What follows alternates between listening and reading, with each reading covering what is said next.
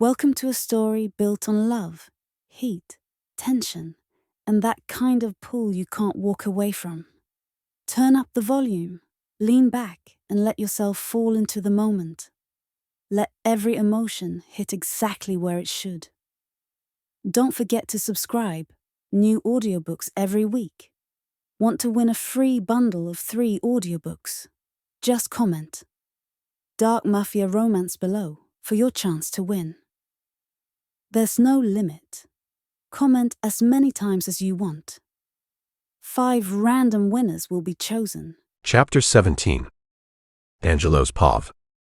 I didn't sleep on the plane. I couldn't. The idea of letting myself drift into unconsciousness felt like a betrayal, a surrender I wasn't willing to give. Even if I had tried, there wouldn't have been peace waiting for me in the darkness. I refused to close my eyes, afraid of what I might see, the shadows of my failures, the faces of the dead. I didn't want to dream. I didn't want to relive any of it. Juliette stirred in my lap, her face wet with tears even in sleep. Her breathing hitched now and then, and I could tell the nightmares had her in their grip. I held her close, brushing her hair away from her face, murmuring quiet reassurances she couldn't hear but that I hoped reached her somehow. She looked so small, so fragile, and the thought of how much pain she carried, pain I'd added to, was unbearable. The flight attendant passed by again, her footsteps soft on the carpeted floor. She offered me another drink, and I nodded, accepting the shot of vodka without a word. The burn was sharp but welcome, a temporary shield against the storm brewing inside me. It kept my mind from wandering too far back to Vlad's apartment, the image of him motionless, the blood, the weight of his final decision. Or worse, to the hospital room where Juliette had crumbled at the sight of Naomi, her body fragile and pale, hooked up to tubes that couldn't save her. I tipped the glass back, swallowing hard, but the alcohol didn't erase the memories. It only dulled them for a moment, just long enough for me to breathe. I didn't deserve peace, not now, maybe not ever. But I couldn't fall apart. Not with Juliette depending on me. She had been right about one thing, though.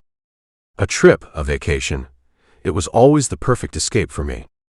A way to compartmentalize, to shove the horrors of my life into a box I could lock away, even if just temporarily. In Fiji, I could pretend to be someone else, someone unburdened by a name that carried too much weight, too much blood. Any time spent away from my suffocating lifestyle offered a semblance of normalcy, a glimpse of a life I would never have. But this time, I knew better. I wasn't running toward peace. I was running from something I couldn't escape, no matter how many miles I put between us and the damned mansion. This wasn't about freedom, it was about survival. And the worst part was knowing that the thing I was running from was myself. I glanced down at Juliette again, her breathing evening out, her face relaxing for a brief moment. My heart twisted in my chest. How could she trust me when I had failed everyone I'd ever cared about? Vlad. Everyone she'd ever cared about. I hadn't even been perceptive enough to notice his heartbreak, to see his pain, to understand the depth of their love until it was too late. I understood now, though. I understood because if it had been Juliette, I would have done the same thing. No hesitation, no second thoughts. If I lost her, my light, my reason, there wouldn't be anything left for me. I judged Vlad too harshly, treated their relationship like it was fleeting when, in truth, it had been everything to him. And now he was gone. They were both gone. And I was left with the guilt and regret, feelings I wasn't used to, feelings I didn't want. I looked out the window at the endless stretch of night, the stars faint and distant. It felt fitting, being surrounded by so much darkness with only pinpricks of light to guide us forward. This flight wasn't an escape, not really. It was a reckoning, a step towards something I wasn't sure I was ready for. I must have drifted off, the vodka and exhaustion catching up with me despite my best efforts to stay awake. When I woke, the intercom crackled to life, and the pilot's voice came through, announcing we'd be landing in Fiji in 10 minutes. My head throbbed faintly, a dull reminder of the drinks I'd taken to quiet my mind. Juliette stirred against me, her wide blue eyes locking onto mine, startled by the noise. I ran a hand soothingly down her back. "It was just a dream, Juliette," I murmured, my voice steady. Her lips trembled, and she whimpered softly. "It wasn't a bad dream, Angelo. It was a good one, and it's gone now." I reached for her hand, cradling it between mine. "We're still here," I reminded her, my tone firm but tender. She nodded, her gaze searching mine as if clinging to that truth. In these difficult times, when we'd lost the people who understood us the most, those simple words were all we had to keep us grounded. And they did, for the moment. As we stepped off the tarmac in Fiji, Juliette inhaled deeply, her chest rising as if the air itself held a kind of freedom we couldn't find anywhere else. The tropical breeze carried the scent of salt and hibiscus, mingling with the faint, sweet aroma of frangipani. Everywhere I looked, the island seemed alive. Palm trees swayed gently against the soft hum of the wind, their leaves dancing in the amber glow of the setting sun. Bright clusters of bougainvillea, in fiery reds and oranges, cascaded down hillsides, while white herons darted through the air, their wings glowing like silken threads against the fading daylight. Juliette's shoulders relaxed as her sandals pressed into the warm, welcoming sand, and for the first time in what felt like days, I saw her truly breathe. The tension I'd seen tightening her every movement on the plane melted away, and I let myself believe, even for just a moment, that we could find solace here. The sun hung low on the horizon, blazing orange and pink, casting shimmering light across the turquoise waters. The ocean sparkled as if scattered with diamonds, and the sand beneath our feet glittered in the warm, fading glow. I took her hand and guided her into the car service waiting for us. By the time we arrived at the beach dinner I'd arranged, the world was bathed in twilight. Candlelight flickered against the backdrop of the endless ocean, and the rhythmic crashing of waves created a melody more soothing than any song. The table was adorned with tropical flowers, hibiscus, orchids, and fragrant ylang-ylang, and the soft scent wrapped around us like a comforting embrace. At some point during the evening, I tucked a white blooming flower behind her ear. "You look like you belong here," I said, the words slipping out before I could stop them. Her smile was soft, her cheeks glowing pink under the candlelight. "And you?" she teased, brushing her fingers against my hand. "Do you belong here too?" "Anywhere you are," I replied, my voice low but sure. After dinner, we kicked off our shoes and wandered to the shoreline. The sand was warm beneath our feet, and the waves lapped gently at our ankles. Juliette's white dress flowed like water around her as she spun away from me, her laugh light and carefree. I caught her by the waist, pulling her close as we danced under the stars, the cool breeze playing with her hair. "You're beautiful when you're happy," I whispered against her ear, unable to stop myself from saying it. Her head tilted up, her gaze meeting mine, and I felt like I could drown in the depths of her blue eyes. "I think I forgot what it felt like," she admitted softly.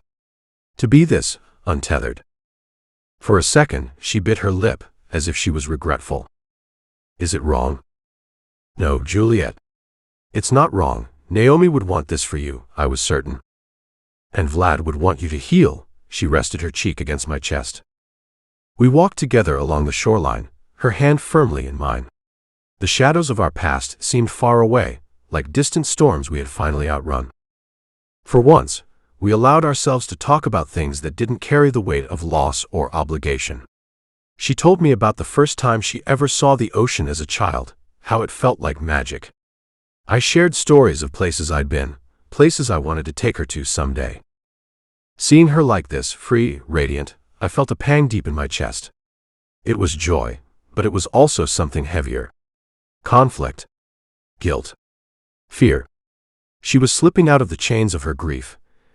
And here I was, knowing I would have to break her heart to save her from the world we were running from. As we returned to our villa, the champagne I had seemed to go to my head. Her laughter was soft and intoxicating, her cheeks flushed as she pressed herself against me. Her hands roamed over my bare chest as her fingers toyed with the buttons clumsily, her lips tracing a line along my neck. My fingers gripped her hips as I held her close, the warmth of her skin beneath my hands an anchor against my turbulent thoughts. I kissed her deeply, but my mind wasn't there. A silent decision had solidified itself within me. I would have to leave, no matter how much it destroyed me. Because Juliette deserved this freedom, this light.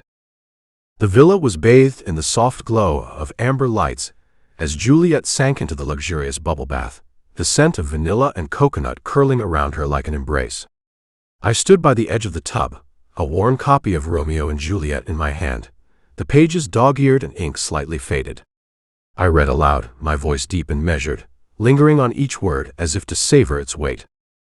"These violent delights have violent ends," I murmured, glancing down at her as she reclined against the porcelain. Her golden hair floated in the water like a halo, her eyes half-lidded as she listened. Shakespeare understood something most people don't. Death can be the most romantic gesture of all. Her gaze flicked to me, curious but calm. "And yet they both died," she said softly, her voice barely above a whisper. "Because they loved without limits," I replied, setting the book aside. "That's the kind of love people fear, the kind they don't understand." I knelt beside the tub, my hands dipping into the warm water. Her hair was soft between my fingers as I massaged shampoo into her scalp, her eyes fluttering closed. The scent of coconut grew richer as the suds foamed. She sighed softly, a sound of pure contentment, and I felt my chest tighten. When I rinsed her hair, pouring the warm water gently down her head and shoulders, the bubbles ran in rivulets along her glistening skin. Her soapy breast peeked from beneath the foam, perfect and tantalizing, and I couldn't resist leaning in to kiss her damp shoulder. My lips trailed slowly to her neck, my breath warm against her skin.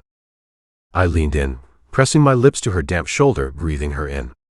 She tilted her head to the side, giving me more room, her hand finding my arm to pull me closer.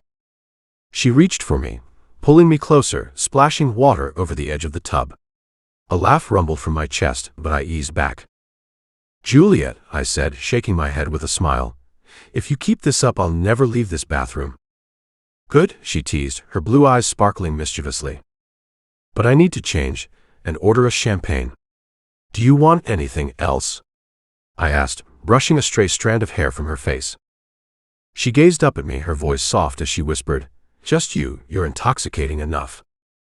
I pressed a kiss to her forehead before leaving to place the order. After a quick shower, I heard the knock at the door and Juliette's voice thanking the attendee. As I dried off, I caught snippets of his words. "There's this new club, Cove," he said, his tone unmistakably flirtatious as if it was an invitation. "You should check it out sometime. It's the hottest place on the island." A smirk tugged at my lips as I slipped into a black button-up and matching trousers, leaving my belt undone. I stepped out of the room, just as Juliette accepted the champagne. Her polite smile was firmly in place, but the worker's eyes lingered on her a moment too long. When he noticed me, his expression faltered, his gaze darting to the gun peeking from my waistband. "Juliette," I said smoothly, walking up to her, "can you help me with my belt?" Her cheeks flushed as she handed me the champagne, murmured a quick thank you to the staff member, and shut the door. Her giggle was light, a melody I never tired of hearing. The worker, red-faced, made a hasty retreat down the hall. She stepped closer, reaching for the belt. I caught her wrists gently, holding her still. "No," I said, my voice low. "Get on your knees." Her breath hitched, her cheeks darkening with color. Without hesitation, she obeyed, sinking gracefully to the floor, her hands trembling slightly as they reached for my waistband.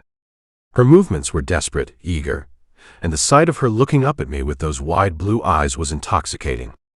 My fingers tangled in her damp hair as she freed me, her soft lips wrapping around my cock with perfect precision. The way she moved, the rhythm she found so naturally, had me gripping her hair tighter, groaning softly as she worked me over with her warm mouth. She took me deeper, swallowing every inch, her lips tight and perfect. The release hit me hard, my body shuddering as I spilled into her. "Fuck," I murmured. I helped her to her feet, brushing a thumb across her flushed cheek. "You're so..." My eyes ravished her. "Go put on something I can tear to shreds," I bit against her collarbone, my voice rough. "I want to see you dance tonight. My good girl deserves a little fun." When she returned in a tight light blue dress, I felt my heart stutter. It hugged her body in all the right places, with daring cutouts that left little to the imagination. I remembered this dress, the night I saw her at Angel Dust. I caught her wrist, pulling her into a slow spin, my hands roaming her hips and thighs. "You're stunning," I said, my voice low and sincere. She smiled coyly, brushing a hand through my hair to fluff it, her eyes glinting with mischief. We took a car service to Cove, the tropical nightclub alive with energy. The entrance was grand, the interior illuminated by cool blue lights that mimicked the ocean's depths. Coral-inspired chandeliers hung above, casting shimmering reflections across the sleek, modern decor. The music thumped through the air, a deep bass that vibrated in my chest. The dance floor was a sea of bodies, tanned and glistening with sweat, writhing together in an erotic, chaotic symphony. The air smelled of salt, sweat, and spilled cocktails. In the center of it all was Juliette and I.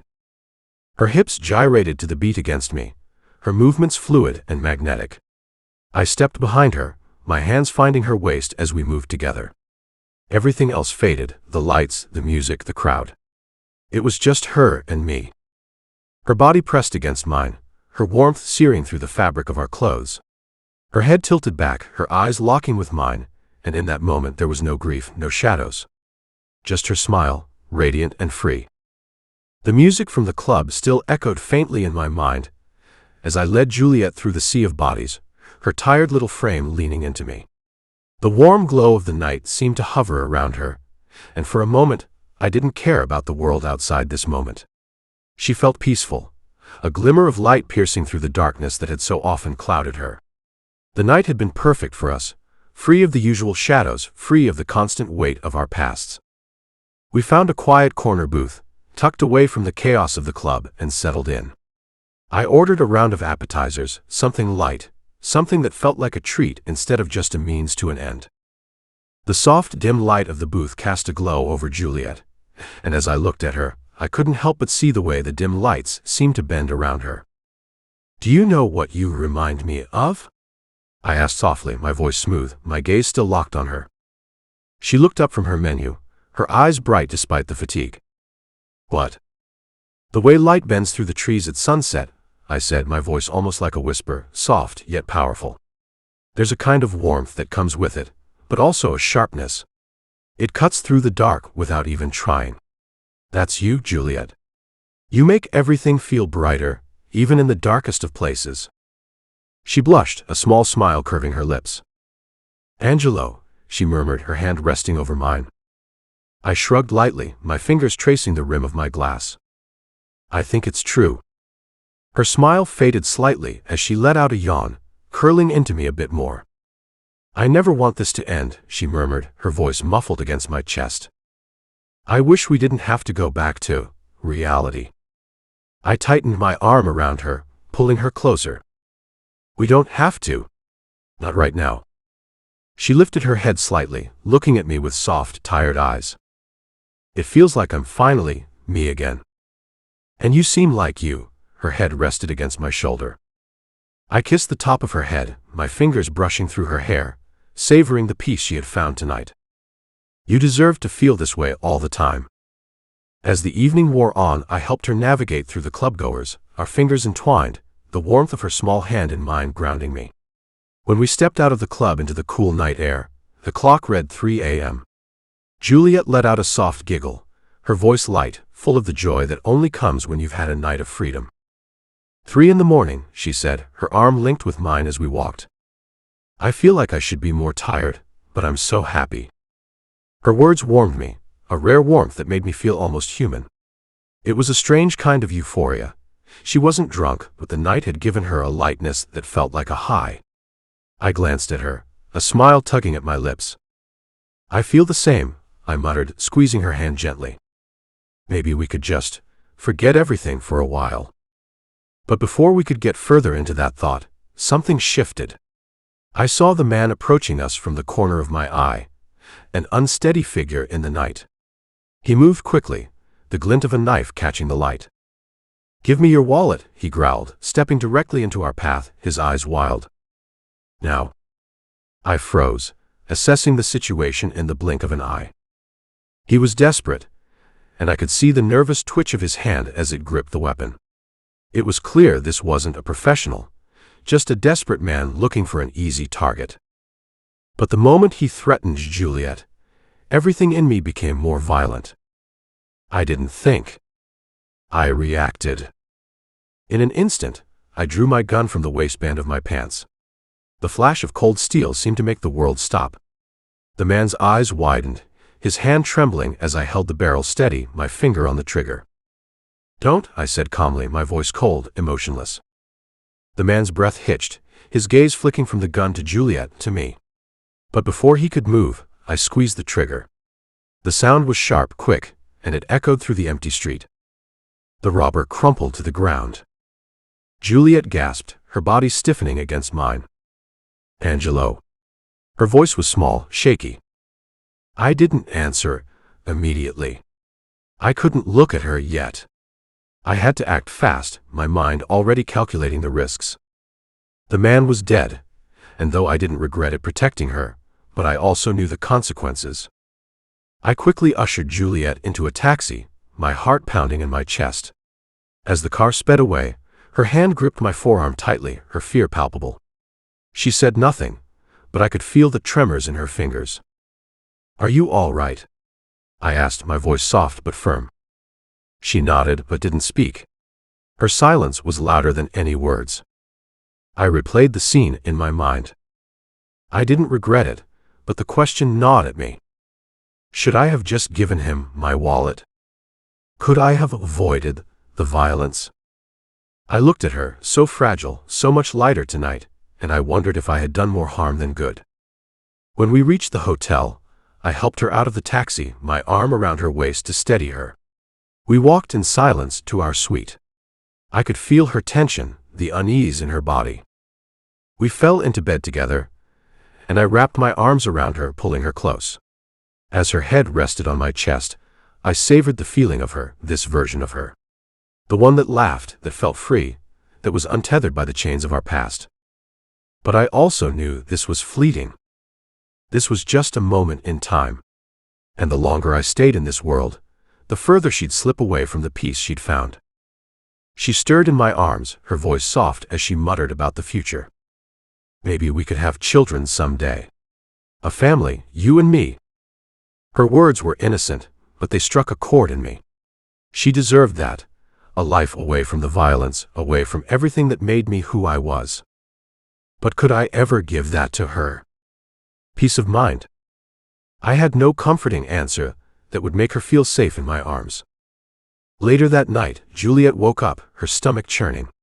She'd eaten seafood at dinner, and now she was sick. I quickly reached for a glass of water, rubbing her back gently as she curled into me, her body shuddering. I kissed her forehead, brushing a stray lock of hair from her face. "You're going to be all right," I whispered, my voice soft, even though my heart felt heavy. As she finally drifted off to sleep, exhaustion overcoming her, I knew what I had to do. I couldn't keep doing this to her. I couldn't keep living this life, not with her by my side. The plan was already taking shape in my mind. And for the first time, I was certain of one thing.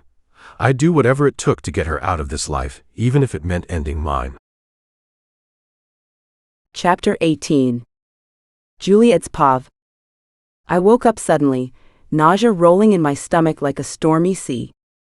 The morning sunlight filtered through the gauzy curtains, painting the room in soft gold, but its warmth did little to soothe me.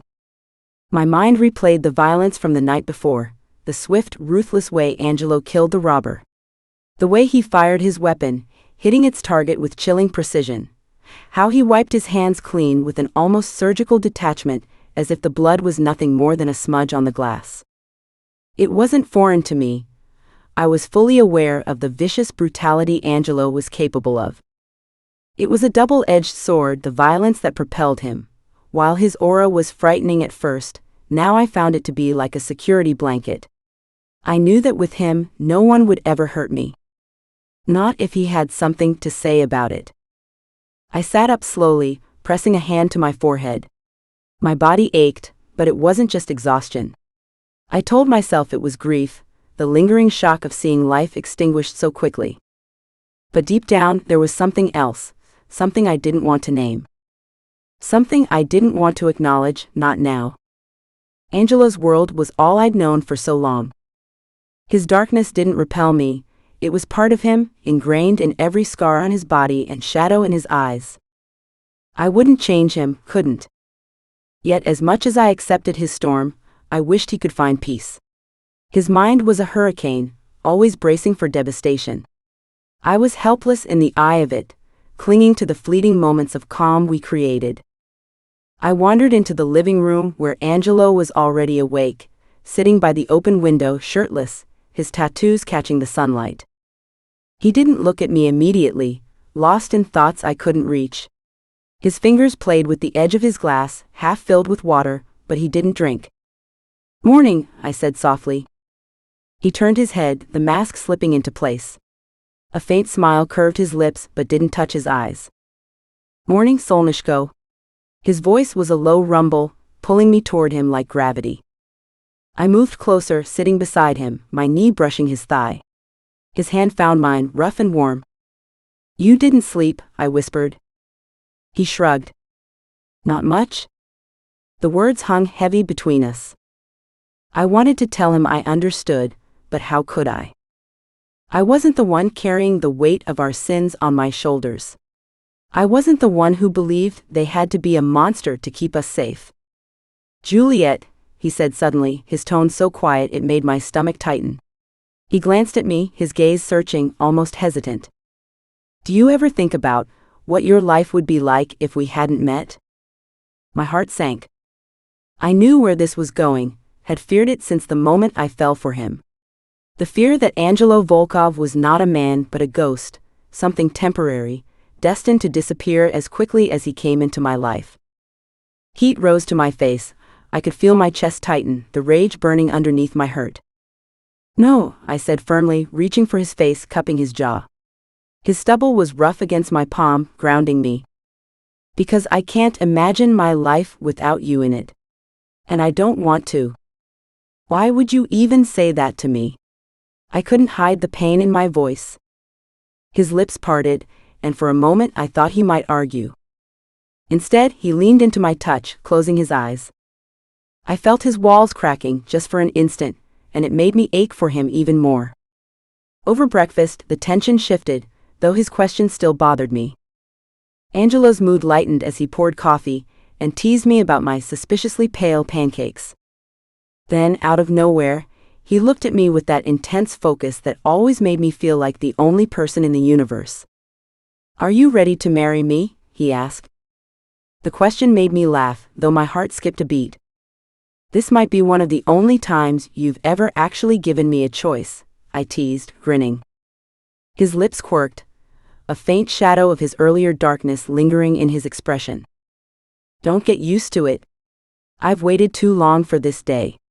He reached across the table, taking my hand. "You'll be Mrs. Volkov before the sun sets." My heart fluttered at the way he said it, possessive, certain, like it was already a done deal. I couldn't stop the smile spreading across my face as I leaned in to kiss him. He didn't let me pull away. His hands found my waist, pulling me into his lap as the kiss deepened. "Do you know how beautiful you are every morning?" he murmured against my lips. "I wake up to the softness of your skin, the sound of your tired laugh, the way you look at me like I'm not a monster." "Angelo," I whispered, my voice breaking. "I love you, Juliette. More than you'll ever know." Before I could respond, he stood with me in his arms, carrying me effortlessly toward the bathroom. The cold tile of the shower wall pressed against my back as he pinned me there, his hands gripping the underside of my thighs to hold me up.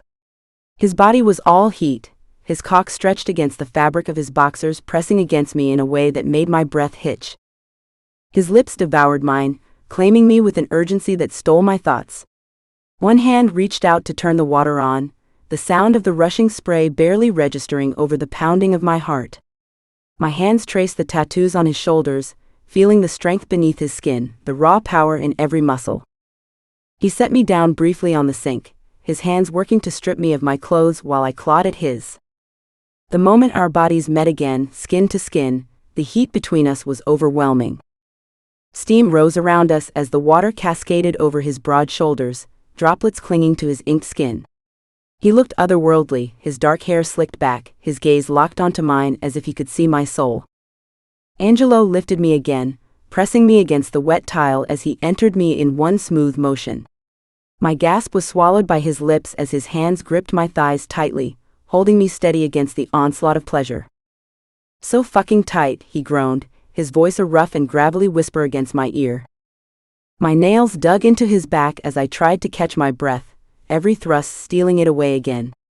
I kissed him hard, my lips bruising against his, and he growled low in his throat, his teeth sinking into the crook of my neck just hard enough to leave a mark. I loved when he did that, when he claimed me, marked me as his. He moved slowly at first, teasing me with every deliberate thrust, until I was a mess of whimpers and pleas. "Please," I begged, my voice breaking. "Please, Angelo, make me come."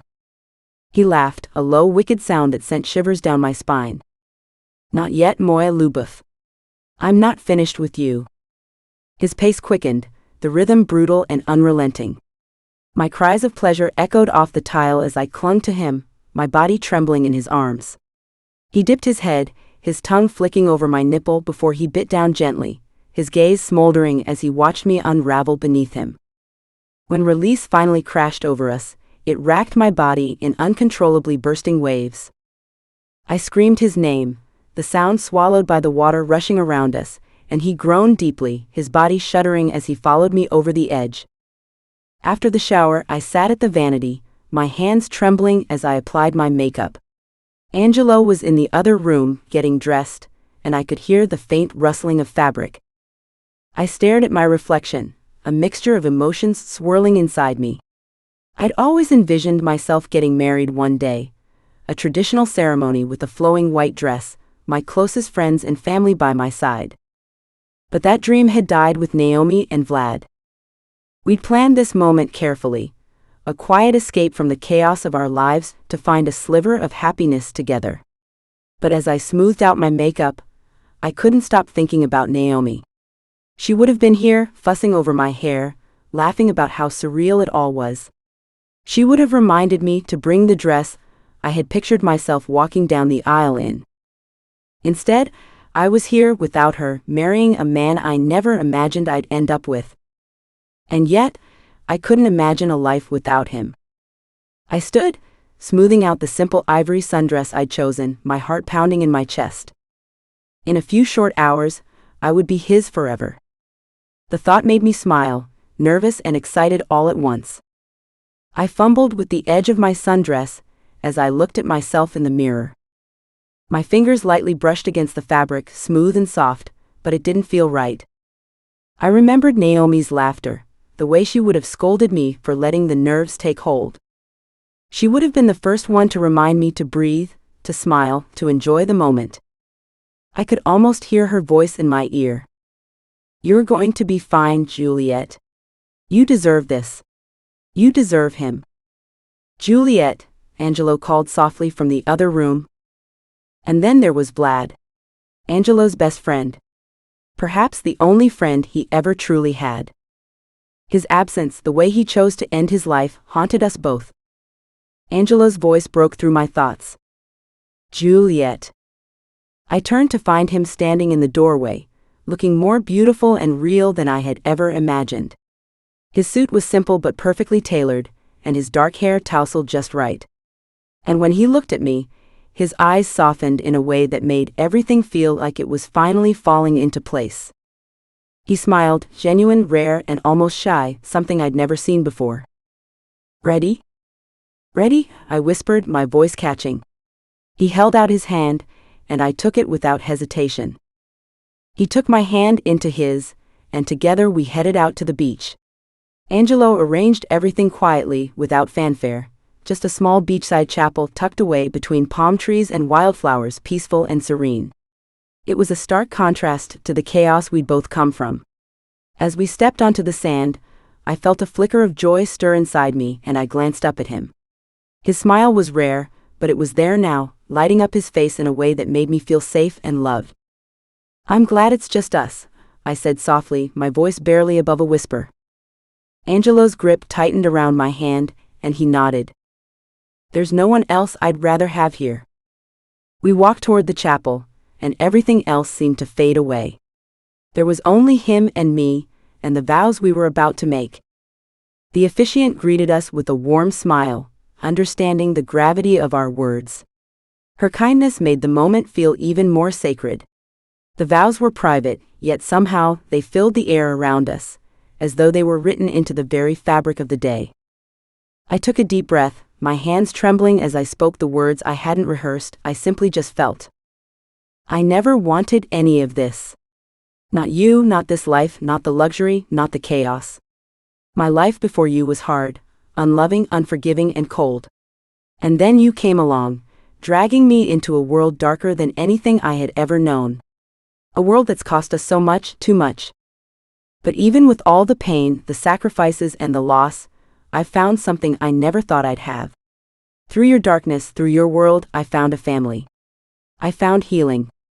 And I found myself. You've made me whole in ways I didn't think possible, Angelo.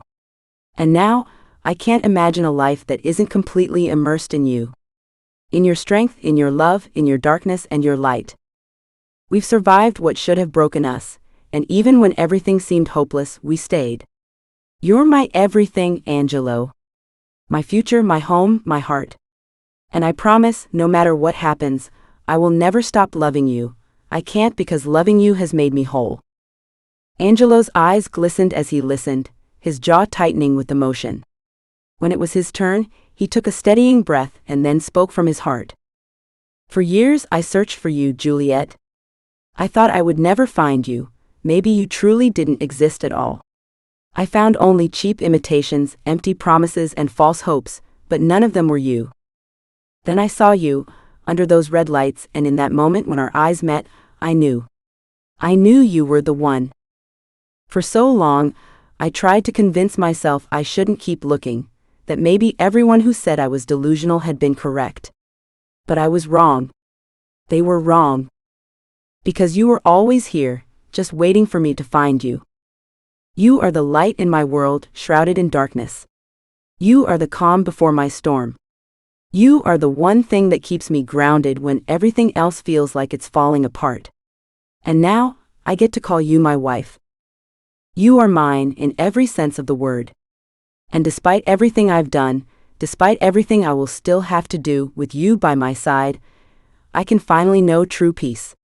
I can finally breathe because you are my peace, my salvation, my redemption, my dreams. My heart will always beat for you. And even when the world feels like it's trying to tear us apart, I will never let you go.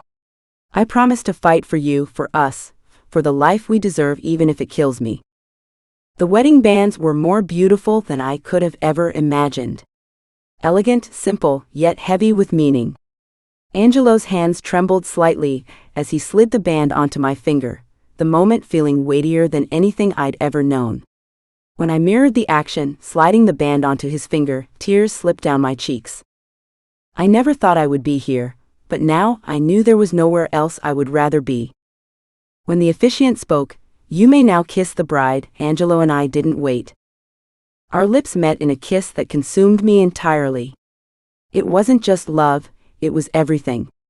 It was the culmination of years of our own pain, loss, and desire finally letting go.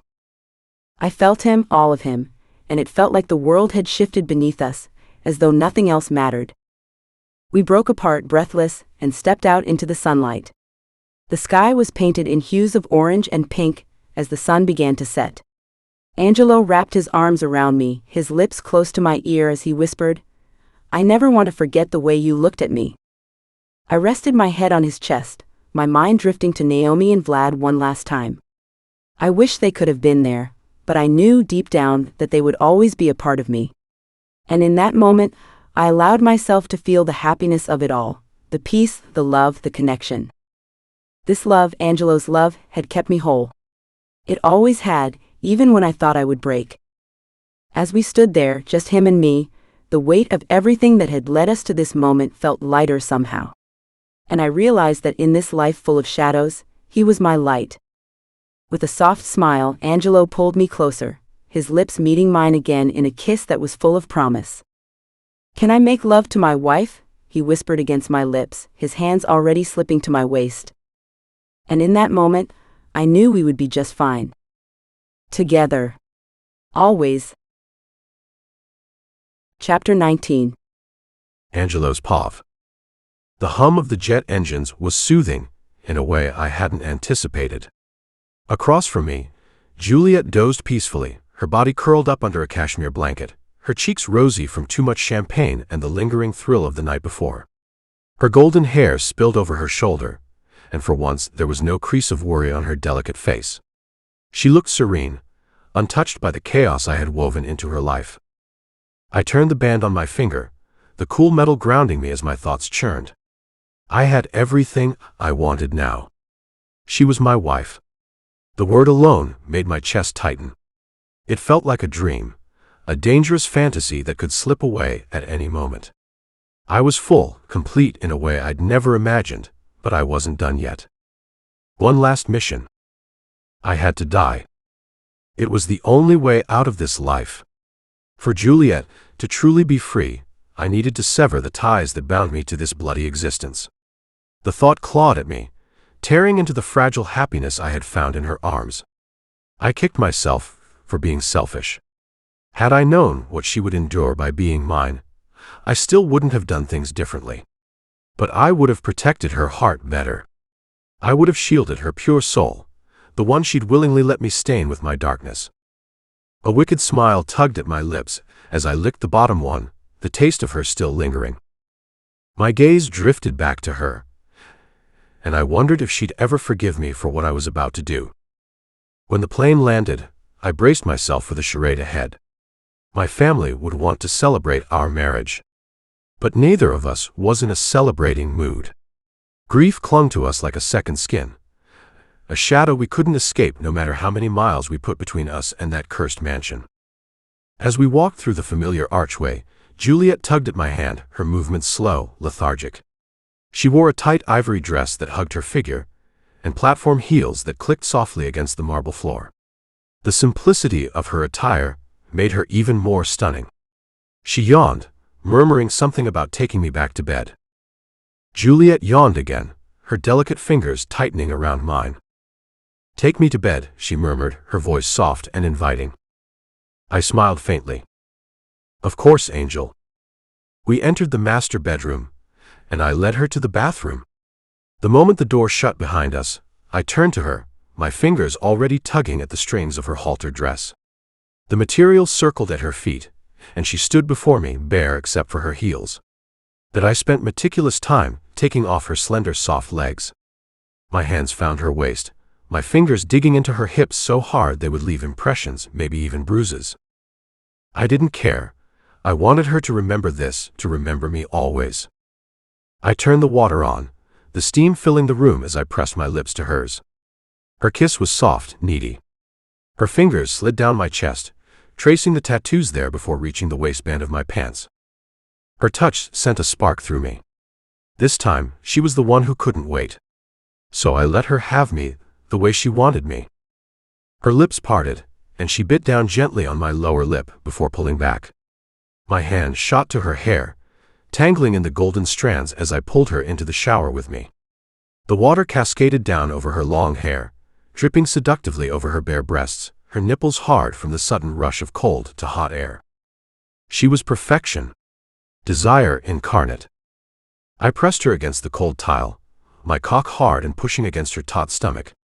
She whimpered at the pressure, her blue eyes locking with mine. "I thought you'd be used to it by now," I teased, a wicked grin tugging at my lips. "I think I forget how it feels," she tempted me.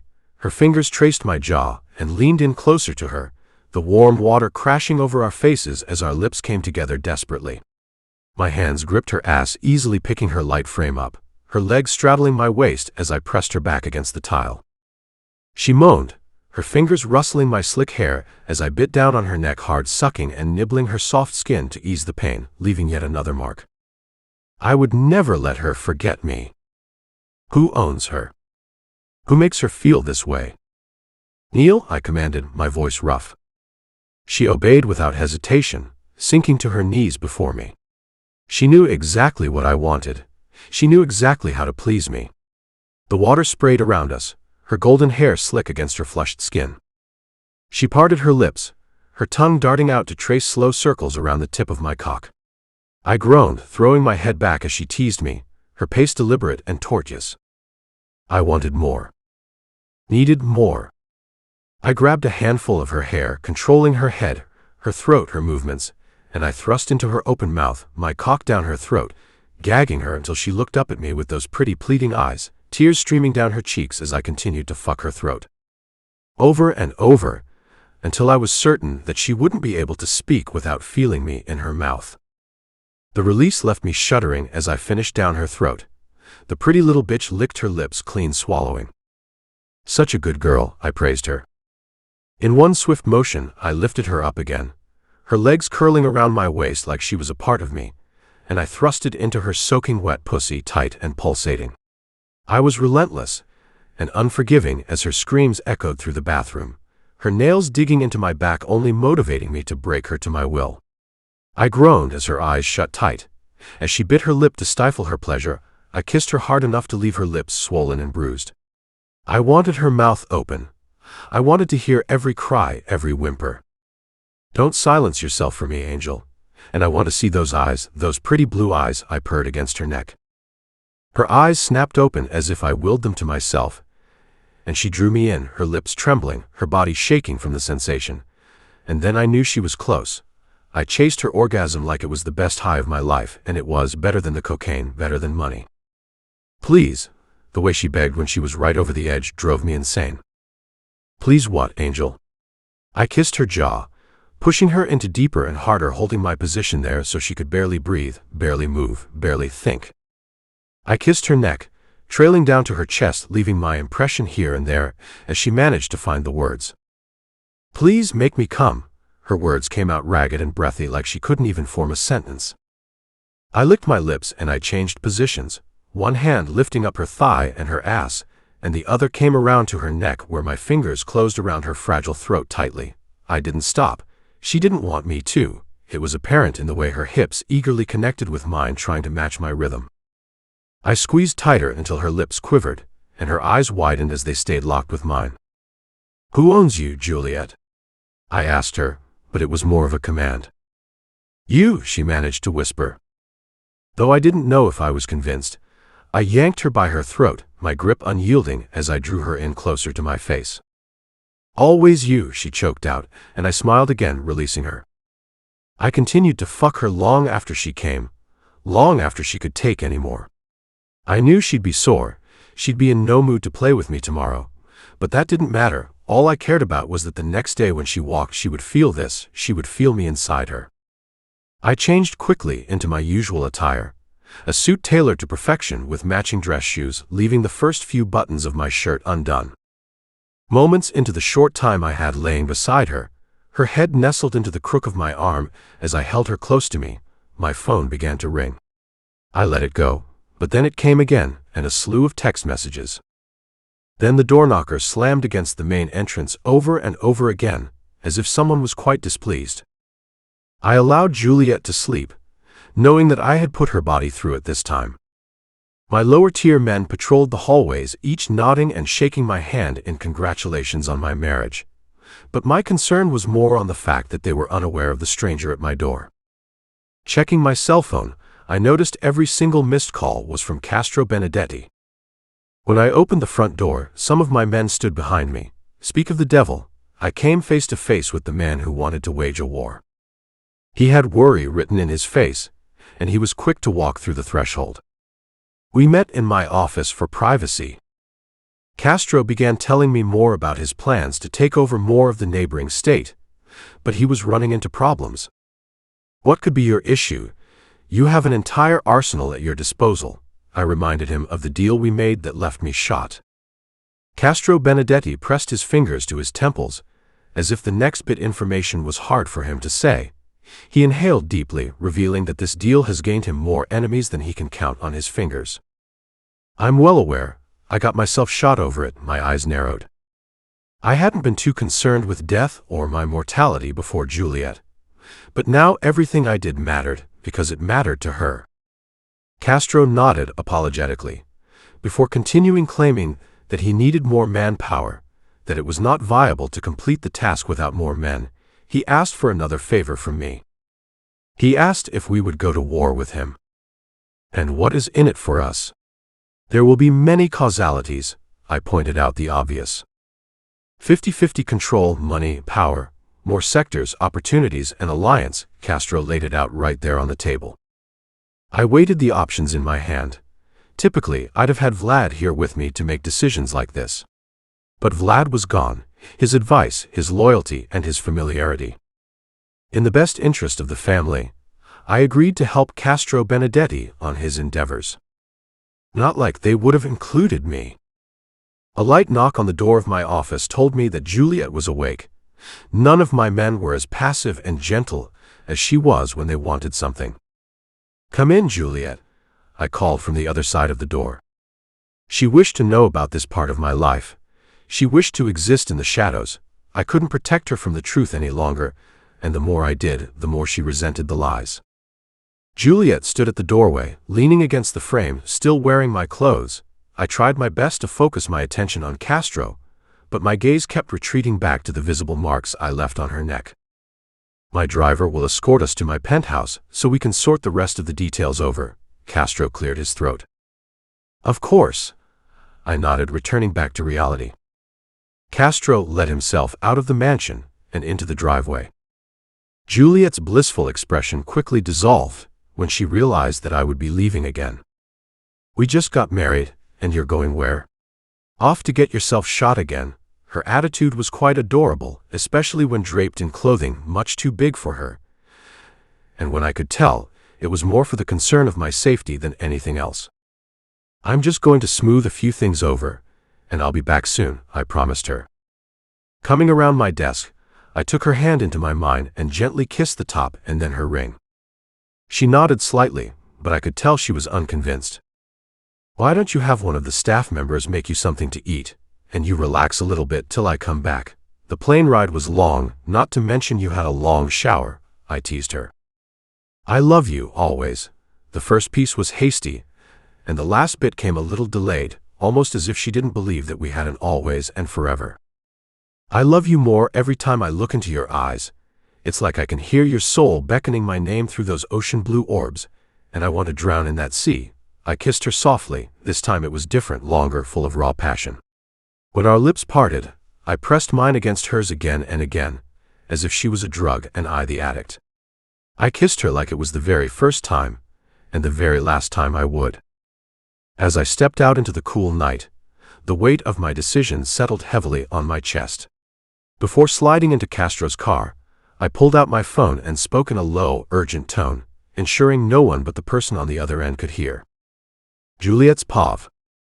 It was surreal. And it was tragic. I was married. I was Mrs. Volkov. I should have felt joy, uncontainable happiness even, but instead, I felt a heavy pang of grief settle deep into my chest.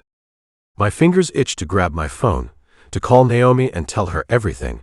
How beautiful it was, how wild it felt, how utterly terrifying it was to love someone so deeply that it made you question who you even were without them. But I knew no one would answer. Part of me didn't even know what I believed happened after death. Angelo, he believed in heaven and hell, and he was certain he was damned. I didn't know if I believed in that. But in my heart, I imagined Naomi and Vlad somewhere together, smiling, laughing, happy in a way that they couldn't be in this life. They deserved that much. The thought brought tears to my eyes, blurring my vision as I leaned against the bathroom counter, trying to breathe through the sudden ache in my chest. But the pang in my stomach was harder to ignore. Before I could fully process it, I was doubled over, throwing up everything I'd eaten. As I clung to the edge of the counter, my eyes fell on a small box of tampons nestled near the sink. And there it was. The thought I had been trying to shove into the farthest corners of my mind came rushing back, screaming at me to acknowledge it. I pressed my hands against the countertop, my knuckles whitening as my stomach twisted itself into knots. I couldn't leave the mansion, not without being stopped by Angelo's men, their questions endless and their concern always lingering. They might have even followed me out. So I thanked modern technology and placed an order. A pregnancy test. The moments until it arrived dragged on, each second an eternity. When it finally did, I quickly grabbed the small pharmacy bag, tucking it into my oversized purse. Moving carefully, I slipped through the patrolled halls unnoticed, retreating to the privacy of the bathroom, my hands trembling as I locked the door behind me. I had never done this before. Ripping open the box, I skimmed through the instructions as quickly as I could. Pee on the stick and wait. Seems simple enough, I muttered to myself, my voice barely above a whisper.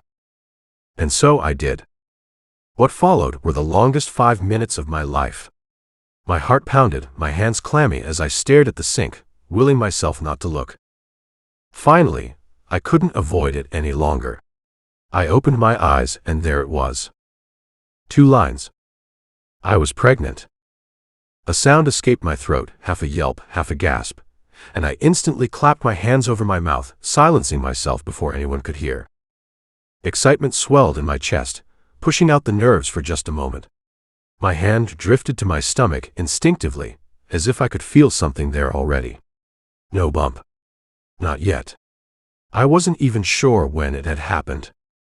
But just as quickly as the joy had risen, it crashed under the weight of reality.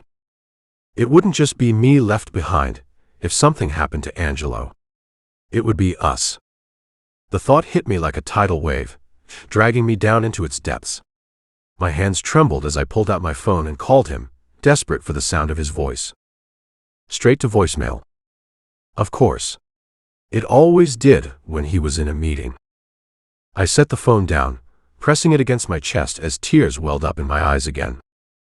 In that moment, I wanted nothing more than to talk to my mother. To hear her tell me what to do, to guide me through this terrifying, life-altering moment. But she was gone too. And as much as I hated to admit it, I was beginning to forget the sound of her voice. The thought of losing her memory entirely one day terrified me. I was so desperately alone. Scrolling through my phone, I found myself reading old conversations with Naomi, my fingers trembling as I opened a photo of her. Tears blurred my vision, and I blinked them away, staring at her smiling face on the screen. What would she say to me now? I tried to imagine her voice, her advice, but it was no use. These were things no one could help me with. This was a decision I would have to make on my own. Hiding the evidence of the test, I forced myself downstairs, seeking the comfort of a movie to distract me. I curled into one of the massive theater chairs, hoping the familiar dialogue and warmth of a favorite film would soothe the storm inside me. For 2 hours, it almost worked. But once the credits rolled, I found myself wandering the empty halls, the silence of the mansion pressing down on me like a physical weight. Angelo had said he'd only be gone a short while, smoothing things over, whatever that meant. But now, as I paced through the grand corridors, unease began to creep into my chest.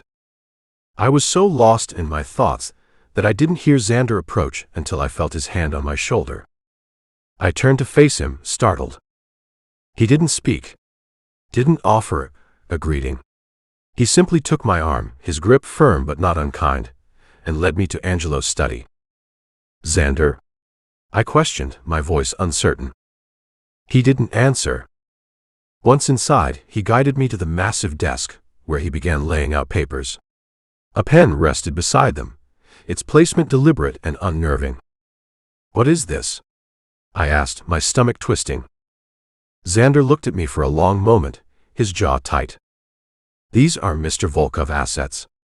He left everything to you, he said, his voice flat, devoid of the emotion I could see flickering in his dark eyes. His words didn't make sense. Left everything? What are you talking about? Xander inhaled sharply, his stoicism faltering. Mrs. Volkov. Juliette. Angelo is dead. My heart stopped. No, I said, shaking my head violently. No, he's not. I just saw him 2 hours ago. That's not funny. We don't joke about these things, Xander said quietly. I felt the world tilt beneath me, my knees threatening to buckle as I clutched the edge of the desk for support. He's not dead. He's not. I want to see him. Where is he? My voice cracked as tears streamed down my face. Xander's gaze softened, but his words were merciless. Castro Benedetti's car was hijacked. Neither of them made it. No. I screamed, the sound tearing from my throat like a wounded animal. It's not true. I don't believe you. Xander stepped closer, his hands lifting as if to steady me. Juliette. Get out. I shrieked, the rage boiling over. Get out. Now. He hesitated for a moment, then silently turned and left the room, leaving me alone with the unbearable weight of his words. Angelo was gone. Chapter 20. Juliette's POV. The church was cold. Despite the layers of fabric that clung to my body, the heavy black dress that draped down to my ankles, the lace veil shrouding my face in darkness, I felt exposed. Naked. Like the weight of the world could see through me, see the pieces of me that were broken and scattered. I stood near the front of the church, frozen, though every part of me felt as though it might collapse at any moment.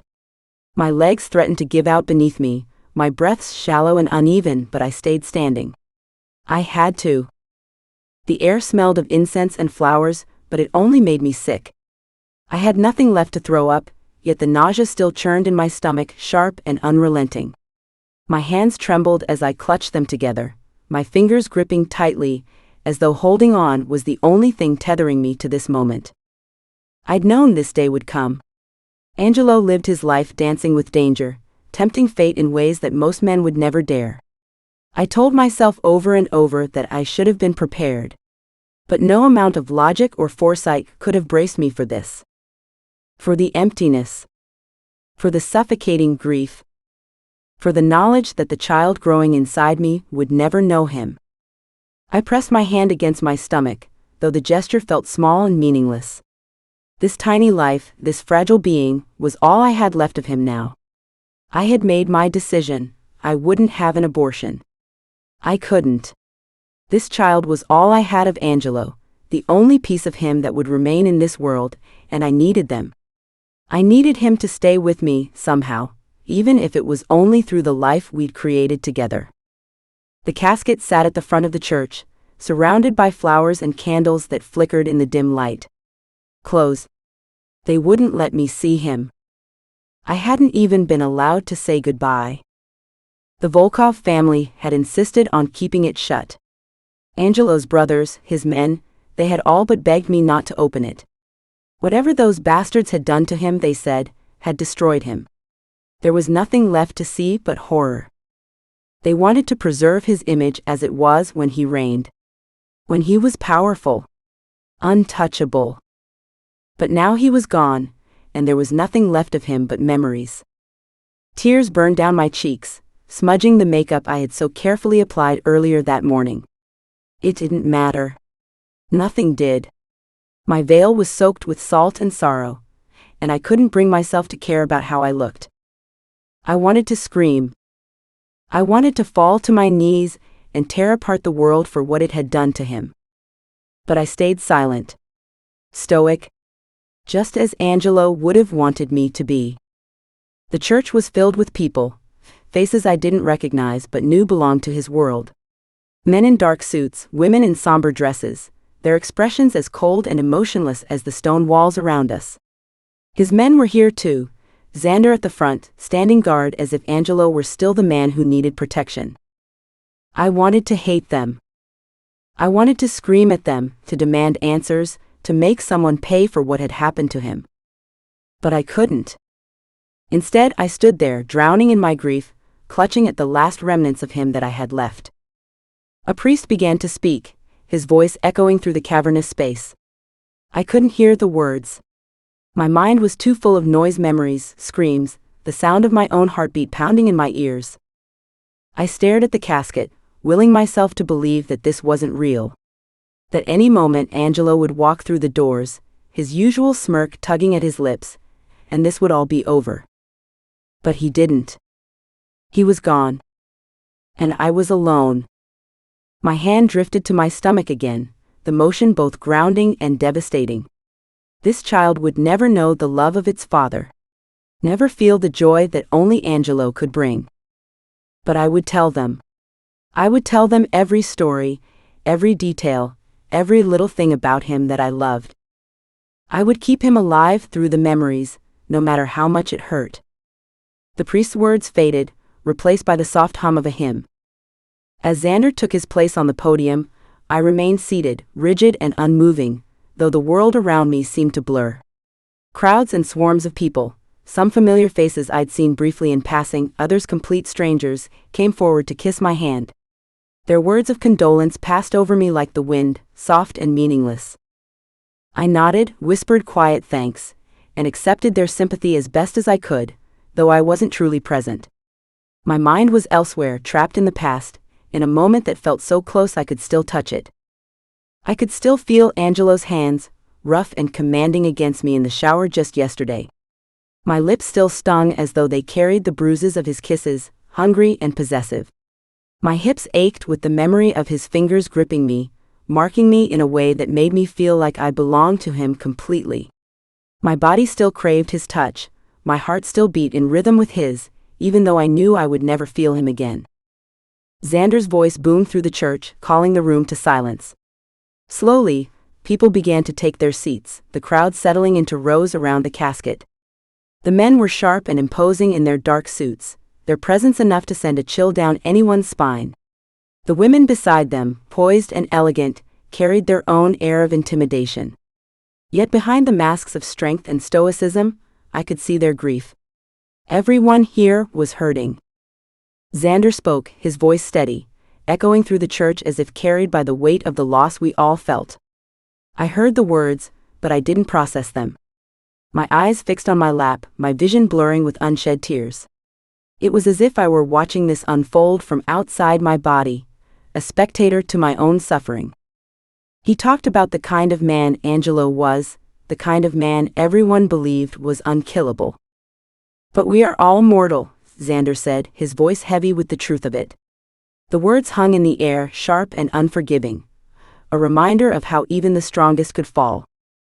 When Avik took the podium, his voice carried a different energy, one of reverence and admiration. He spoke about Angelo's resilience, his strength, his unbreakable spirit. "He was a boss unlike any other," Avik declared. "Angelo Volkov cannot and will not ever be forgotten." I thought those words would bring me comfort. I thought hearing people praise my husband, honoring the man he was, would help. But it didn't. I stayed numb. Until the sob came. It started as a low burning ache in my chest, building and building until it exploded, ripping through me with an intensity I couldn't contain. My body shook, the sobs breaking through like waves crashing against the shore, unrelenting and raw. Hot tears streamed down my face, and I could no longer hold back the storm I'd been trying so desperately to suppress. Someone touched my shoulder gently, but I barely registered it. It was my turn to speak. My legs felt like they might give out as I rose to my feet, the weight of the moment pressing down on me like 1,000 stones. I approached the podium, my breath shallow, my body trembling. The room grew silent. All eyes were on me, waiting for the grieving widow to say something, to offer words that might honor the man we had all lost. I couldn't breathe. My eyes darted between the casket and the crowd, panic rising in my chest. The sobs threatened to escape again, and when I opened my mouth to speak, nothing came out. The words I wanted to say were trapped, choked out by the overwhelming grief that had taken hold of me. "I'm sorry," I managed to whisper, though I wasn't sure anyone could hear me. Then I turned and ran. I fled the podium, the stairs, the suffocating weight of it all, and disappeared into the hallway. My heels clicked against the floor, the sound echoing around me, as I pressed my back against the wall and slid down to the cold marble. My chest rose and fell in frantic, uneven breaths, as the panic attack took hold. My hands gripped at the fabric of my dress, desperate to ground myself, to fight off the nausea that twisted in my stomach. I clamped my eyes shut, willing the sobs to stop, willing the pain to ease, but it wouldn't. I thought of Angelo. I thought of his smile, his laugh, the way his arms felt around me, safe and strong. And now he was gone, and I was left to carry this grief alone. Not alone. My hand drifted to my stomach, the reminder of the life growing within me, both comforting and devastating. I tried to breathe, to focus on this one thing, this one connection to him that I still had. But the ache remained, consuming and endless. Shortly into my pathetic display, I heard footsteps approaching. When I looked up, Avik and Xander stood in the hallway, their towering forms casting long shadows against the dimly lit walls. "I know it's hard, Juliette," Avik said, his voice low but firm, the kind of tone he reserved for delivering orders. "But it's time for you to come sign the papers. It's time for you to start processing this." He placed a hand on my shoulder, but the touch felt foreign, intrusive. I shoved it off angrily, glaring up at him through tear-filled eyes. "You don't get to tell me how to process this," I spat, my voice trembling but fierce. "You didn't love him the way I did. You don't know what this feels like." Avik stared at me for a moment, his expression unreadable, but I didn't care. None of them knew what it felt like to have their heart ripped out and crushed beneath the weight of this loss the way I did. Maybe it was selfish to think they loved him too, but I didn't care about anything anymore. That life took the only love I had from me. They didn't know Angelo the way I did. He was mine, not theirs. "Juliette, you'll feel better at the estate," Xander interjected, his tone softer, more understanding. He crouched slightly to meet my gaze, his dark eyes filled with concern. "You shouldn't be here right now. You can barely stand." I nodded, too exhausted to argue, and let him help me to my feet. My legs felt like jelly, and I leaned into him for support as he guided me through the maze of mourners in the church. Avik followed us in silence, his presence a heavy, looming shadow behind me. The cool air of the parking lot hit my face like a slap, momentarily clearing the fog in my head. Xander opened the back seat of a sleek black Mercedes and gestured for me to get in. I slid inside without a word, the leather seats cold against my skin. Xander took the driver's seat, and Avik settled into the passenger side, silent as ever. The car ride was suffocatingly quiet, broken only by the sound of my stifled sobs and uneven breaths. Neither of them tried to speak, and I was grateful. I didn't want to talk. What was there left to say? When we pulled up to the estate, the weight of reality crashed down on me all over again. The mansion loomed before me, its grand imposing structure suddenly feeling empty and lifeless. The idea of walking those long echoing halls without hearing Angelo's footsteps behind me, without feeling his presence, was unbearable. Xander opened my door and helped me out like I was a doll, stiff and unresponsive. I barely registered his touch, my mind already drowning in the memories of this place, of him. Avik stayed a step behind, a silent sentinel as Xander guided me toward the entrance. Once inside, they left me. Xander's hand lingered on my arm for a moment, his gaze searching mine, as if trying to reassure me that I wasn't truly alone. But I was. And that was fine. I wanted to be alone. Or at least, I told myself that. As I stood in the marble foyer, my eyes drifted downward to my stomach, still flat and unassuming. But within me, I carried the only piece of Angelo I had left, the only tether to him in this world. One day this life inside me would grow, and maybe then, when I held our child in my arms, I would feel whole again. I moved through the house on autopilot, my feet carrying me to the kitchen without conscious thought. The familiar space should have been comforting, but it wasn't. Nothing felt right anymore. One of the chefs approached me, a kind older woman with warm eyes that I didn't have the strength to meet. She handed me a glass of water, insisting gently that tea would be better to soothe my nerves. I shook my head. "I don't want to be soothed," I murmured, my voice hollow. She hesitated, her expression filled with pity, but she didn't argue. She left me alone, retreating to the far side of the kitchen, giving me the space I so desperately needed. I stared down at the water in my hands, the glass trembling slightly as I gripped it. The mansion was too quiet, too vast, and the silence pressed against me like a weight I couldn't shake. I thought of Angelo again, of the way he used to fill this house with his presence, his essence, his voice. And now, all that was left was the ghost of him, lingering in every shadow, every memory. I walked up the long staircase, my fingers trailing across the banister. The cool wood beneath my touch brought back memories of the times Angelo had chased me up these steps, his laughter filling the space. My chest tightened as I climbed, each step heavier than the last, the sound of my footsteps echoing in the empty halls. When I reached the bathroom, I turned on the faucet, letting the cold water splash onto my face as I scrubbed away the smeared makeup and tear stains. The sharp chill stung, but it grounded me. I pulled my hair into a messy bun, tugging it back as if it might keep the weight of my grief from toppling me over. I wandered into his closet next, the scent of him lingering in the air like a bittersweet memory. His shirts hung neatly, a testament to the man who once wore them with such authority and ease. I plucked one from the rack and pressed it to my face, inhaling deeply.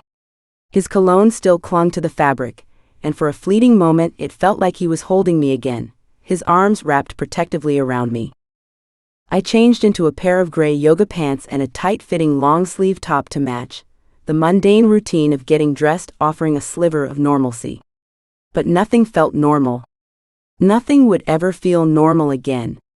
As I turned to leave, my eyes caught the bag I had stashed away in the corner, the one holding the pregnancy test. I rifled through it, pulling out the small plastic stick. The two pink lines stared back at me, unwavering, and I held it in my hand for a long moment. This was my reminder, my tether to hope. I slipped it into my purse, keeping it close, a constant reassurance that not everything was lost. With a deep breath, I made my way to the study. The estate transfer papers sat neatly on the desk, a pen resting beside them. They had been there for 2 days, untouched, waiting for me to sign them. But I had avoided this room, avoided this moment, clinging to the irrational hope that if I didn't sign, this nightmare might somehow end. That I might wake up and find him alive, his crooked smirk waiting for me. When I opened the double doors to the study, my heart stopped, and I stumbled back in shock, nearly tripping over my own feet. My breath hitched in my throat as my pulse roared in my ears. For a moment, I thought I was seeing a ghost. It must have been a hallucination. It had to be. There he was, Angelo, my husband, sitting in the chair like he had never left, like death itself had no power over him. My breath caught in my throat, and my legs wobbled beneath me. Slowly I shook my head, trying to dispel the image, but it didn't dissolve. It stayed, as solid and real as the desk in front of me. I stepped forward hesitantly, my voice barely a whisper. "You're not real." His stormy eyes, so calm yet intense, fixed on mine as he lifted a finger, adorned with a gaudy ring, beckoning me closer. My feet moved on their own, my mind still trying to catch up, still refusing to believe. When I reached the desk, his hand shot out, pulling me gently but firmly around the edge and into his lap. His arms wrapped around me, solid and unyielding, his warmth seeping into my skin. His forehead rested against mine, and his voice, low and hoarse, broke the silence. "I'm so sorry, Juliette. It was the only way to save us you." I stared at him, my heart thundering in my chest. But his scent was the same, woodsy, dark, uniquely him. His hands, warm and rough, gripped my waist with a familiarity that shattered my doubt. He was real. He was here. "I had to make you believe it too," Angelo continued, his tone steady yet tinged with guilt. "If you didn't believe it, if they didn't believe it, it would have never worked." I choked back a sob as relief flooded me, overwhelming and pure. Wrapping my arms around his neck, I held on as if my life depended on it. My lips brushed his jaw, then his neck, my fingers digging into his shoulders to anchor myself. He traced slow, soothing circles on my back, grounding me even as I cried against him. "We're free, Juliette," Angelo murmured, a hint of a smirk playing at the corners of his lips. "They think I'm dead," he explained in hushed tones, his voice steady as he laid out the plan that had brought him back to me. "I called Xander before I left with Castro. I told him everything. I needed him to help me fake my death, to escape the Mafia without putting you in danger. It was the only way." Xander, he was conflicted, but he agreed. He took over leadership to protect us both, and I made sure no one would come looking for me, or you. Tears streamed down my face as I clung to him. He was back. He was alive. And for the first time in days, I felt a flicker of hope, fragile but real. What now? I whispered, my voice shaky but filled with something I hadn't felt in what seemed like forever, lightness. Angelo's smirk grew into something more dangerous, more resolute. He reached under the desk, pulling out several large canisters of gasoline and placing them on the surface with a solid thud. "Now we burn it to the ground," he said, his voice low and deadly. The orders had already been given. Xander had cleared the mansion of every employee, every trace of life. The estate, once bustling with people, was now eerily silent. We moved together, pouring the gasoline through the halls, letting it soak into the carpets, the furniture, the memories we no longer needed. When the last drop had been spilled, Angelo led me outside. He struck a match, holding it for a moment as the flame danced between his fingers, then tossed it onto the soaked foundation. The fire roared to life, consuming the mansion with a hunger that mirrored my relief. We stood there side by side as the flames rose higher, turning the place that had once been our prison into ash. Angelo turned to me, his hand cupping my face as he pulled me into a kiss. It was fierce, passionate, and full of everything he couldn't say aloud. His lips claimed mine, his touch grounding me in this new reality. "I love you," he whispered against my mouth, his voice thick with emotion. "In this life and the next." I gazed up at him, my hands gripping the front of his shirt. "My love for you is more infinite than time itself. When I thought I lost you, I lost myself." He kissed me again, harder this time, as if apologizing for every moment we had been apart. When the flames had consumed the last remnants of the mansion, leaving nothing but embers, we turned and walked toward his private jet. No luggage, no servants, no ties to the past, just the two of us and the freedom we had fought so hard to reclaim. As we settled into the jet, I leaned my head against Angelo's chest, the steady beat of his heart soothing me in a way nothing else could. "Where do you want to go?" he asked, his hand running through my hair. "Money's no object. We're free, truly." I lifted my head, reaching into my purse. Pulling out the pregnancy test, I placed it in his lap. He stared at it, the two pink lines sinking in. When his eyes met mine, they were soft, glistening with unshed tears. One slid down his cheek as a smile broke across his face. "Somewhere with good schools, I think," I said with a small laugh, feeling lighter than I had in days. He pulled me into his arms, holding me as though I were the most precious thing in the world. "You're my angel, Juliette," he whispered. And in that moment, as he held me like the rarest and most precious jewel God had ever crafted, with the fire of the past behind us and the promise of a new future ahead, I believed him, in us, in everything. The end. Did you love King of Wrath, dark mafia romance? Then you should read Crave the Dark Mafia Romance by Daisy Fox. Alessia. Prison was meant to bury me, to silence the voices clawing at my sanity. But when a mysterious woman stepped into my cell and demanded the unthinkable, kill her son, my world shattered into something far darker than steel bars. Then I met Raphael. The man I was ordered to destroy became the man who held my freedom in his hands. He was ruthless, untouchable, with shadows clinging to him like a crown. I should have feared him, but instead I found myself unraveling, craving, torn between the whispers of my conscience and the dangerous pull of the man I was meant to betray. Raphael. I wasn't supposed to notice her. She was nothing but a pawn my mother threw into my path, another broken thing I could use and discard. But the moment I saw her eyes, wild, desperate, burning with a pain I understood. I knew Alessia was a different kind of weapon. She was chaos wrapped in fragile beauty, a madness that mirrored my own. I could have killed her. I should have. Instead, I kept her close, chained her to my world of blood and shadows. Because in her fire, I saw the one thing I swore I would never need, hope.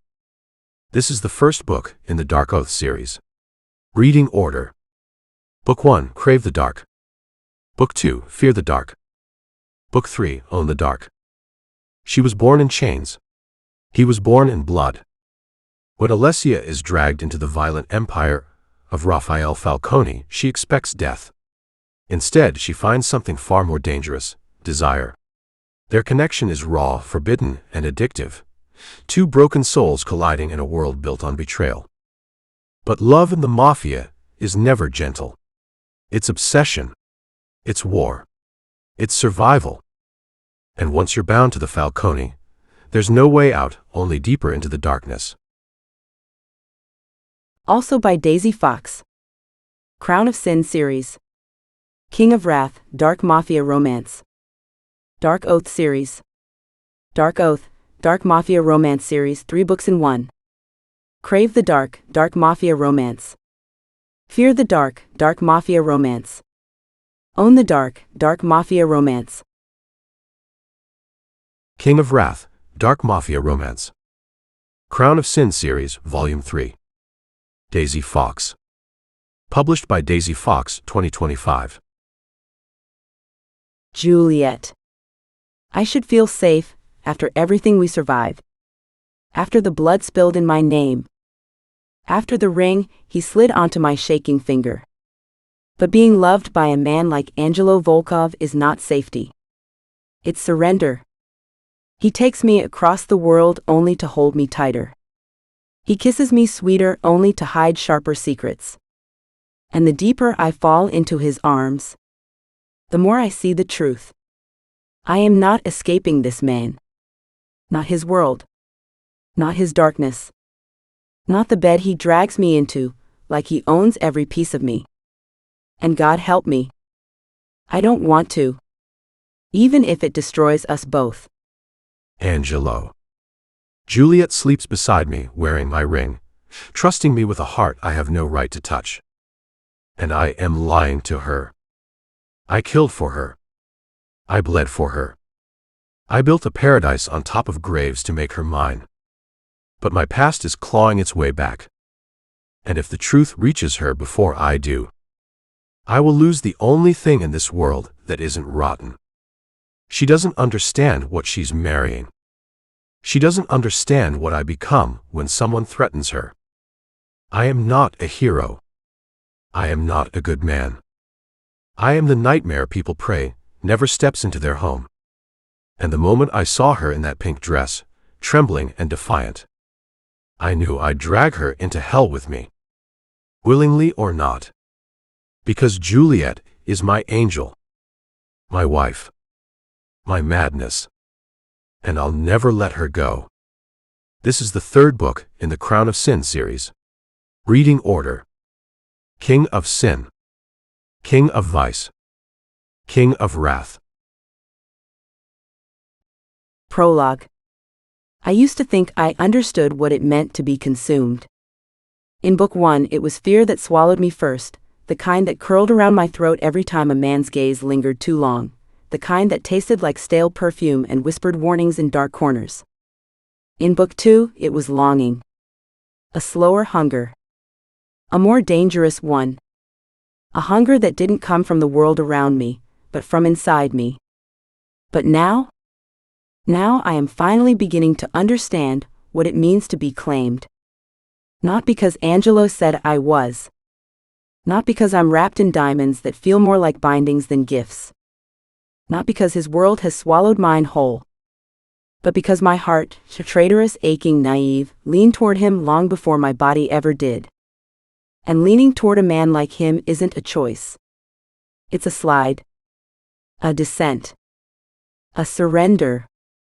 Book 3 begins where Book 2 left me, suspended between who I was and who I am becoming, between the girl who once feared him and the woman who now fears life without him more. It is a terrifying place to stand. Because somewhere along the line, I stopped looking for the exit. Somewhere along the line, his darkness became the only place I knew how to breathe. It's late when the house finally goes quiet. Quiet in a deceptively peaceful way, not the fragile stillness of safety, but the loaded calm before something shifts. Before something breaks. Before the next chapter of our lives presses its weight against the door, waiting to be let in.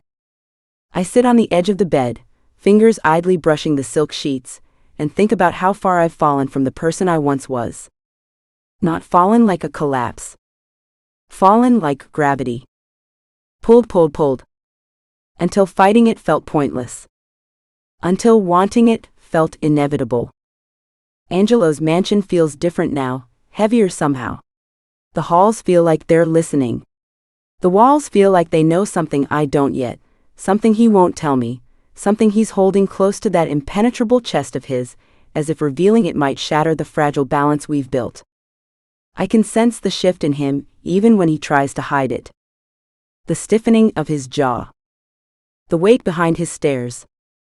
The way he lingers in doorways, as if deciding whether to leave or confess something first. But this is what it means to love a man like him, isn't it? To live every second knowing there is a truth he thinks you're not ready for. To feel him slipping from tenderness back into darkness, not out of malice but habit. To lose track of where his secrets end and your own fear begins. A breeze spills through the open balcony doors, carrying with it the cold scent of night. I walk toward it, needing the air, needing the feeling of something touching me that isn't him or the consequences of being his. The city lights stretch endlessly below, a glittering, pulsing reminder of the world I no longer belong to. Somewhere down there, people are living simple lives. Mundane lives. Lives untouched by blood or loyalty, or the intoxicating pull of a man carved out of violence. There was a time I wanted that life. A quiet one. A safe one. A life where my biggest fear was whether I'd pay the bills on time. Now my fears are different. Sharper. Deeper. Much more intimate. I fear what he'll do if someone threatens me. I fear what I'll become if I keep choosing him. I fear the moment I stop questioning whether I should leave, because the thought of leaving no longer feels possible. Some days I convince myself that I'm still free in the soft moments when he lets his guard down, when his voice lowers, when he kisses me like he's trying to memorize the shape of my soul. Other days, I remember that cages can be gilded and still be cages. And that wings can be clipped without ever being touched. I place my hand against the balcony rail. The metal is cold, but my skin is warm, strangely warm, almost fevered. My heart is restless, beating faster than usual, though I don't know why. Maybe it's because everything feels fragile tonight. My trust. His control. The thin line we walk between devotion and destruction. The part of me that grew up unwanted still struggles to believe his affection is real. The part of me that learned to survive men's cruelty still cannot fully understand his gentleness. And the part of me that has been touched by his darkness fears that one day, when he finally lets me close enough to see all of him, I won't recognize the man I've fallen for. Or worse, I will. A soft click draws my attention. The bedroom door has opened. I don't turn around right away, I don't need to. My body knows his presence instinctively now, like gravity. Like shadow. Like the inevitable force that has shaped every page of my life since the moment he first said my real name. Angel. The single word drips behind me like silk. Possessive. Soft. Warning. Wanting. My breath catches before I can stop it. I close my eyes for one heartbeat, just one, and steady myself. Because when I turn around, everything changes. It always does. When I finally face him, he stands in the doorway the way he always does when something is weighing on him. Broad shoulders tense, hands relaxed but ready, eyes burning with emotions he'll never admit out loud. He looks like a man at war with himself. A man trying to choose between confessing something or destroying whatever threatens it. I swallow. He watches. And the distance between us hums with unspoken truths. You're awake, he murmurs, stepping closer. I couldn't sleep. He tilts his head slightly, studying me the way he studies everyone, carefully, strategically, like he's searching for cracks in a wall he claims he doesn't want to break. But I know better. Angelo doesn't look for cracks. He makes them. And yet, with me, he hesitates. Book 2 taught me that even monsters can love. Book 3 is already teaching me that loving one back is its own kind of undoing. He stops a few inches in front of me, close enough that I can feel the heat of his body, close enough that I can smell the faint trace of smoke and expensive cologne that always lingers on his skin. His fingers brush my jaw, slowly, deliberately, as if afraid I might pull away. But I don't. I lean into his touch before I can stop myself. Because for all the fear and uncertainty and chaos he brings, this is the part that ruins me. This tenderness. This softness no one else gets to see. This illusion that I'm something precious to him. Juliette, he says quietly, almost as if my name is a confession. My chest tightens. He never says my name like that, unless something is wrong. Unless something is about to break. Unless the world is about to shift beneath my feet again, just like it did in Aphrodite, just like it did in the Calypso room, just like it did in every moment that tied me deeper and deeper into him. Something is coming, I whisper before I can stop myself. Because I feel it. In the way his eyes darken. In the way his breath slows. In the way he doesn't deny it. His thumb traces my lower lip. A silent answer. A silent warning. A silent promise. Whatever storm is waiting for us in Book 3, he already knows its name. And whatever that storm brings, I know one thing with the kind of certainty that hurts. I will face it at his side. Or I will be swept away by it. Because there is no version of my life now that doesn't include him. No version where I go back to being the girl I was. No version where he isn't the shadow I walk behind, and the fire I walk into. I don't know if that makes me strong or hopeless. All I know is this. Book 1 taught me fear. Book 2 taught me desire. Book 3 will teach me the consequences. Consequences of loving him. Consequences of being his. Consequences of wanting a man who was never meant to love anything. And as he pulls me against his chest, as the night folds around us like a curtain, as my heart settles into a rhythm dangerously matched to his, I understand the truth. This story stopped being about survival a long time ago. Now it's about surrender. And in this world, his world, surrender is never soft. It's sacred. It's violent. It's forever.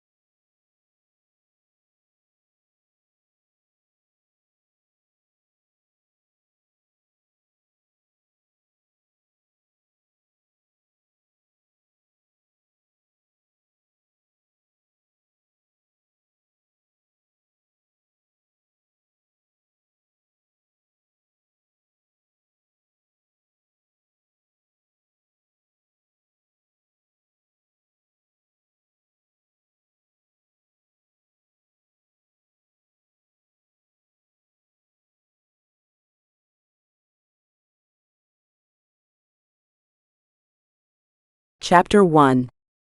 I want you to fuck me, I whispered, barely able to voice my desire before I realized he'd taken control. In one swift movement, Angelo shifted our positions, pinning my arms above my head with one of his powerful hands, as his lips traced a trail down my neck, a mixture of licks and kisses, leaving several love bites against my collarbones as he ravished the long-awaited moment. His free hand toyed with my breasts, massaging and squeezing them at his will, and then toying with each of my nipples, one at a time. They were each hard and my toes curled as he pulled on them gently. That same hand came to undo the knots that secured my bikini bottom, letting the material fall loosely to the sides of my body. I wrapped one of my legs around his waist, in a tribute to my urgency for him to fill me. Without a wasted second, he removed his boxers, discarding them anywhere because that wasn't important right now. Is this still good? Angelo reassured the situation, in between kisses pressed against my gasping mouth. I brought my arms to wrap around his strong shoulders, needing to brace myself for what followed. Yes, I nodded into the crook of his neck, my nails slowly digging into his skin. I felt two of his fingers touch my entrance, eliciting a gasp of pleasure as they slipped inside, where they were met with my slipperiness, as he pumped his fingers in and out of my pussy. My breathing became more erratic as the pace increased, and the buildup began to grow between my legs. Fuck Angel, you're so wet, Angelo groaned as he held my legs open with his available hand, preventing them from closing, as my thighs began to shake and cries spilled out of my mouth. Suddenly, Angelo stopped the sweet motion he was doing with his hands, leaving me panting with need. Oh God, why did he have to stop? I want to fuck you so hard you'll have tears pouring down your face from the pain. I want you to feel me inside your tight little hole the next day. I want you to see the bruises I'll inflict on you, and think what a good little whore you were for me, how good you satisfied me.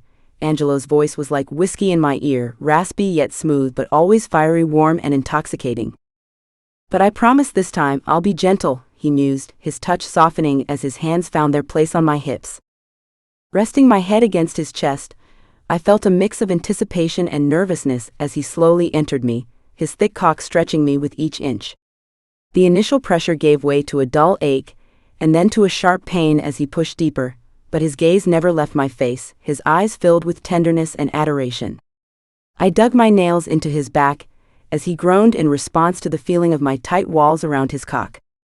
The pain began to mix with pleasure as he pushed past my virginity with a rough thrust.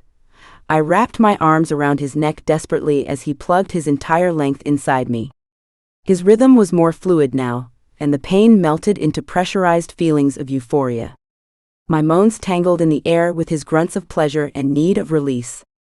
His lips found mine, capturing my cries of pleasure in a searing kiss, while his fingers gripped my thighs possessively. I was certain there'd be imprints left there by tomorrow. I didn't care. I was happy to have them there. I was happy to be able to look at them and know that I was his little slut, and I did such a good job for him. Fuck Juliette, he exclaimed, his voice filled with a mixture of pleasure and exhaustion as we reached the peak of our ecstasy together.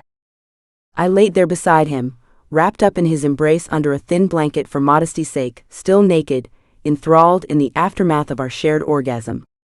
Our chests rose and fell at different times, but still pressed against each other, taking their own turns. Even though I had done it, I had finally lost my virginity to Angelo fucking Volkov.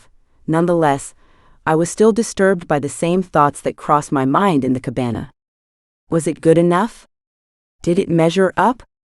Was there something else that I could be doing? I silently traced the lines of his chest tattoos with my finger, something I had grown fond of doing recently. It was a nice way to distract myself from all the thoughts I couldn't seem to bring to speak. Something on your mind? Angelo asked, his fingers running up the line of my spine. Did you like it? I asked him. He looked at me like he was puzzled for a moment. He heard me definitely. We were inches apart, but he couldn't comprehend why I'd ask that. Why would you think I didn't like it? Angelo inquired, trying to unravel what was going on inside my brain. It's just that you've been with so many women, and I'm sure they've done so many things for you, and that was just my first time, and I began rambling before he saved me, chuckling as he did. His hands came to frame my face, so that I would have to look at him and him only.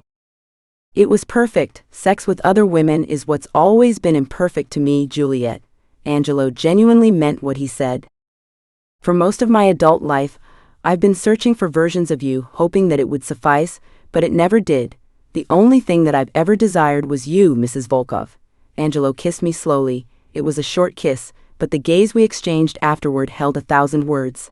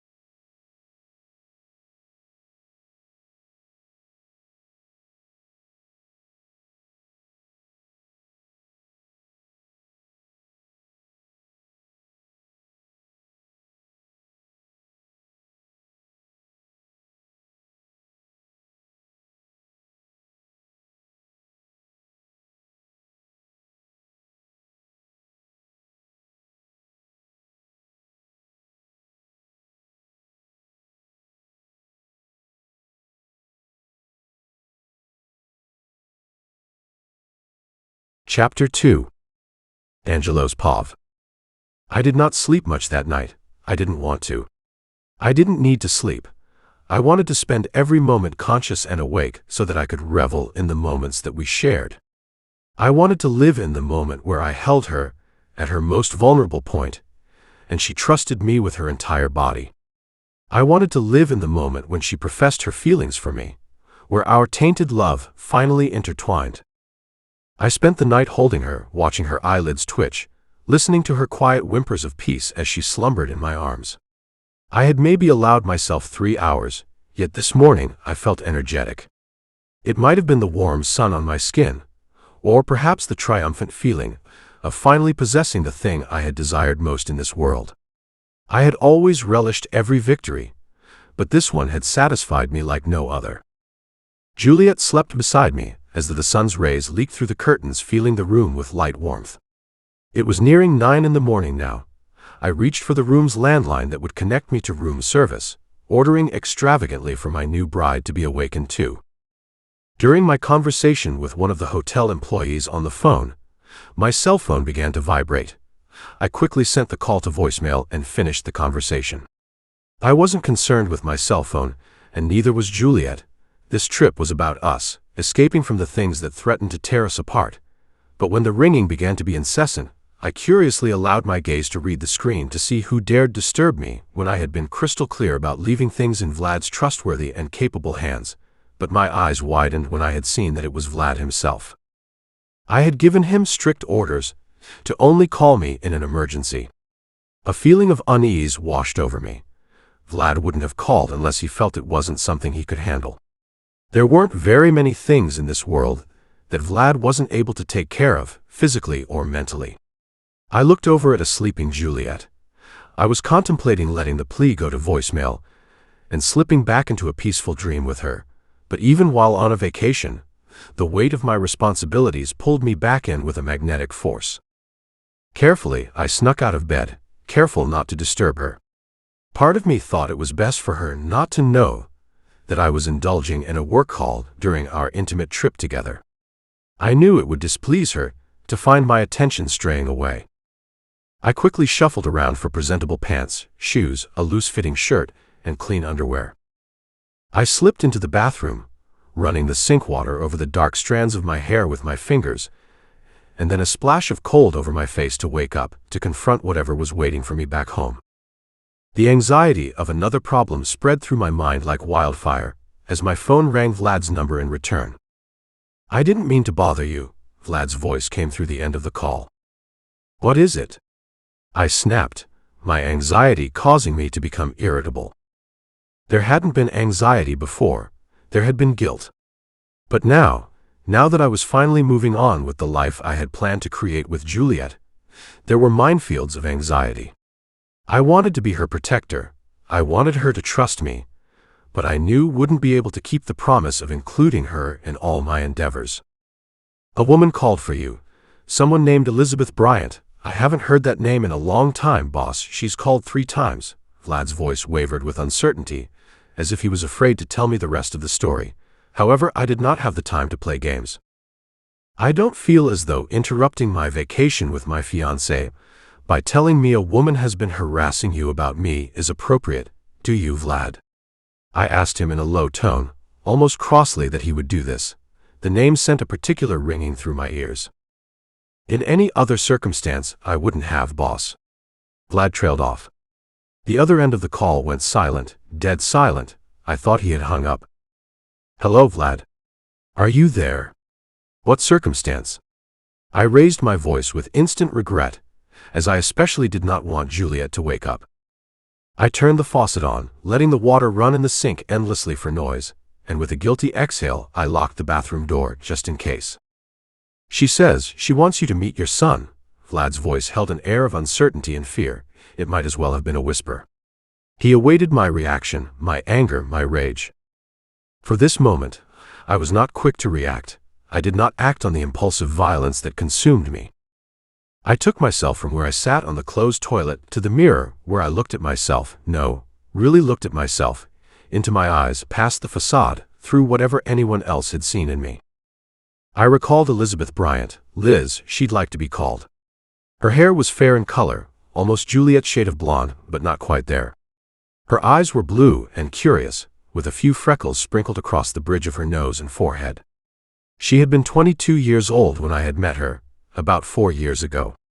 She had been the closest thing to the real thing, but she wasn't the real thing. She was a sweet girl, one of those girls that everyone would have liked instantly. She had a bubbly personality. I had found her on the cover of an obscure small-time European magazine. Instantly, I decided that I would find her. I wasn't sure in the moment if she had been the one that I was searching for, but I knew that she could be. That she had the potential to be the one. I made arrangements to attend a fashion show that she would walk in, and like a moth to a flame, she was attracted to me and I her. She was beautiful. She had an extremely slender frame with gracefully long longs. I shut my eyes as my mind lingered on thoughts of things we'd done in the bedroom. But as the relationship went on, the feelings of doubt remained. I was sure she wasn't her. I had been high or drunk, allowing the numbness to take over in the last few weeks of our entanglement, trying to convince myself that she was really the angel of my dreams and that I was happy with how things were. But still, I couldn't recall if all those lustful nights were done with protection or if I had been careless with her. It was a drug-fueled haze.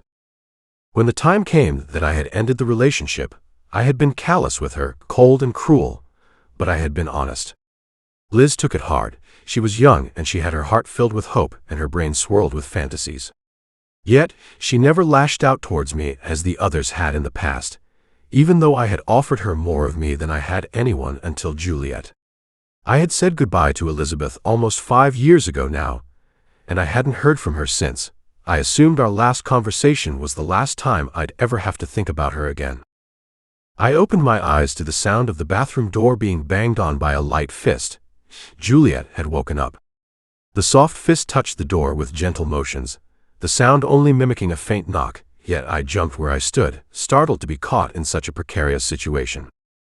I suddenly felt the urges again, the urge to numb myself. I resented the decision I discard the cocaine. The air that I swallowed into my lungs was followed by a yearning, burning sensation in the back of my throat. I had gotten so wrapped up in the heat of the moment, in the words that Vlad had spoken, that I had forgotten I was still on the phone with him until he had cleared his throat. "I'll talk to you later, Vlad," I mumbled into the phone, before ending the call without letting him speak another word. I couldn't risk Juliette overhearing a word of this conversation. I quickly unlocked the bathroom door. Juliette presented herself to me in the doorway, and her small arms came quickly to wrap around my waist. As she held me, still enveloped in a sleepy embrace, a small smile growing across her pink lips, her nose slightly crinkled, her aquamarine eyes looked up at me, and I had wished I were dead. I hadn't deserved this. Truthfully, I didn't know if Liz had been lying or if she had been telling the truth. Either was possible, regrettably. I decided, until I had evidence that it was true, that I would keep this from Juliette. She needn't worry about something if it wasn't a problem to begin with. "Is something wrong?" Juliette frowned at me.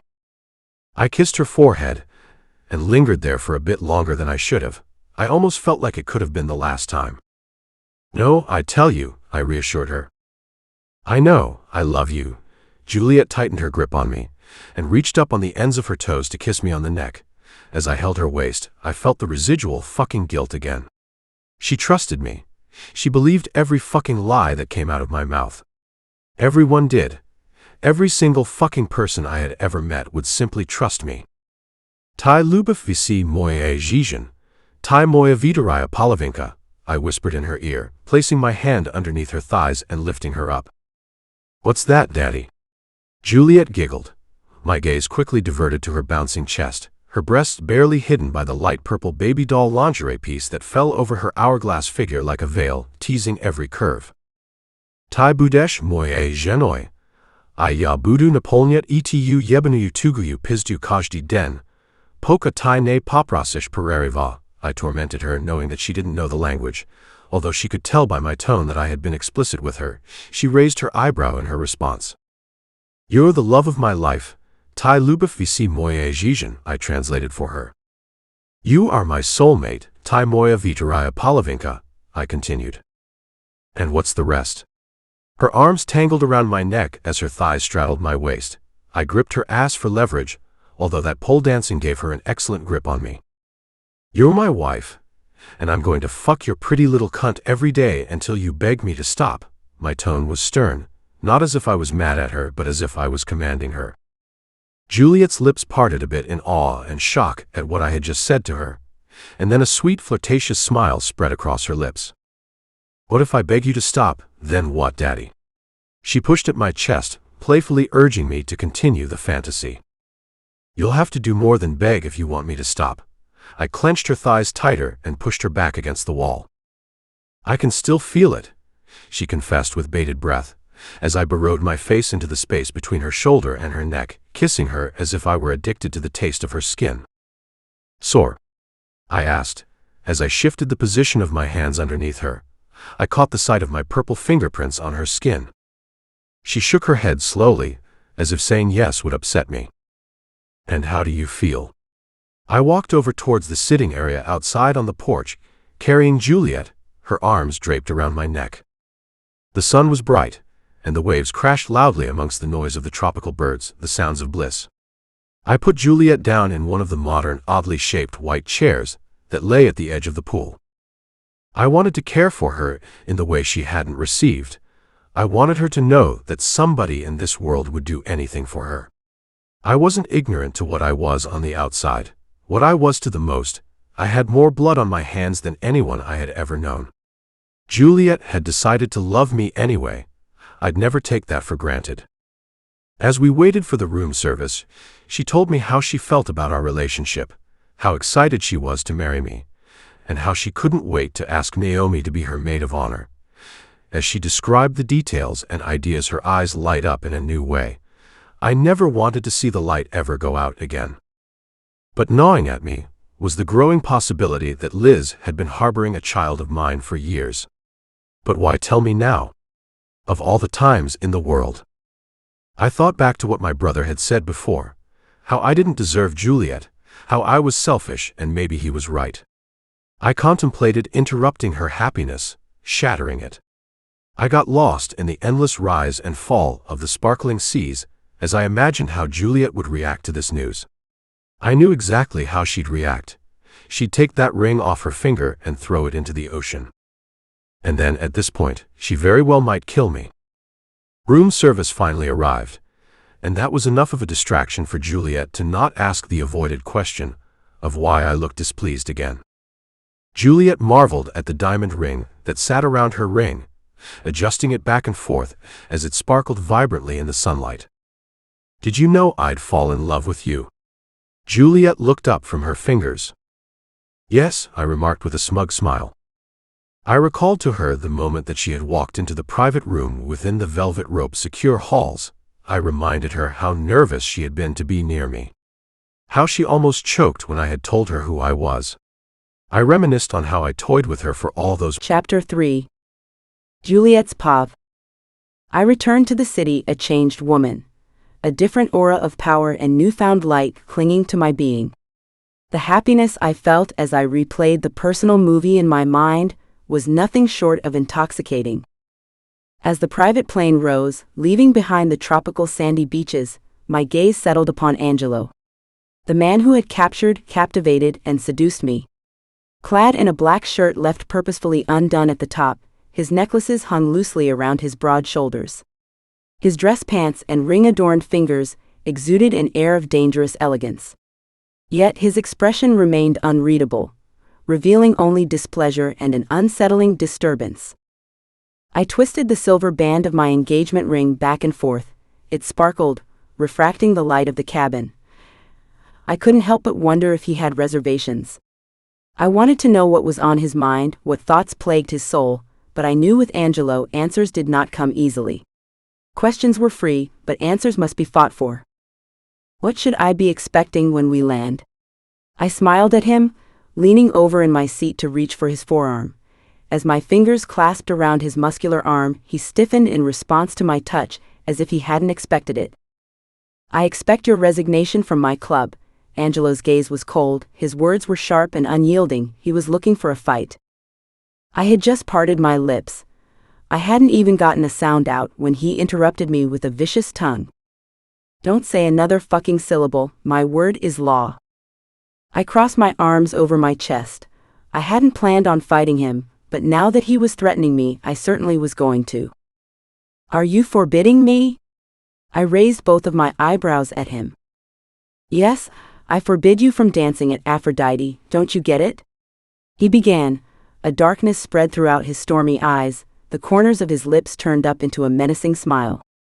"For months, I've kept you by my side. I never had intentions of allowing you to return to the stage. If you think you'll perform for anyone but me, I'll keep you locked in my mansion till the end of time," he hissed through gritted teeth. The man beside me was cold and cruel, a far cry from the one who held me gently on the beach, the one whose gaze made the world fall away. Angelo had slipped back into his true self, his heartless self. The illusion of our vacation had shattered, the enchantment of the proposal dissolving as he threw his harsh words at my heart. He seemed intent on pushing me away. And after everything, I couldn't imagine why he'd sabotaged the very thing he desired the most.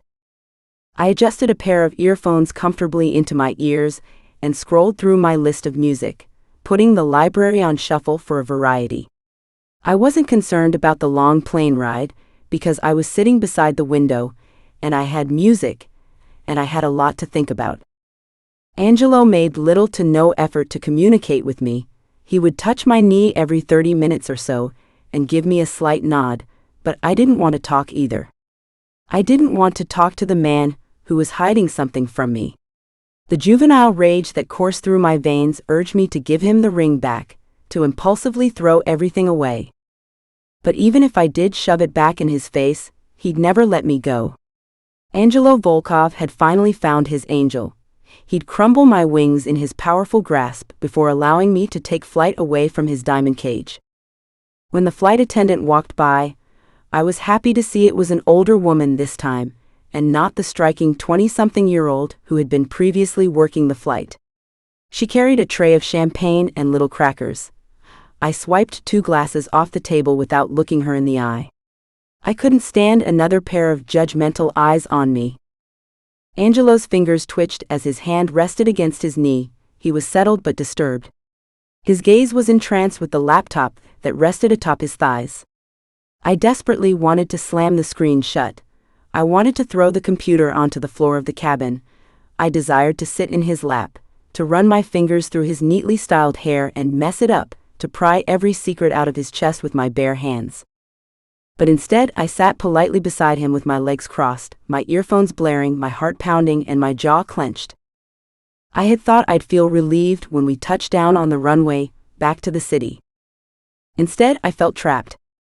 I had given Angelo the silent treatment the entire car ride back to the mansion, and he hadn't seemed to mind, which only enticed me to slam the car door upon arrival to the large black doors of the estate. I didn't want to talk, but I sure as hell be damned if he was going to be okay with that. Once in the confines of my bedroom, I locked the door. I looked down at my hand that wore Angelo's ring, and I quickly slid it off the tip of my ring finger and set it down on the nightstand. Even now, back in the lion's den, I felt like an imposter. After all these months, the simple way he had looked at me on the plane highlighted just how silly I must have looked to the third-party view playing Mafia bride. It was never meant for me, yet I was entangled in it.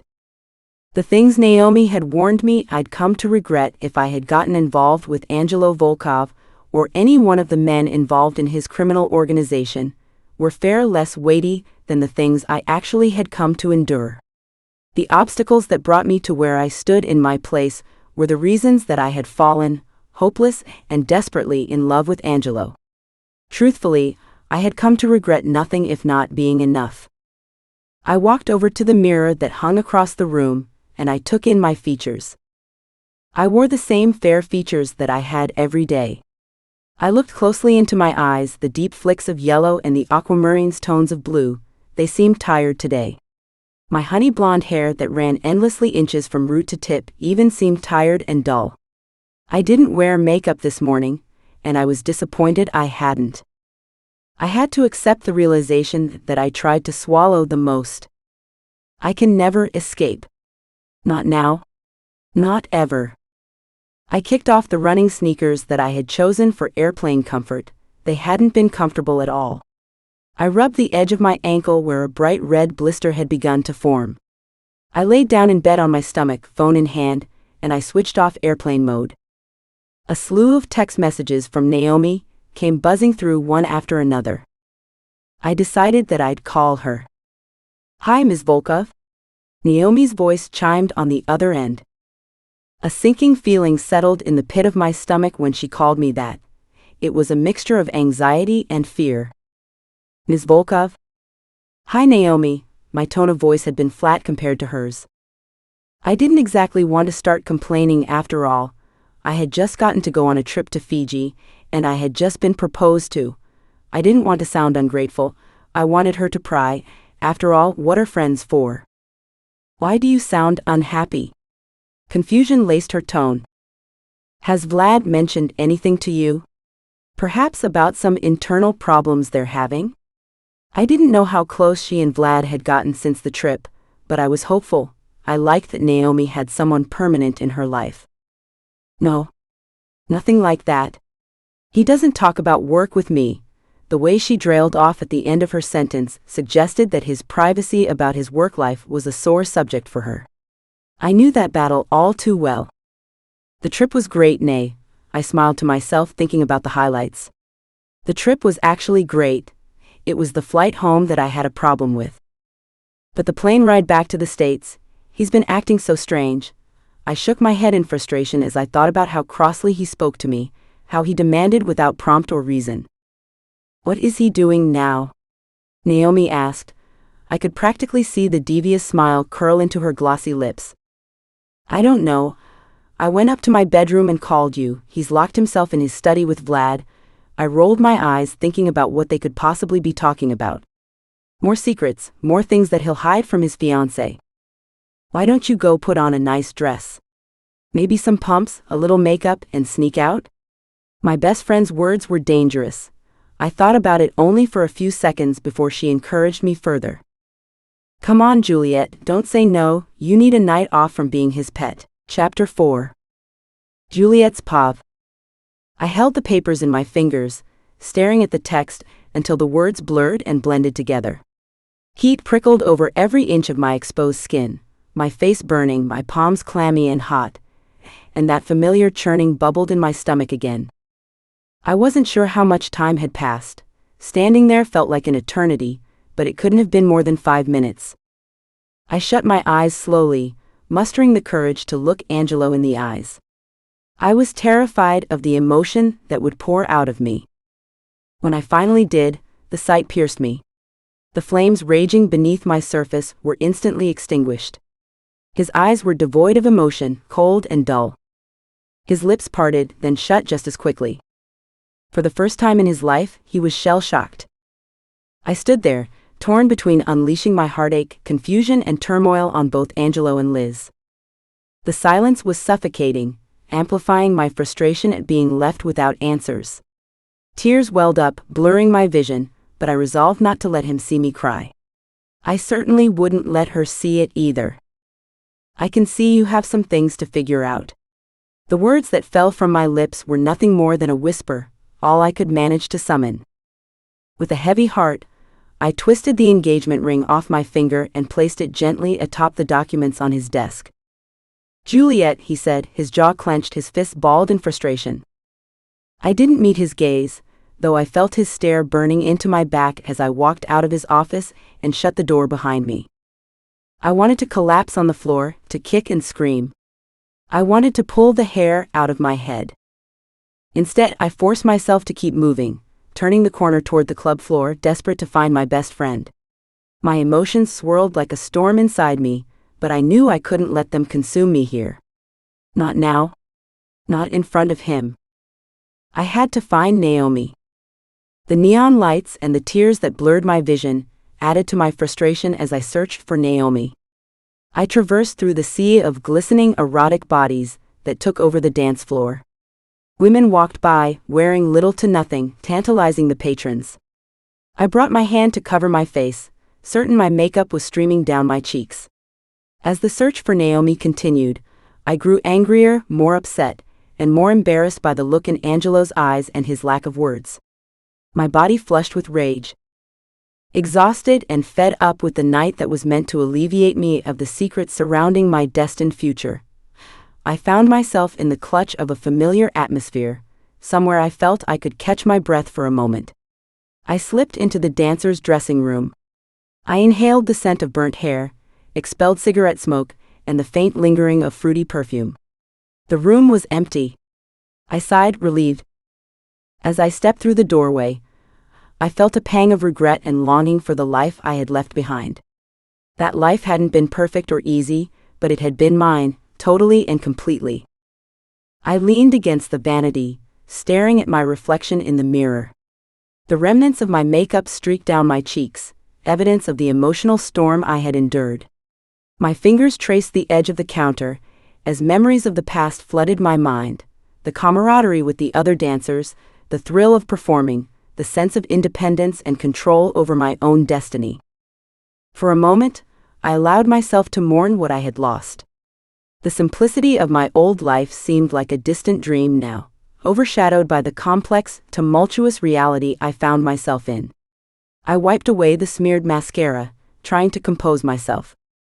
The euphoria of the champagne had faded away, and it was replaced with a cloudiness that I knew would lead to a headache the next day.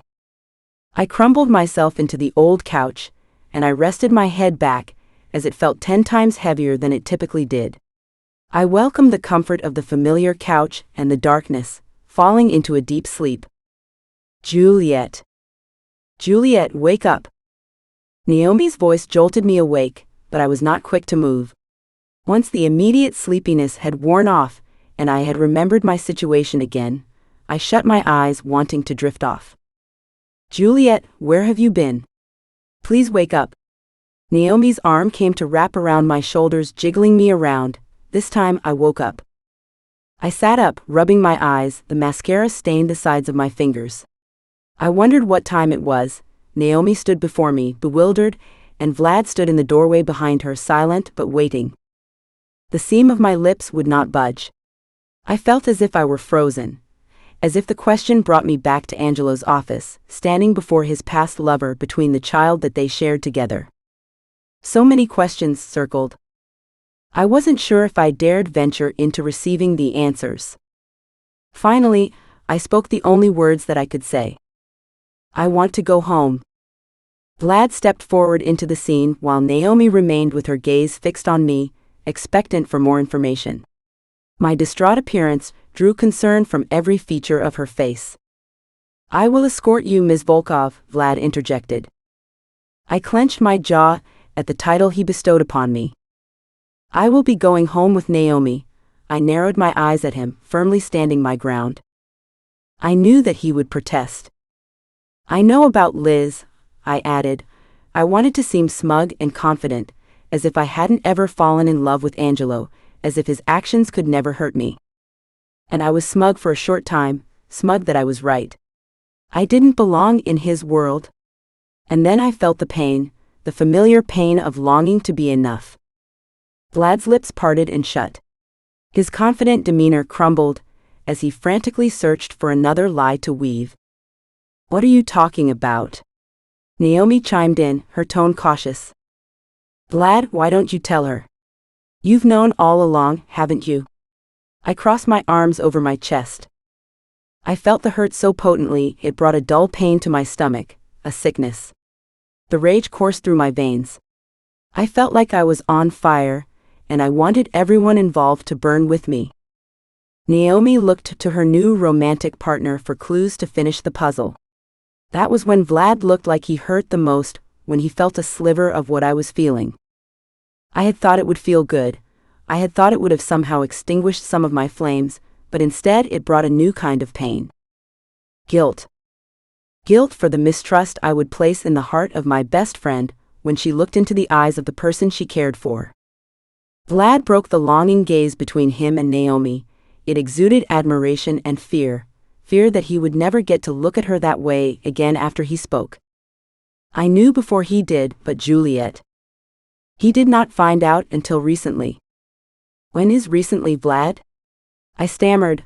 I could feel the pressure build up, my throat started to get thick and my tongue went dry. During your trip to Fiji. His admittance tore through my chest, my heart pounded erratically. My breathing became shorter and more shallow as if I were gasping for oxygen, but I was not drowning, nor was I being choked.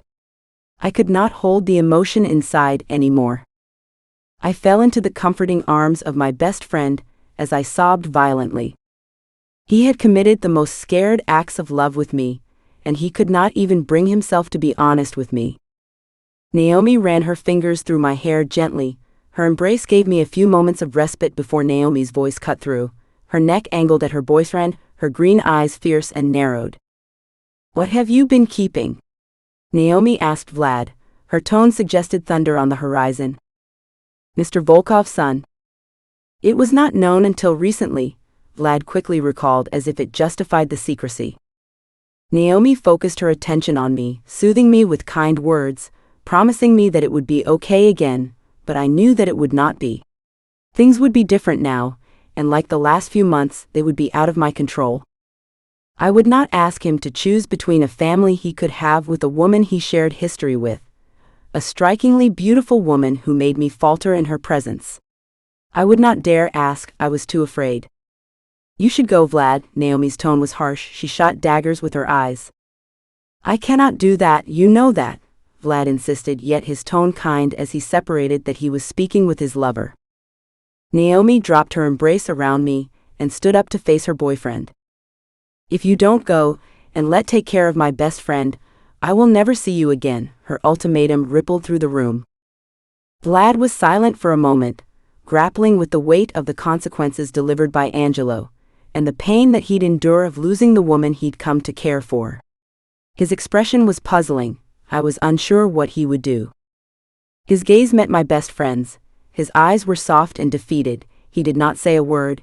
He offered her a small nod before backing out of the room as if he were never there to begin with. Naomi's deep emerald eyes went dull as she stood there for a few moments, staring at the spot where Vlad had stood. Then she turned to me and her demeanor changed. With a ghost of smile playing on her lips, she said, "Come on, I'll call an Uber, let's go home." It was nearing the early hours of the morning, and the sky was draped in black with slivers of stars. Despite the hour and the wet weather, the streets were still lively with those who enjoyed the benefits of the nightlife. We climbed into the Uber. I rested my head against Naomi's shoulder, and her hand gripped mine in solidarity. We did not speak to each other, we just supported each other, finding comfort in each other's embrace as our minds raced with our own emotional turmoil.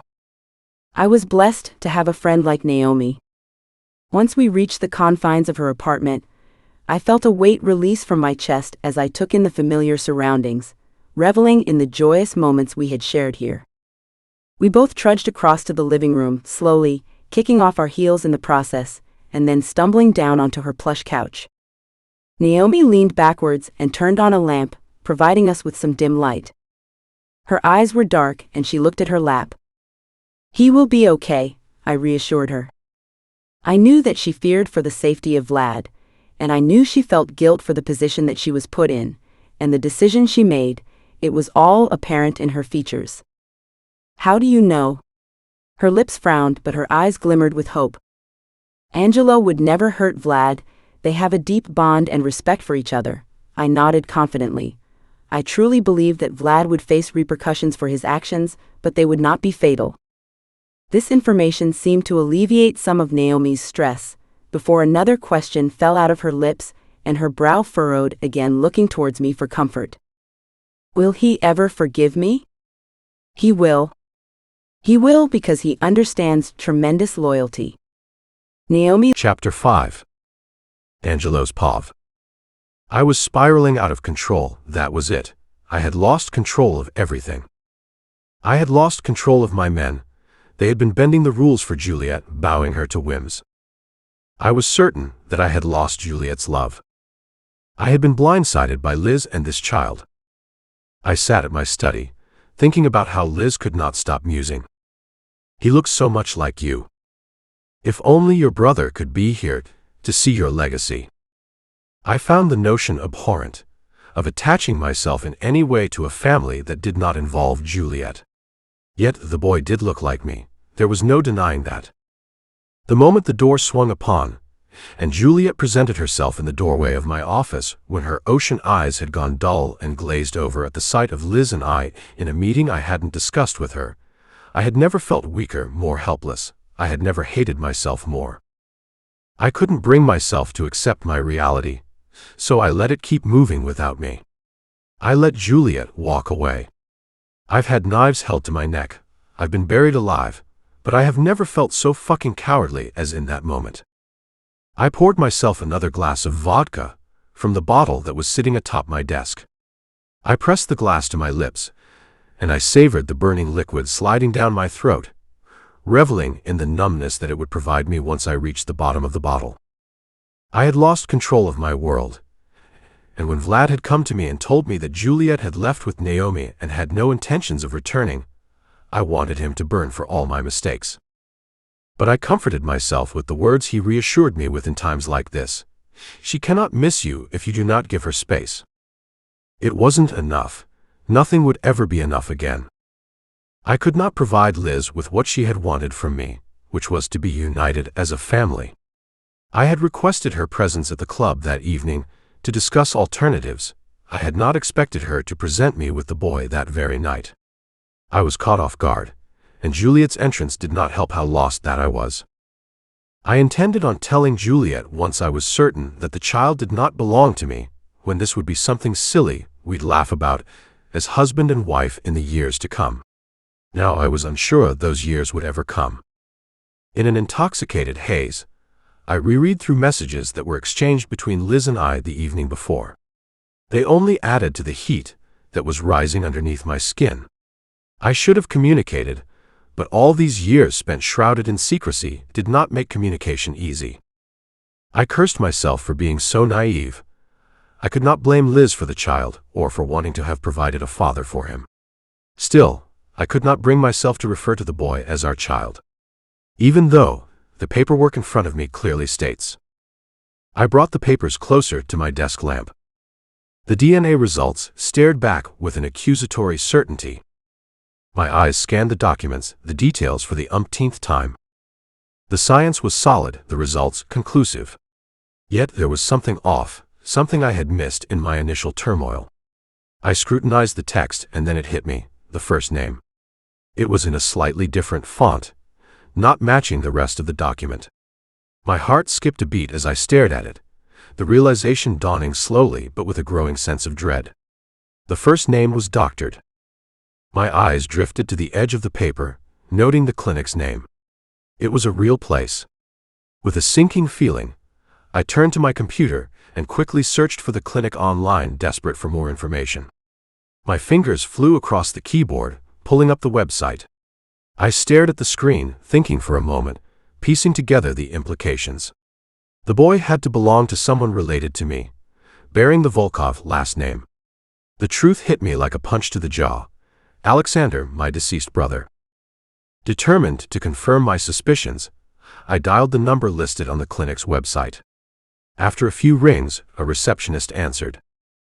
"Hi, how can I help you?" I steadied the rage out of my voice, adopting a more pleasant demeanor. "Hi, I'm Alexander Volkov.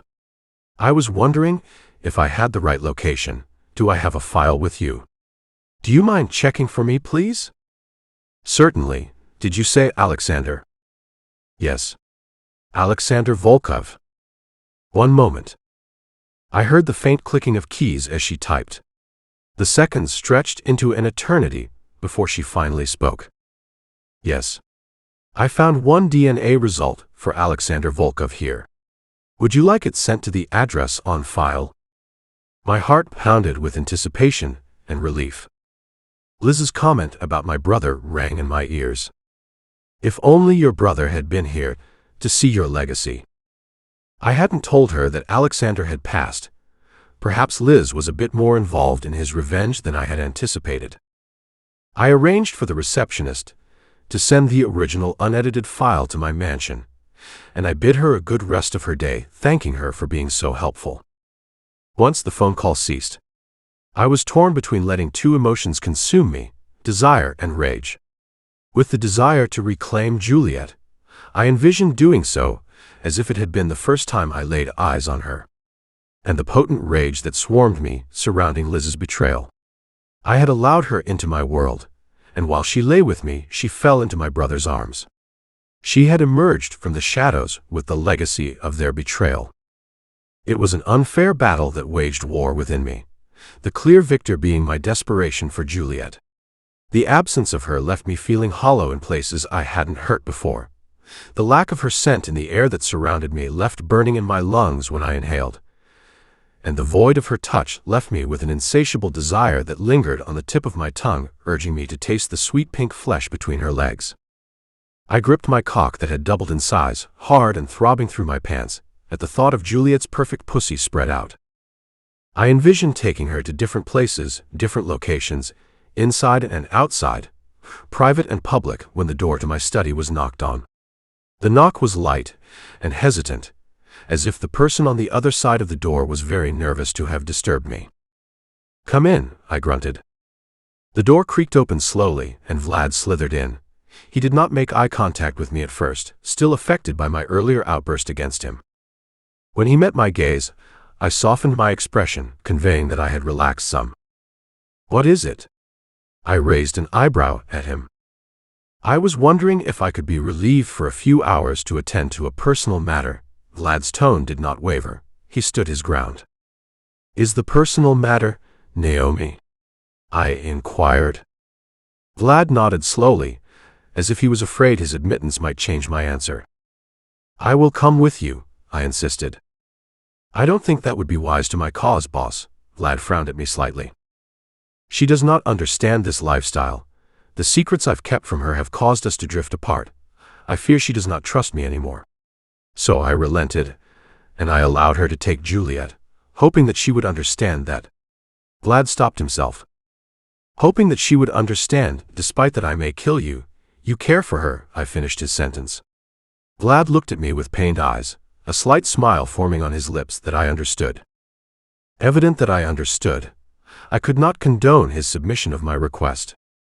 Are you suggesting that I don't know how to handle this situation, Vlad? No, sir, of course not, Vlad's confidence stammered. It's just that? Just that what? I interrupted. My voice was a low, dangerous growl. I am the boss, Vlad. I make the rules. You are sheep. I unleashed a torrent of berating and undermining phrases to my second-in-command. I had allowed all of the confliction emotions that assaulted me to come raging to the surface. At that moment, Vlad stopped looking at me as a friend and gazed at me as simply his boss. Vlad did not say anything.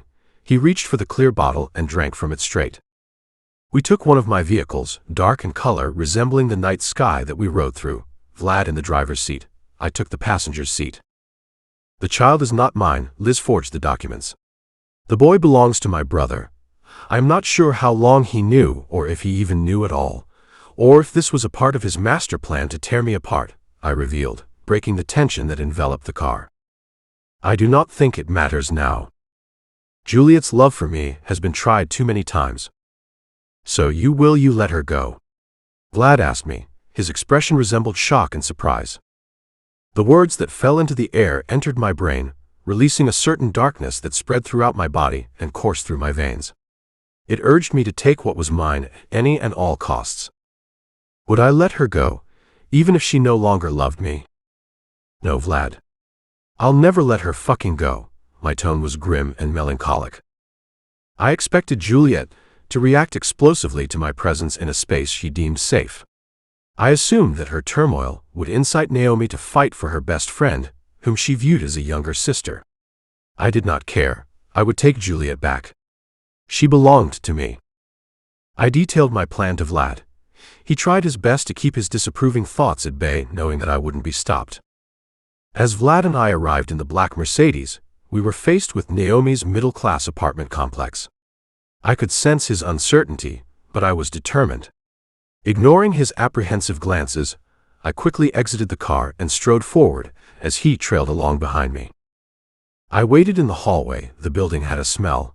I couldn't quite put my finger on what it was, but it was not pleasant, so I decided on mold. The interior was rather modern-looking, though.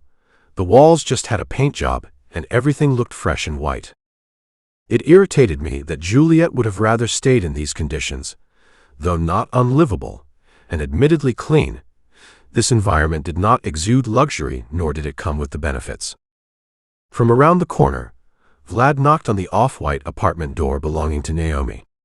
A suddenness to storm the door, and anything in my path washed over me when I heard the door open and Naomi's voice filled the air. Vlad. Her tone sounded surprised. She was not expecting to see him. I came to talk to you. His tone was more urgent, more like a plea. You could have called. Though she attempted to put distance between the two of them, her tone suggested that she was happy that he was there. A wave of guilt washed over me. I had been so consumed by fulfilling my desires, that I had been so hungry that I could not see that others were as well. I had berated a dear friend, a loyal associate, and a member of my family for pursuing the same thing I was. Juliette's unmistakable, angelic voice cut through my thoughts. It was faint, coming from deep within Naomi's apartment. Who's there? She spoke. That small portion of her essence was all it took to suck me back into my selfish desires and coax me back into the fantasy one could live in with her. Vlad followed through on the plan. I could see the change in his eyes when the pain took over. Could I talk to you in the hallway? Vlad pulled Naomi teasingly into the hallway. Smiles spread across each other's faces into his embrace. They had missed each other deeply, despite the necessary distance, and his betrayal would crush her. It would crush him. I brisked by the two, now wrapped in an intense lover's embrace. Naomi's arms tangled around his neck. Her back faced her apartment door, while Vlad had a grip on her waist that prevented her from turning around as they kissed eagerly. With easy and light footwork, I slipped into the slight crack in the door, shutting it behind me. I assessed the locks quickly, closing each one to ensure that there'd be no easy escape for Juliette. I walked with the stealth of a cat, navigating my way through the dimly lit space of the unfamiliar apartment. I came to the living room, attracted by the barely audible sounds of conversation coming from the television that was left on. A blanket was sprawled out across the couch, but there were no traces of Juliette. I stumbled upon a bathroom, poking my head in with no success. I was growing irritated with not being met by sudden instant gratification. My anger motivated me down a dark hallway. At the end was a sliver of light shooting through the crack of a bedroom door. My strides were now full of intention and expectance. As I came to the end of the hall, I pushed on the door with enough force to send it slamming against the wall behind it, announcing my presence in the doorway. Juliette lay in her bed, sitting atop the covers, her legs bare and pressed to her chest. Her blue eyes were wide and curious, shocked and inquisitive. She had not expected me, and the notion only aided the power I felt from her fear. "Get out," Juliette shouted safely from across the room, as I hadn't crossed the threshold yet. She reached for the blankets that lay at her feet, pulling them up over her body as if she hadn't been naked, and spread out like a unique flower that would only bloom for me. I looked at her, a predatory smile spread across my lips. "You and I both know that's not going to happen." I approached her slowly, stalking her like a lion with its prey, my hunger evident in my eyes. She was weak and vulnerable. I would seize her. She scrambled in bed, attempting to get leverage, trying to pull herself out of the sea of blankets and sheets that trapped her. I reached her first, kneeling before her body in the bed, leaning my arms over and around her head, gripping the bed's wooden headboard behind her, and encasing her between me and the bed frame. Her frightened gaze never left mine, as if she was afraid to miss a single moment. "What will you do?" she whispered. "I've come to take you home." The words came out rough and demanding, even as I brought one hand to soothe the side of her neck and cheek. Juliette's head jerked in the opposite direction, her expression repulsed by the feeling of me against her. The hand that touched her with kindness came up to her honey-blonde hair that was fixed in a bun atop her head. My fingers grabbed strands freeing her hip-length mane, and as it cascaded over her shoulders down her breasts, I gathered it in a fist, and I wrapped it around my knuckles. Each whimper that fell from her lips ignited a sexual tension that I could not rid myself of. Her pleas of vulnerability aroused a dark desire that lived within me. My beautiful Juliette. With her hair in my grasp. Chapter 6. Juliette's POV. Angelo's hands moved to unshackle my wrists and ankles from the metal chains that hung from the bed. Each release brought a rush of sensation, a return to freedom, accompanied by his lips brushing tenderly against the red marks left on my skin. His kisses lingered, soft and reverent, a stark contrast to the primal passion that filled the room moments before. I felt his fingers, gentle now, tracing the curves of my body. His touch was a soft whisper against my heated skin, calming the residual tremors. Angelo's eyes, once dark teeming with desire, now softened as they met mine. He cupped my face, his thumb brushing away a strand of hair stuck to my damp forehead. He leaned in, his lips capturing mine slowly at first and then passionately as our mouths connected together desperately. He moved down, his hands trailing over my shoulders, rubbing my arms in a slow, soothing rhythm. The sensation of his hands sliding over my skin, massaging the tension away, was a balm to the rawness of our embrace. His touch was deliberate, his movements unhurried, creating a cocoon of intimacy around us. As his hands reached my ankles, he kissed each one, his breath hot against my skin. He looked up at me, a warm smile playing on his lips, as if to reassure me that I was safe, that the storm of our passion had passed, leaving only this blissful aftermath. I hadn't experienced emotion and intensity to this degree.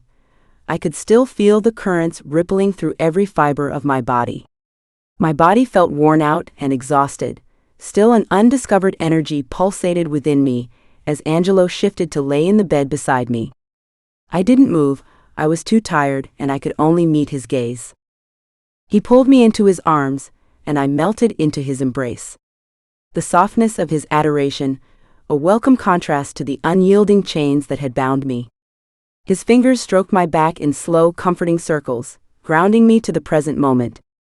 I closed my eyes, savoring the gentle rhythm of his breath against my skin, the sensation of his hands offering solace. Angelo cut through the serene silence with a gentle question. "Are you well?" I nodded, unable to fully articulate the complex emotions coursing through me. With tender care, he wrapped a plush blanket around my naked body, enveloping me in warmth and security. Then, in one smooth motion, he picked me up bridal style as if I were weightless. "I want to take you out of this space," he murmured, casting a look of disdain around the room. I nodded again slowly, my head nestling into his body, my fingers pressing into his chest. "Hold on to me," he instructed.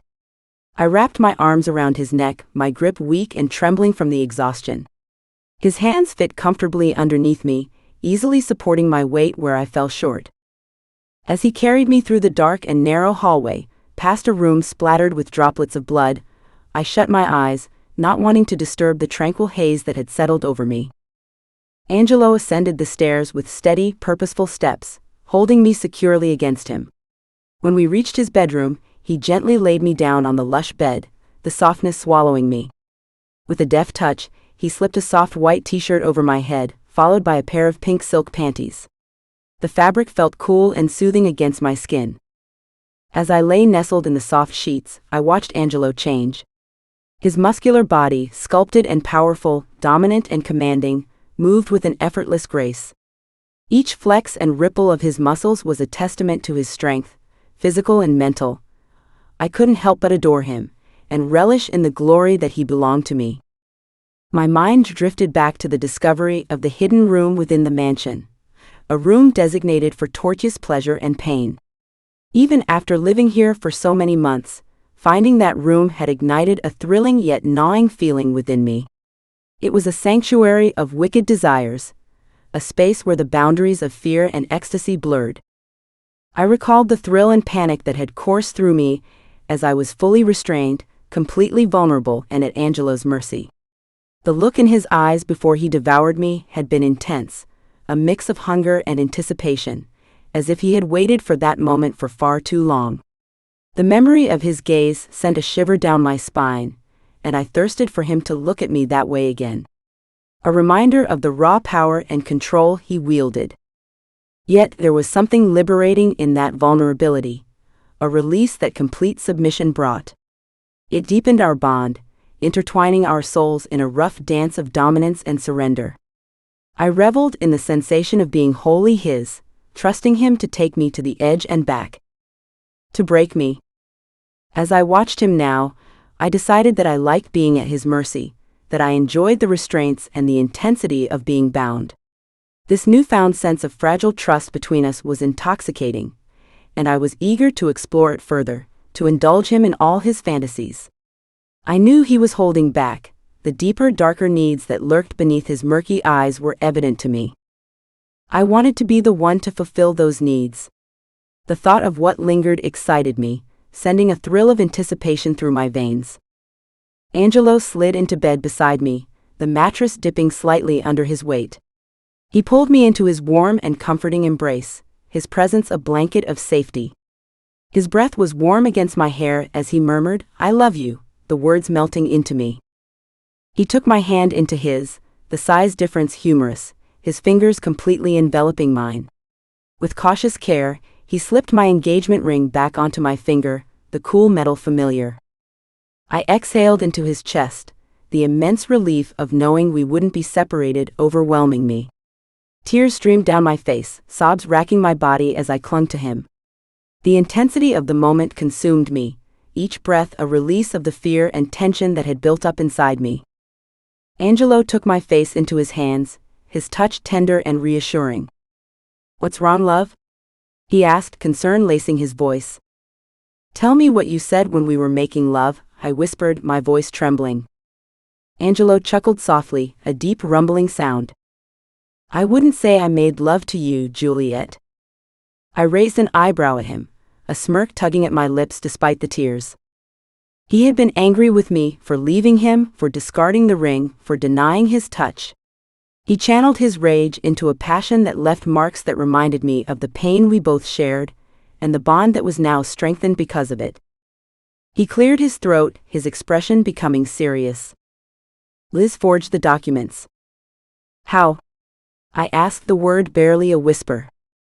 The boy belongs to my brother, he explained, his voice heavy with the weight of the revelation. I am not sure what Liz wanted out of the arrangement with me. She had voiced a desire for me to play a role in the child's life, but I suspect the grand scheme goes deeper, more sinister. What do you think it is? I asked, my heart pounding. I don't know, he admitted, his gaze distant, lost in thought. We lay together in silence, the weight of his words settling over us. As I nestled closer to him, I made a silent vow. I would never let anyone take Angelo from me. I would do whatever it took to have him by my side. My love for him was irrevocable, consuming every fiber of my being. The stillness of the room was palpable. A gnawing question clawed at my mind as the erotic bliss dissolved, one that I had avoided at all costs. The situation with Liz had burned me in a way that Eva could never. I knew Angelo had cared for Liz, and despite the ring on my finger, insecurity threatened to swallow me whole, remembering how small I felt under Liz's presence. Angelo, I began, my voice barely above a whisper. If Liz's son had truly been yours, would you have left me? He responded without hesitation, devotion circling his eyes. Liz is in the past, Juliette. I have gone through far too much to destroy what we have built. The lengths I've gone through to obtain what I truly desire, the things I've lost to be with you, I would never leave you. I could never. The idea is unfathomable, and has never crossed my mind. His words soothed my fears, but a darker curiosity drove me to ask another question. Did you love her, Angelo? He sighed, the weight of my question hanging in the air. She is in the past. But did you love her? I persisted, needing to hear the truth as if I desired to hurt. Yes, he said finally, his voice resigned. Is that what you wanted to hear? A twisted feeling of jealousy and a horrible pain in my stomach grew from deep inside. I remained silent, unable to say anything, for I'd lash out. It felt dispensable, haunting, and cruel. But I had coaxed the words from his lips myself, as if I wanted to drink the poison. Angelo's hardened expression softened as he tilted his head to look at me. You may not prosecute me for my past, Juliette. I nodded, though it felt like a heavy promise. Do you trust me? He asked, his gaze intense and searching. I was silent for a long time. Part of me trusted him, but I knew I did not know all of him, all of his past, all of his secrets, and I may never know, and I may never want to know. I am learning to trust every new part of you that I come to discover. I love you, Angelo. He pressed his lips to mine tenderly. I have never loved anything as I have loved you, he murmured against my lips. Show me, I teased. My hand traveled from his chest to the hardened shaft of his cock, covered by the thin, taunting fabric of his boxers. Quickly, before he could dominate me with his weight, I moved on top of him, my thighs straddling him. Slowly I lifted his t-shirt from the hem, curling it over my head, allowing my breasts to spill out. His hands met my hips, pulling me into him, my core pressed against his erection. I desire something, Angelo. I leaned in, closing the space between us. Anything for you. His voice was rough, his fingers dug into my skin, grinding my hips against him. It is darker than my usual requests, I warned him. His eyes swam with curiosity. I want to know what the retribution will be, I whispered against his neck before biting the warm flesh. I will kill her if you'd like, his breathing heavy as I kissed and sucked his collarbone. I will think about it. I lifted my chest, pressing my breasts against the contours of his face, guiding one nipple to his mouth. His lips parted, his tongue swirling around the sensitive flesh, his hand coming to cup my other breast, squeezing it roughly. Come here, Angelo growled. And in one swift motion that left my mouth ajar, I was bent over. Chapter 7. Angelo's POV. I had thought I lost her.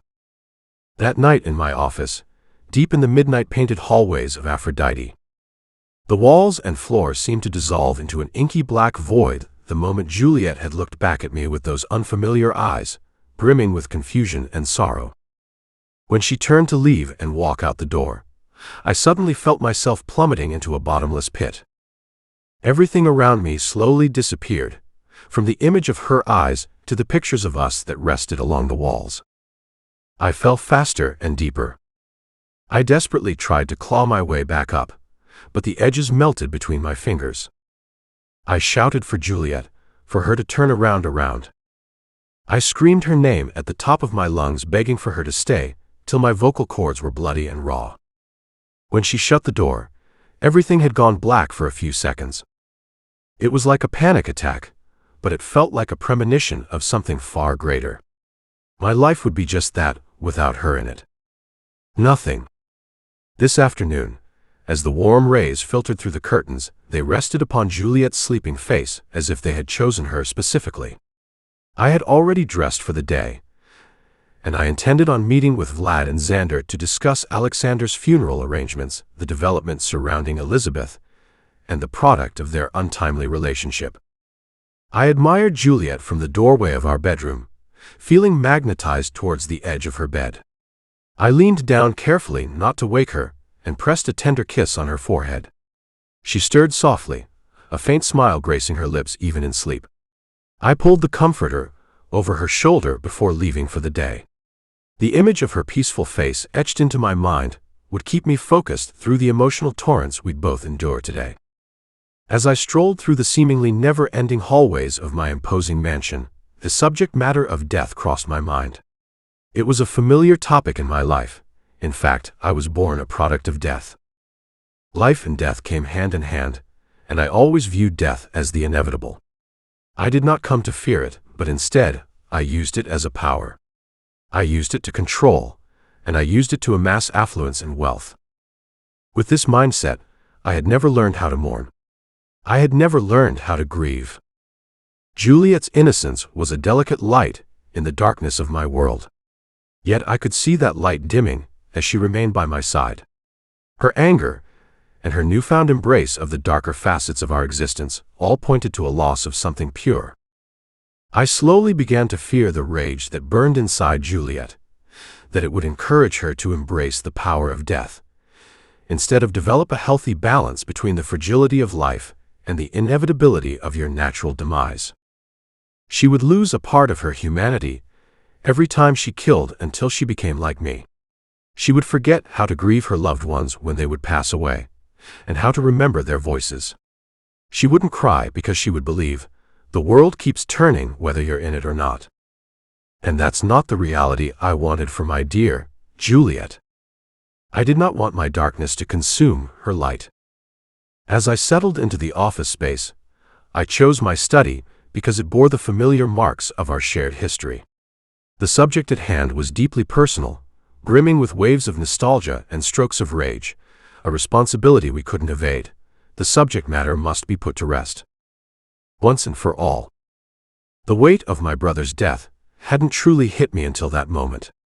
Seated at the head of the table, I stared down the long expanse of polished mahogany, where an empty chair should have held Alexander. But he was gone, a void in our family.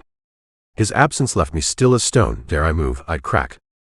I had not allowed myself the time to adjust to this new reality. I had no family left. Our legacy had shriveled up into dust. I hadn't dared confront what Alexander had become, the depths of his hatred that led to assassination attempts and his eventual demise. The bitterness and betrayal festered like an open wound in my heart. The more I dwelled on it, the tighter my chest constricted, each breath a laborious effort. It felt as if my heart was being slowly torn apart, agonizing with the pain of loss and the burden of unresolved emotions. This was grief, an unwelcome visitor that threatened to suffocate me. God, I hated it. I feared for what mourning would be like. So what will we do, Mr. Volkov? Avik's voice cut sharply through my thoughts from the left side of the table. I hadn't even noticed Avik had entered the room. My mind had been consumed by the weight of my reflections. His presence at the table underscored the void left by my brother's absence, a void Avik had swiftly risen to fill. His promotion was a result of the hierarchy reshuffle after Alexander's demise. Avik had proven himself capable, efficient, and loyal. I had no immediate complaints about his past performance, but recent events had taught me not to be naive. The betrayal of my brother had shattered any illusions of trust and familial loyalty. It had exposed the vulnerability of our empire to internal strife and external threats. "We will give my brother an honorable funeral," I declared firmly, my voice cutting through the somber atmosphere of the room. "But he will not be buried with the rest of the family. That plot is not for traitors." Vlad and Xander nodded quickly, their murmurs of agreement barely audible. Vlad busied himself with typing on his laptop, his demeanor suggesting a sense of unease that hadn't been there before. His lack of greeting when I arrived and his avoidance of eye contact spoke volumes. I suspected the scheme to acquire Juliette that had involved Naomi hadn't gone in his favor once she had suspected she'd been used as a pawn. Avik approached the head of the table, his expression earnest as he expressed gratitude for the position he had been granted. "Thank you, Mr. Volkov," he said sincerely. "I promise I will not let you down. Keeping Ms. Larson safe is my priority." I nodded silently in acknowledgement, masking the bitterness I felt at my own failure to protect Juliette. Gesturing for Avik to resume his seat, I turned my attention to Xander, who interjected with his perspective. "I don't believe Alexander deserves an honorable burial," Xander stated bluntly, his disapproval evident. "He's right," Vlad chimed in sharply, his voice tinged with resentment. "Alexander was nothing but a selfish, disloyal traitor who robbed you of your father and almost of your love." Avik, still new to the most trusted inner circle, remained silent, perhaps sensing the tension that hung heavy in the air. Vlad's words cut deep, branding my brother with words as sharp as knives, yet they were not untrue. I absorbed their accusations in silence, feeling the weight of my conflicting emotions. Pouring myself a glass of vodka from the centerpiece on the table, I took a shot, the warmth of the liquid soothing the turmoil within me. "Silence," I uttered in a low tone, gathering my thoughts before continuing. "Alexander is my brother," I began, standing up, my fists firmly planted on the table. "Before he is a traitor, before he is anything, he is a man. A man consumed by my greed, my power-hungry ambition, and my darkness until there was nothing left but a scorned soul driven by jealousy." I paused, the room hanging on my words. "He will be buried with honor," I declared firmly, meeting each gaze in the room with resolve. "Because that is the last apology I can give to him."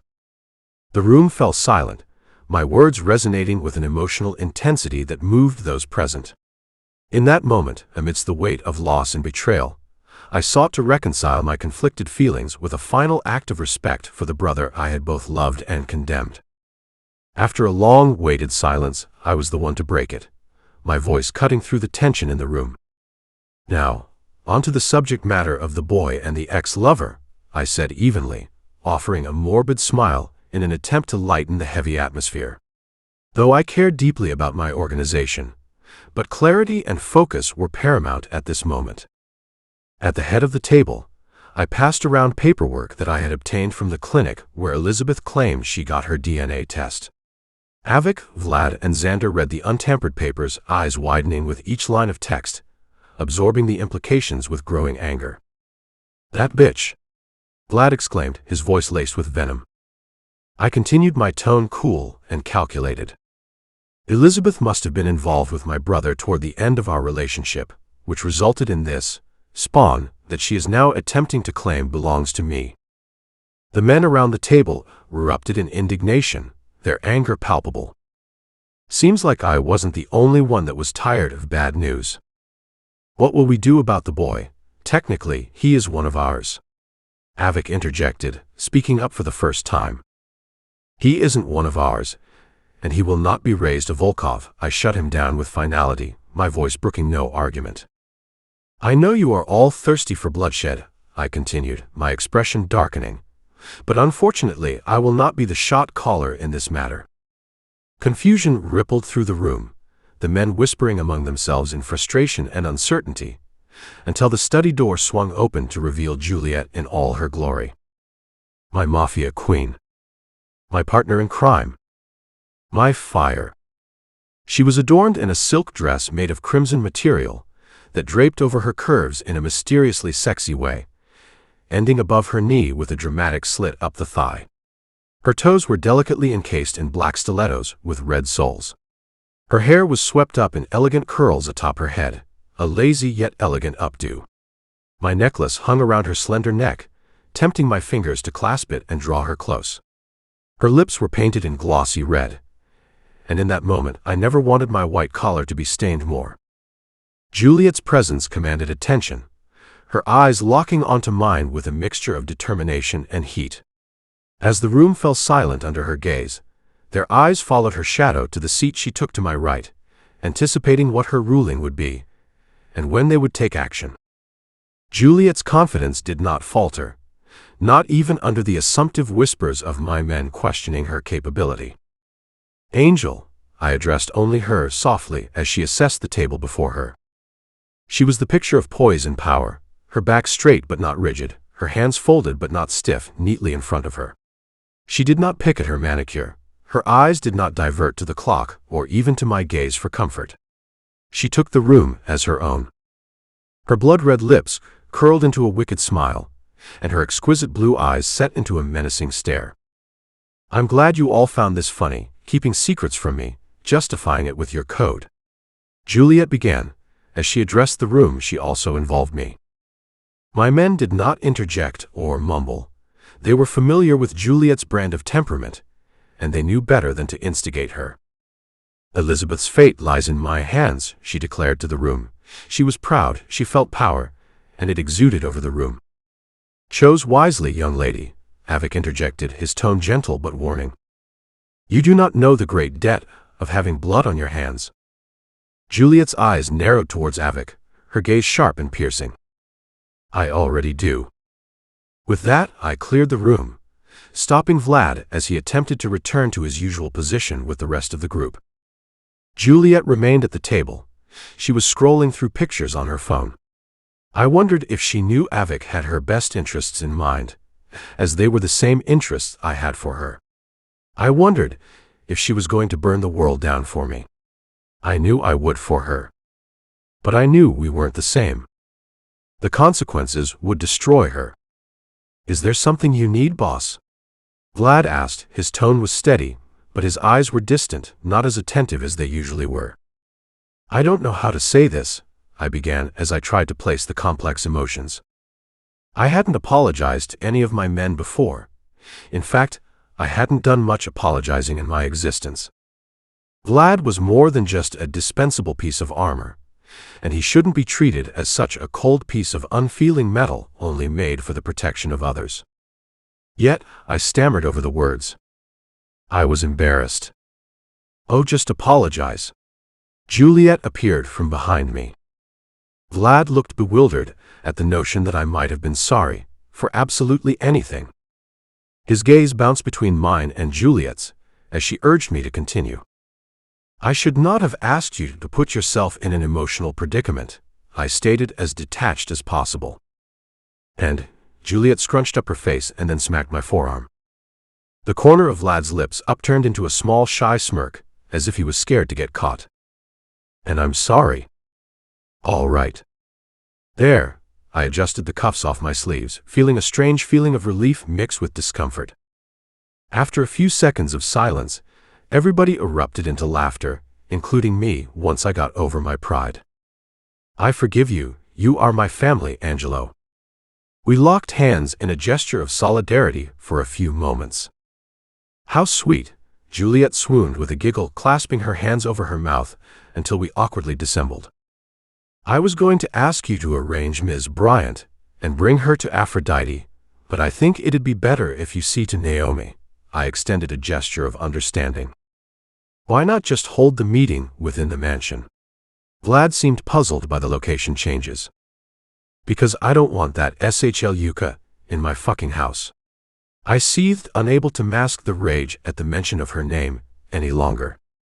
I didn't dare meet Juliette's gaze, at my display of emotion surrounding Elizabeth Bryant. I strived to remain stoic and indifferent whenever her name was brought up, but emotions still surfaced: anger, disgust, betrayal. She had slept with my brother, and dangled the product of her infidelity in front of me as a bargaining chip, all the while perfectly maintaining an innocent facade. I wasn't hurt by the disloyalty. The parts of me that ached for Liz died during our relationship, and she knew that, seemingly how she fell into the open arms of Alexander. I was distraught by the dark, foreboding feeling that hadn't left since she resurfaced. "Boss," Vlad's voice was reassuring. "I will pick up Elizabeth. I will escort Ms. Bryant to your office, switch off with Avik, and then sort things with Naomi. She's working a shift tonight at the club. Everything will be back to normal once more." He placed his hands on my shoulders. I nodded, but I knew that things would never go back to normal, to the way that things were before Juliette. Things were different now, for better or for worse. I could never allow things to go back. We took a black Cadillac. I drove, and Juliette sat beside in me the passenger seat, as we rode through the sunset cityscape to Aphrodite. I admired the dress she selected. She chose a very commanding outfit, with makeup that complemented her striking features, I assumed, hoping to intimidate Elizabeth from the mere sight of her. The thought brought a smirk to my lips. She met my gaze with a bratty stance. "What? You never stop impressing me," I mused. Juliette raised an eyebrow, clearly not satisfied with my short answer. "How so?" "You know, your ability to command a room full of men that have killed, your confidence, just your presence," I said, glancing at her appreciatively, like my most prized possession, because she was. She laughed softly, sinking in her seat, her face flushing pinker. "I've had to learn to stand out in your world." My mood shifted as we neared Aphrodite. I did not know what Juliette would do when she saw Elizabeth, and I did not know what her decision would be. I was in the dark completely, but I would support her blindly. Although, I had to admit, being out of control made me uneasy. As we drove through the city, the tension between us was palpable. Juliette's gaze was fixed ahead, her jaw set in determination. I glanced at her occasionally, unsure of how to break the silence that hung between us like a heavy shroud. Finally, I ventured into the territory I usually avoided, the topic of her father. "You never talk about your father," I began cautiously, keeping my eyes on the road. "How do you feel about his death?" Juliette's expression hardened slightly. She seemed caught off guard, her fingers tapping restlessly on her knee. She turned to look at me, her eyes flashing with a mix of defiance and resignation. "You murdered him, even after I asked you not to," she said bluntly, her voice cutting through the air. I thought I would not be able to accept the feeling of losing everyone, but I did not lose anything when I lost him. I gained. I do not mourn him, because he was not the father that I loved. The only thing his loss brought me is relief. I fell silent, processing her words. It was a side of Juliette she rarely allowed to be glimpsed, a depth of pain and closure intertwined in her blunt confession. I didn't know how to respond, my thoughts swirling with guilt and a tinge of understanding. "Don't be guilty," Juliette continued, her voice softer now, almost sorrowful for me. "You seem to be so concerned about protecting my virtue or something, but I have never felt more at home than in the shadows of your darkness." Her words struck a chord within me, resonating with a truth I hadn't fully comprehended until that moment. Without another word, I pulled the car into the dimly lit parking lot of Aphrodite, our destination glowing ahead in the twilight. Juliette turned to face me fully, without hesitation. I reached out and grabbed her by the back of her neck, pulling her close. Our lips met in a hungry, desperate kiss. Our tongues intertwined, the kiss becoming more intense with every passing moment. Juliette's hands gripped the rich material of my jacket, pulling me closer to her, as if she needed more than just the kiss. My hands roamed her body with a fervor born of longing and possessiveness. Eventually, we parted, breathless and electrified by the intensity of our connection. The raw desire between us was undeniable, a testament to the deeper our bond binds when trialed. "Just promise me one thing." She met my gaze. "You won't do anything to let me lose you." She kissed the side of my jaw softly, just barely. "You will always find me anyways." She knew what I meant, and her answer was solemn. I would find her in this life and the next, and forever after. I opened the car door for Juliette and wrapped my arm around her slender waist. We entered under the neon overhead of the large sign for my club. Neither Juliette nor I were here for a good time tonight, but it didn't mean it was off the table. My eyes lowered to her exposed cleavage, letting my thoughts trail to what may ensue after this is in the past. I imagined a night of angry, raw, and intense sex where we both could release our pent-up stress. I needed to feel her body bare, hot and slippery against mine, teeming with a dominance to overpower her senses. Although, as I cleared my throat and adjusted, tonight was a night of business to settle things once and for all. To end all of my brother's ties. I decided that no matter what Juliette would do, whether she wanted bloodshed or retribution, I would deliver. We walked through the bustling club, the dim lights casting shadows that played across the walls, and the low hum of conversations and music filled the air. The atmosphere was charged, as if everyone present could sense the gravity of the night. I ignored my name being shouted by anonymous partygoers as I traversed through the club with my bride on my arm. My men, stationed strategically around the room, acknowledged us with subtle nods.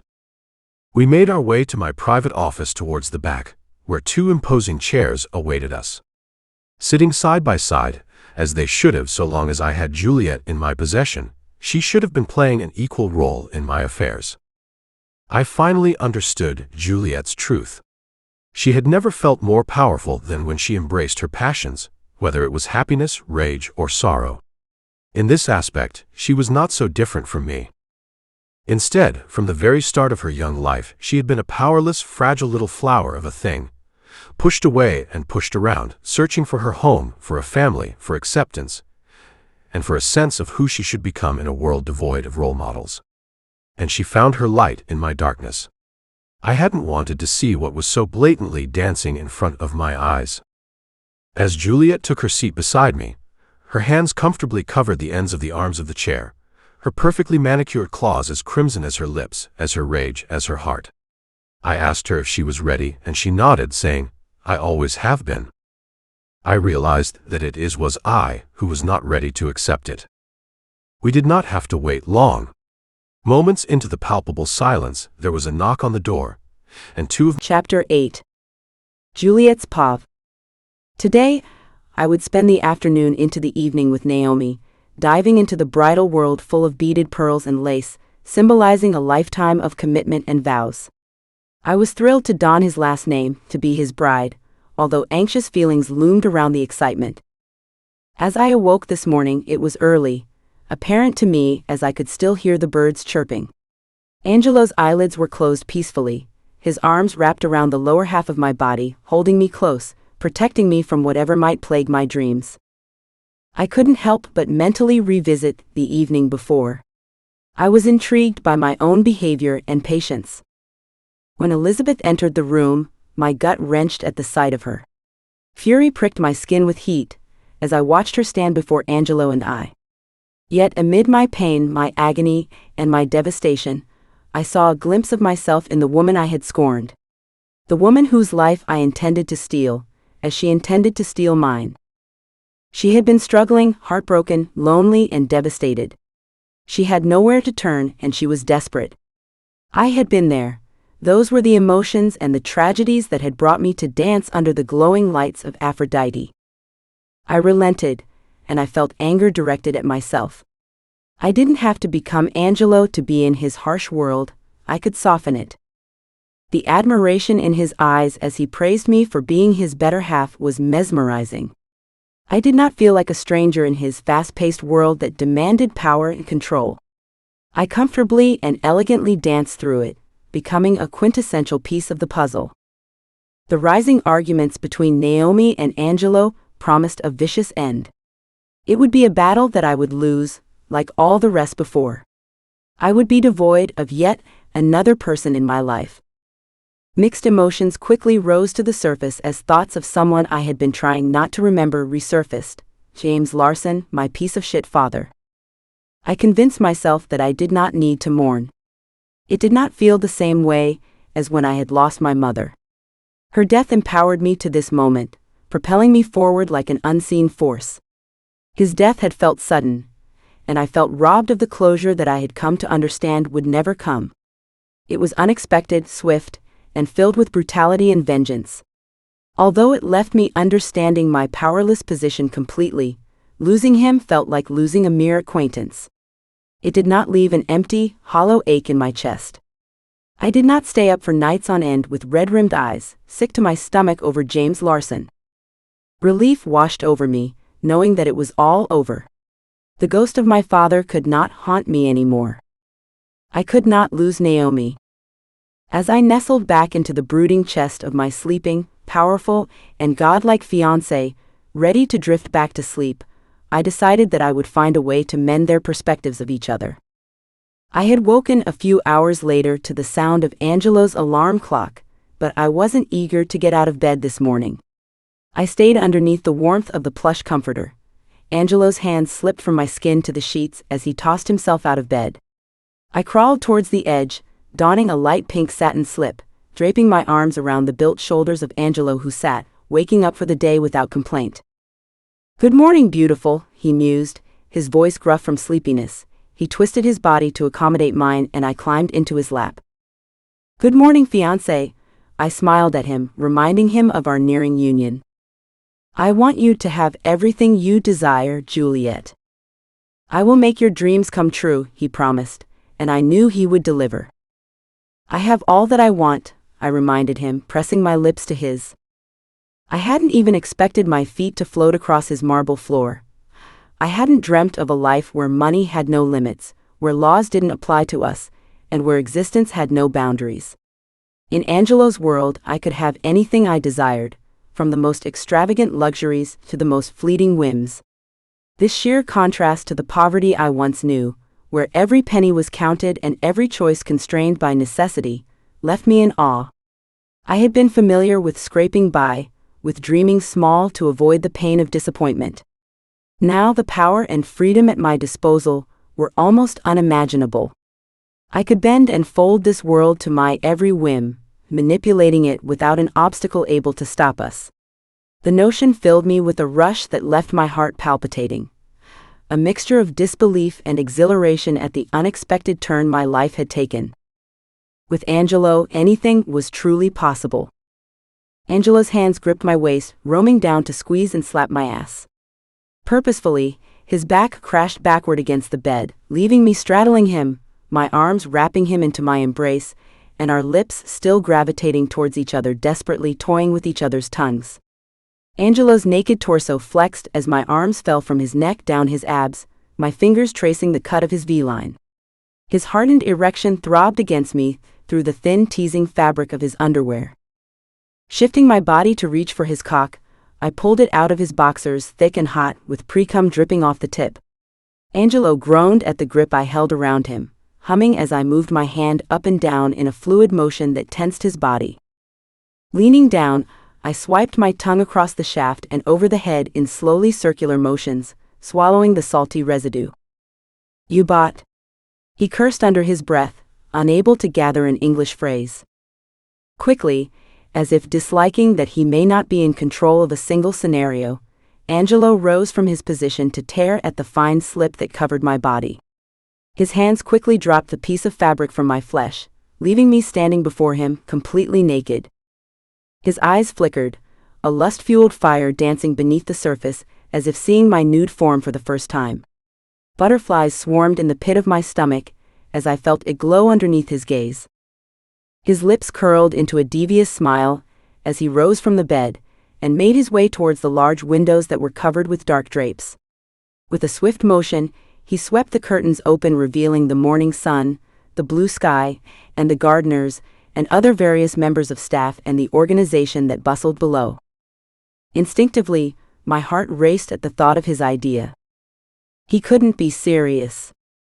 "Come to me, Angel," Angelo beckoned towards me, as he dropped his boxers confidently in front of the wide-open window, his manhood fully on display to whoever may be on the grounds outside below. I shook my head at him, wanting to be coaxed into participating in the act, as I was nervous, yet intrigued. The past encounters we had in public spaces thrilled me in a wicked way that I could not describe. Angelo gave me a longing look, a comforting gaze before he stepped towards the bed. "I want them to see how much I love you." He tilted his head to the side. He somehow became more handsome by turning his head a few degrees. I allowed him to pick me up. He did as if it were effortless for him. My legs straddled his naked body, supported underneath my ass by his hands, and his lips wasted no time finding the crevice of my neck as he pressed my bare back against the glass of the window. I threw my head back, my jaw fell open as his teeth bit and his tongue swirled around my sweet spot. His lips met mine with a hunger that I could only satisfy. I bit his lower lip, and he let out a low, deep growl into my mouth. His cock pressed against my entrance, desperately waiting to be invited in, the slick tip taunting the lips of my pussy. "Fuck me in front of the world," I begged breathlessly against his neck, tense and vascular. Within seconds, my wish was granted. I felt the pressure and pleasure combined together in an erotic, blissful current, as his cock slid inside me, slowly pressing against every nerve in my walls, stretching me to fit his size. I gasped at his thickness, moans slipping out as my eyes rolled backward. He chuckled against my cheek, his breath warm and hot. I gripped his shoulders as if holding to brace myself for the onslaught that demanded to claim me. His hips rocked against my body, pounding his length into my tightness. With every stroke, I felt myself getting closer to breaking into a fit of ecstasy. It was almost too much to handle. I screamed his name, and it echoed into the ceiling. His hands pounded against the glass, as his lips coaxed mine open, the tip of his tongue twirling gently against mine, tormenting me with his taste. His hands came to grip my thighs, and I knew he would fuck me harder now. The knowledge that all of us were on us caused little anxiety, as I was unable to focus on anything other than the pleasurable feeling spreading from my core, threatening to take control of my body, of my desires. He thrusted into me with power and speed, until my speech became slurred, and he could only laugh villainously between his grunts. He fucked me savagely. He fucked me to claim me, to place his ownership over me. So not only I would understand, but everyone else as well. I came first, and it was a burst of pleasure rippling through me violently. It satisfied me, yet I was still thirsty for more. His climax was aggressive. His grip found my neck, his gaze met my eyes, holding me captive with their intensity, and his body tensed, and then finally his lips quivered just slightly as he filled me. In the aftermath of our public display of passion, we found ourselves both requiring a shower. I followed Angelo into the master bathroom. It was an expansive bathroom, the room gleaming with opulence. The marble floors and walls glistened under the soft lights, the veins of gold and cream creating a luxurious tapestry. The shower itself was a marvel, constructed of deep, jagged rock, open and spacious with multiple spouts of water designed for a couple, each made to cascade and envelop in a soothing embrace. As I turned on the water, the shower head sprang to life, sending warm streams pouring down like a gentle rainstorm. I stepped into the deluge, feeling the heat penetrate my skin. My hands moved over my body, tracing the places Angelo had touched. His caresses felt as hot as the water, the memory of his touch still burning on my skin. I closed my eyes, letting the sensations wash over me. I turned to admire the man I had fallen so deeply in damned love with, but he did not meet my gaze. As the water cascaded down his sculpted body, he seemed lost in his own thoughts, disconnected from the intense passion we had shared moments ago. I watched silently as he finished his shower, his movements deliberate yet distant. He turned off the water without a word, without so much as a glance in my direction. The silence between us felt heavy, brimming with questions lingering in the steamy air of the bathroom. This behavior was unlike Angelo's, especially after moments of such possessive lovemaking. I couldn't help but wonder what troubled him, what thoughts occupied his mind. Perhaps he was just busy today. After my shower, I wrapped myself in a plush towel and returned to the bedroom, where Angelo was dressed in his usual attire. He had just finished styling his hair and was admiring himself in the mirror. Fuck, he was immaculate. Is there something wrong? I pressed, approaching him. Angelo seemed puzzled by the question. He shook his head. Why would there be something wrong? His attention shifted to the watch on his wrist, as if he needed to be somewhere in a timely fashion. Are you leaving this morning? I continued, not accepting his nonchalant behavior. I have a meeting. It's nothing you need to worry about, Juliette. Angelo focused on me, his tone gentle and reassuring. But, I started, but he interrupted me, his tone dismissive. There's nothing to worry about, Juliette. I've met with this family many times before. We have a positive relationship. I bit my lip, my anxiety bubbling up at the idea of us being apart for too long. If history was any evidence, it would not end well. Which crime family? He gave me a look, the kind that said he didn't want to have this conversation. The Benedetti family. My heart skipped a beat. They were dangerous. The Sicilian mob? He sighed, clearly not wanting to delve into this. Yes, Juliette, the Sicilian mob. Why are you meeting with them? I pressed, not willing to back down. Juliette, he said, a hint of irritation in his voice. I've explained this before. It's for your protection that I don't discuss these matters with you.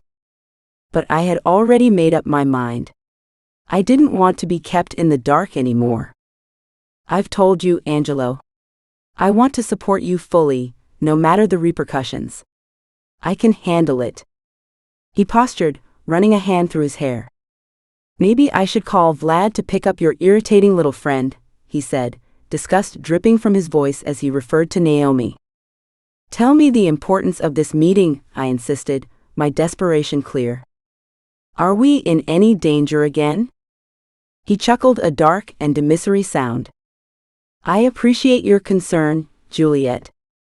But there isn't a single thing you should be worrying your pretty little head about, my love. Despite everything that's happened this year? I raised an eyebrow at him, challenging his composure. The Benedetti family are allies. I'm meeting with Castro Benedetti. He has assumed the position of boss since the recent murder of his predecessor. We are meeting to discuss a weapons deal. It would be a few shipments of guns and ammunition, quite a lucrative prospect. I did not know much about the Benedetti family, beyond what made the news. They operated discreetly, employing unique strategies and meticulous planning to leave minimal evidence. Money laundering and businesses, similar to the Volkov family, were their domain. How much? I asked, my curiosity getting the better of me. $500 million, he replied with a smirk. I sighed. Either way, Angelo would go. This was his responsibility, to represent the Volkov family with savage fierceness, combined with swift and capable decision-making. I leaned in, pressing a kiss to his cheek. Be safe, Angelo. He caught my chin, pulling me in for a deeper kiss. I will always come back to you, Juliette. It was something he said often, as if it was a mantra, and without fail, no matter the circumstance, Angelo always made it back home. He kissed me passionately on the front steps of the mansion, every time as if it were our last. I hated the reality that each time could be, yet at the same time, this allowed me to revel in the moments we shared together, with a grasping intensity that intended to capture every minute. Angelo informed me that Vlad would arrive with Naomi shortly, so I began getting ready as soon as I watched his car pull out of the driveway. He wasn't going to be alone. He was going to be with Avik, Xander, and Vlad would join him later. Everything would be okay. I found myself feeling lost in the massive closet that was filled with pinks and whites, and shoes and purses, belts and jackets, leather and fur. It was a collection of fashion that even the most glamorous doll would envy. I opted for a white shirt. It offered an off-the-shoulder ruffle design, and it was lightweight and designed of linen material. It ended at my midriff. I chose jean shorts, light-wash denim, high-waisted to define my curves. I slipped into a pair of chunky sandals. I had just finished applying highlighter to my face when the doorbell sounded from the main lobby. It hadn't even been a few moments past the silence of the echoing drone when my phone lit up, Naomi's contact filling up the screen with text message after text message. I met Naomi at the front entrance, Vlad stood a few feet behind her, allowing us his form of privacy while we greeted each other. Upon opening the door, Naomi pulled me into a tight hug. She wore a blue sundress, it clung to the contours of her body, and her auburn hair was down in long loose beach waves. "Are you ready to plan this wedding?" Naomi smiled wide. My gaze traveled to Vlad, who stood silently and still, his posture nothing short of perfection, with his hands folded behind his back. He watched Naomi intensely. Although his eyes were devoid of emotion, they followed her every move with an air of protectiveness. I found familiarity in his gaze, for it was the same way my own lover held me in his eyes. He had been Angelo's sole confidant in times when trust was a luxury. He had juggled his personal life to accommodate Angelo's needs. He had proven himself to be loyal when everyone else had faltered.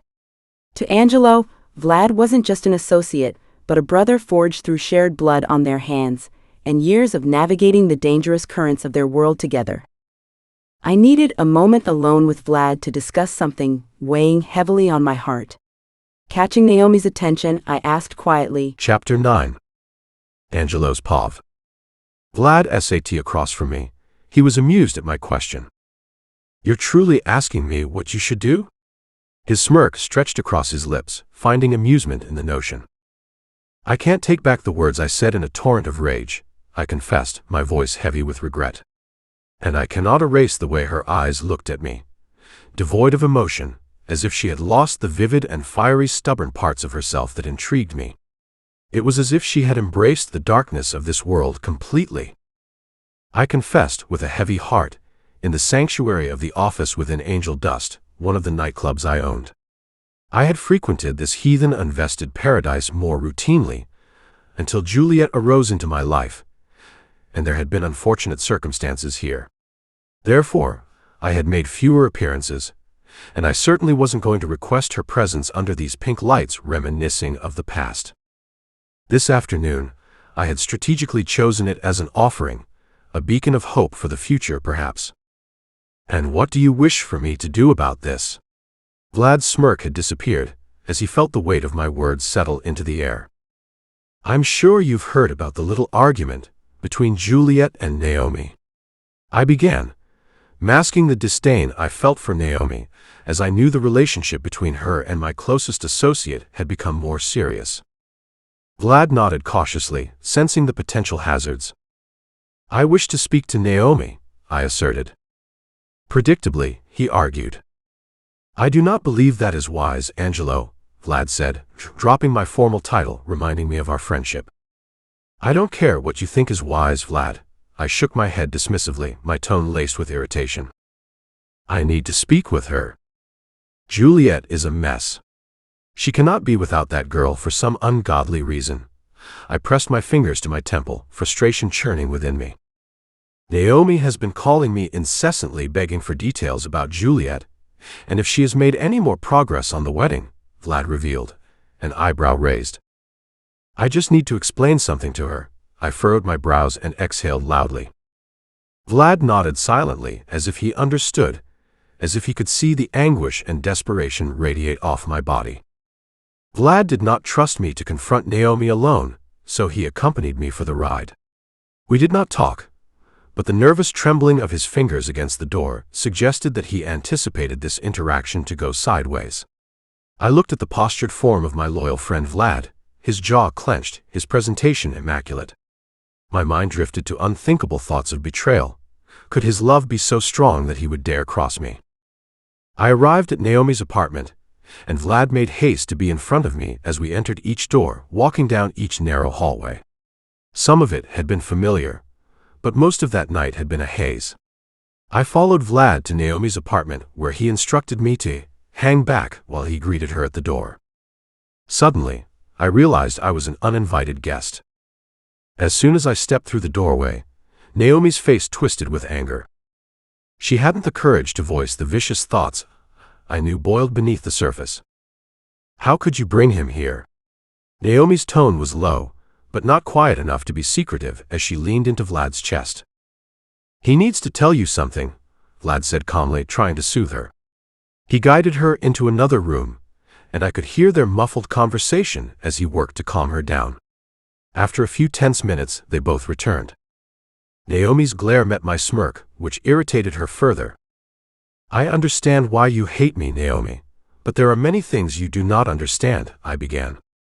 "Nothing you can say will change my," Naomi began before I interrupted her. "I had dreams, nightmares really," I started, my eye contact holding her captive. "Obsessive dreams about an angel that saved my life. I searched for years, never finding her, creating artwork and sculptures of her divine form to fill the void, to prove her existence, to make her tangible." Naomi's eyes widened slightly as she looked at her mate, that lurked ready and waiting behind her as a precaution, as if to confirm the deluded fantasies being hurled toward her. Vlad nodded slowly, almost apologetically. I continued. "And then one day you brought her to me," I said with a darkness creeping into my tone. "You brought Juliette to me." "I did not bring her to you," Naomi retorted sharply. "If I had known." Her voice trailed off, and I seized the moment. "Thank you," I said sincerely. "Now I would like to offer you something, as you offered me something." I smiled at her with friendly intent. "Whatever could you offer that I would consider taking?" Naomi almost scoffed at the idea, though curiosity piqued her interest knowing the world rested in my unforgiving hands. "A job. One where you could earn an honest living." I adjusted the watch on my wrist, swallowing the remarks that burnt in the back of my throat. Naomi was silent. She exchanged glances between Vlad and I. "There isn't anything wrong with my current job," she protested. Unexpectedly, Vlad interjected. "I think you should at least hear him out, Naomi." Vlad placed his hands on her shoulders. She returned her attention toward me, rolling her eyes as our gaze met. "A woman with a demeanor like yours would do quite well in a managerial position, perhaps at Angel Dust," I smiled, hoping she wouldn't be wise enough to understand the insult. "Why are you doing this, Mr. Volkov? You got what you wanted. Juliette chose you." Naomi's voice was barely a whisper, the emotion cracking her voice. I stepped forward, closer to Naomi to bridge the gap, and Vlad jumped at attention. "Juliette did what the fuck I told her to do to keep you and only you alive, and you can't seem to understand the terror she's gone through these past few months. She cries every night since you've left. She never chose me, she had always chosen you." Naomi's lips quivered, her eyes darkened, and they pooled with tears at the revelation that I spoke. I turned to make my way back into the hallway, when small footsteps pattered behind me, followed by a light tap on my back. I faced Naomi, whose face was flushed and her cheeks streamed with tears. "I miss her too," she confessed. "This is my peace offering. I am done causing her pain. Whether you believe it or not, I have only ever wanted her." I extended my hand to her. She looked at it, firmly planted in the air, waiting for a connection. Her fingers trembled for the few seconds they touched mine. "I know you love her, Mr. Volkov. I'm just afraid you'll be the death of her." I left Vlad with Naomi, hoping his calming presence would ease her into signing the paperwork. As I traversed through the hallway, I couldn't help but remind myself of the last thing Naomi had said to me before I left. "I'm just afraid you'll be the death of her." I had been so hell-bent on proving to Juliette that I was capable of protecting her. I never wanted to accept that my existence in her life also put her in constant danger.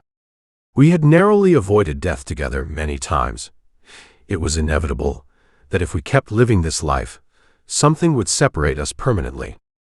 As I drove, my phone began to ring. It was Juliette. "Angelo, where are you?" She sounded concerned. I looked at my watch. I had been gone longer than I had thought. "I'll be home soon, Lubov." "How is the wedding planning going?" "Fine," she muttered unamused. "What have you planned?" I coaxed her. "The invitations and most of the decor is complete." Juliette sounded bored. "Would it make you feel better if Naomi came over and helped you finish?" Juliette's end was silent for a few seconds. "That's not funny, Angelo." "I spoke with Naomi, that's why I've been gone for so long. I'm sorry, Juliette. I know you wished for me to stay from her," I said, though my tone lacked true apology. As I waited for her reaction, I drove past a bridal store, and a glimmering veil caught my eye in the window. "Why did you talk to her?" Juliette's voice broke through my thoughts, laced with a mixture of curiosity and irritation. "Because I want you to be happy. I know how much Naomi means to you," I replied, my voice softer. "Did she agree to see me?" Juliette's tone was hopeful yet hesitant. "Yes, she did. She'll be over tomorrow after she gets settled in with her new job to help you finish the wedding plans." "New job?" Juliette questioned. "I'll explain when I get home. I love you." "Thank you, Angelo, I love you." As the line went dead, I parked my car along the street across from the storefront. The bells jingled at the top of the doorway, nearly hitting me in the face as I opened the door. I stepped on a plush pink carpet and was immediately surrounded by femininity. Without hesitation, the young woman who sat at her desk quickly rose to attention and ambushed me with a friendly smile. Chapter 10. Juliette's POV. I never thought I could have it all. I never dreamed of having anything. I never dared to. Now that I had everything, I wasn't sure what to do with myself. Standing on the tips of my toes, still in my clothes from the evening, I pressed my lips to Angelo's neck as he adjusted his suit jacket in the hallway mirror, preparing to leave for the day. A car awaited him out front of the mansion, with Vlad, Avik, and potentially Xander inside. "Be safe," I urged him, leaning into his touch. "You worry too much," Angelo replied, kissing my forehead. His hands held my waist, pulling me against his chest. "I want you to enjoy your time with your friend. She will arrive soon. Go upstairs, get dressed, and make sure you eat something. I will be back by your side before the sun sets," he promised. With a lingering stare that made the air feel thick and hot, he left to tend to his responsibilities, promising passionate moments when he returned. As I ascended the staircase, I noticed the powerful, dominant portraits of Angelo and his family that had always hung on the walls. They represented continuance, a constant, never-changing code that must always be followed. As I dressed and applied a natural makeup base, I contemplated Angelo and how he had tried to differ from the path he was destined for because of our love. He had proven he was capable of change, of redemption. He had been so sure that power was what he desired until he faced true loss, leaving him with only a desperation for unconditional love in the eyes of his true salvation. He broke the rules he had set to share himself with me completely. He had invited me into a world full of despair, forcefulness, luxury, and brutality. He did not spare me, yet it freed me in ways I could never have imagined. In that moment, I dared to fantasize about one thing I knew Angelo could never allow me to have: a life with him away from the Mafia. How differently would it have shaped him? Me? Us? I shook my head, deciding I was indifferent to that thought, coming to the conclusion that I needed Angelo's rawness. I desired it more than anything.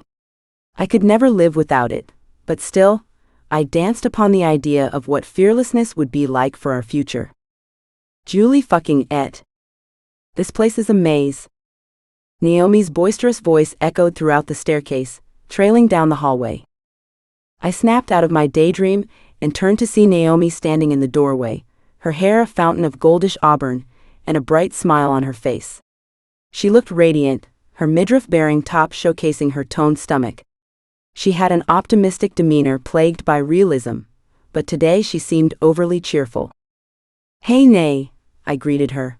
My energy did not match hers as I was trying to shake off the lingering thoughts of Angelo. "I'm just finishing getting ready." Naomi's smile faltered slightly as she took in my distant expression.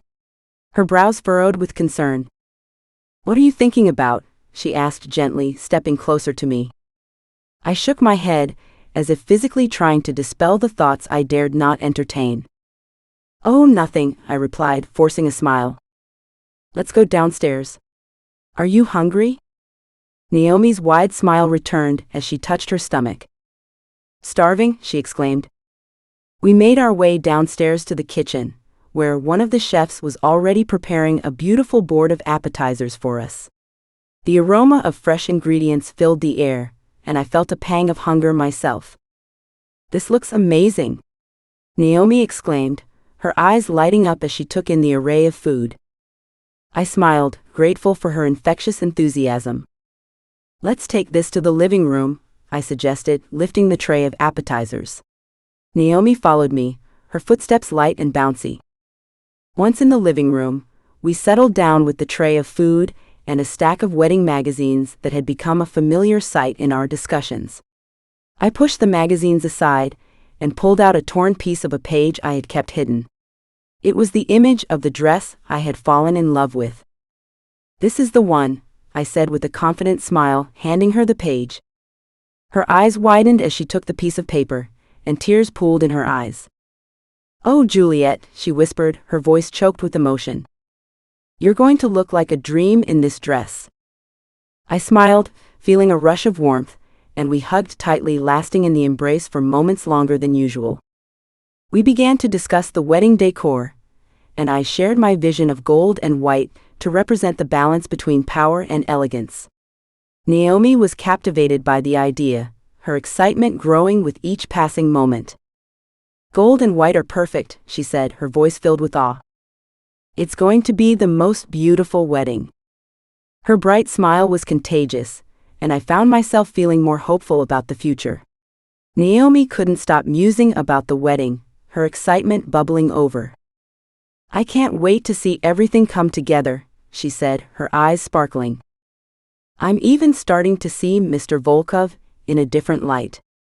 I promise I'll try to make amends with him." Her words took me by surprise, and I couldn't help but smile. "What has you so positive lately?" I asked, genuinely curious. Naomi's face lit up even more, and she blushed slightly. "Vlad and I are in love," she revealed, her voice filled with happiness. "He asked me to move in with him. I've never felt this rush before, Juliette. It's like nothing else matters when I'm with him." I hugged my best friend, relishing in her happiness. "I'm so happy for you, Naomi," I whispered. "You deserve all the love in the world." We sat together, savoring the appetizers and each other's company. The sun began to set, casting a warm golden hue over the room. It was a beautiful moment, one I wished could last forever. But as the sun dipped below the horizon, a sense of unease settled over me. Angelo should have been back by now. I tried to push the worry aside, focusing on the joy of the present. Naomi noticed my distraction and placed a comforting hand on my arm. "He'll be back soon," she reassured me. "You know Mr. Volkov. He's probably just tied up with something." We both exchanged a knowing look. "I worry about Vlad too," Naomi confessed. "I worry even more so now. Will I stay up all night by the door waiting for the sound of his car to reach the driveway? And I worry that one day it won't come," Naomi's voice broke. "How do you do it?" she asked, searching my eyes for a truth I was pained to give. "You do not adjust. You learn to enjoy the moments you have as if there may never be any more. Their world is cruel and unforgiving, and it will steal every ounce of your happiness if you allow it to." I met her gaze. There was a long silence between us, one that held novels worth of meaning and understanding of our shared connection and experience. Shattering the moment, outside tires screeched. Our eyes met, wide with uncertainty, as the screech was followed by a loud crashing sound at the front door. We bolted from our seats and ran to the grand hall, where we found chaos already in progress. Members of Angelo's mob that were patrolling the halls gathered, their expressions tense and alert. Before we could fully grasp the situation, Vlad and Avik burst through the front doors, each supporting one of Angelo's powerful arms. He was conscious though his eyes fluttered, his normally imposing frame slumped between them, a pool of blood drenching his white shirt. My vision blurred, and my heart pounded so loudly it drowned out the frantic shouts and screams around me. The scene seemed to move in slow motion as I took in the horrifying sight. "Angelo!" I managed to scream, though my voice felt distant and dry, and my feet rotted to the ground. I watched in helpless terror as Vlad and Avik hurriedly carried him away. Naomi tried to comfort me, wrapping her arms around me, but I shoved her aside and chased after them. I could not allow him out of my sight. I found myself in a small infirmary at the back of the mansion. The room was filled with tension and the sterile scent of medical supplies. Avik had a gun pressed against the back of a man wearing a stethoscope, presumably a doctor held here against his will. Seeing Angelo here was eerily reminiscent of when my mother had been dying, and it tore at my heart to see him, a symbol of power so weak and vulnerable. No one noticed me as I entered. Angelo lay on a bed, hooked up to makeshift machines. His eyes were closed, hiding the storm within. I approached him slowly, my fingers trembling as I gently trailed them across his jaw, and then his forehead, mapping his features. The doctor's eyes met mine, filled with unease and fear. I've administered a sedative to manage his pain, which is significant. However, he's fortunate given the circumstances, medically speaking. The doctor began. The bullet penetrated his chest, but avoided major arteries, vital organs, and any bone structures. The entry wound is clean, and there is no evidence of fragmentation or shrapnel, which reduces the risk of further complications. He will require monitoring for potential infection, but given the trajectory and impact, his prognosis for recovery is quite favorable if we can manage his pain and prevent secondary complications. It all sounded like rambling like nonsense, and it was making me feel more overwhelmed. So he will be okay? I asked, my voice steady despite the turmoil inside me. The doctor nodded silently, and Avik pressed the gun harder into his back, reinforcing his command. In the corner of the room, Vlad sat in a depressing metal chair, his hands covering his mouth and his gun resting on his knee. He looked like he was desperately trying not to break character. I moved to stand beside him and softly asked, "What happened?" For a few seconds, Vlad remained silent, shaking his head repeatedly. "It's my fault. I failed to protect him," he finally said, his voice barely above a whisper. "What happened to him?" I demanded, desperation creeping into my voice. Vlad took a deep breath. "We've been dealing with Castro Benedetti, gun deals," he began. I nodded, aware of the business between the two families, urging him to continue. "Castro purchased over millions of dollars of weapons from us. Now, nobody buys an arsenal if you don't have a war to wage. His enemies wanted to send us a message." Tears welled up in my eyes as the reality of the situation sank in. This time we weren't just in danger, the danger had surrounded us, and we did not have the option to run. This time it might have been too late. Vlad hugged me tightly, and I turned my attention back to Angelo. The doctor was doing his best to tend to him with the limited equipment available. They couldn't take him to a legitimate hospital for fear of exposing his condition and vulnerability. I floated over to the bed, tears dropping to the floor as I intertwined my fingers with Angelo's. Slowly, I felt his fingers wrap around mine, a weak but reassuring gesture. "Angel," he murmured, his voice deep and groggy. I met his eyes expecting to feel his agony, but instead, I was met by tranquil seas. "It's going to be okay. He's going to make it better." I managed to force a slight smile as I reassured him, though I couldn't stop the tears from falling. Angelo braced himself, groaning as he lifted his body to take in his surroundings. "There is no getting better in this life, Angel," he reminded me of a cold truth, one I had been pondering myself more and more lately. I stood silently by his side, my hands trembling in his grip, feeling the weight of his words sink deep into my bones. He glanced around the room, assessing the situation, his gaze settling on Vlad. "Get Naomi home now," he ordered. His voice was strained, but carried its usual authority. Vlad straightened, snapping to attention.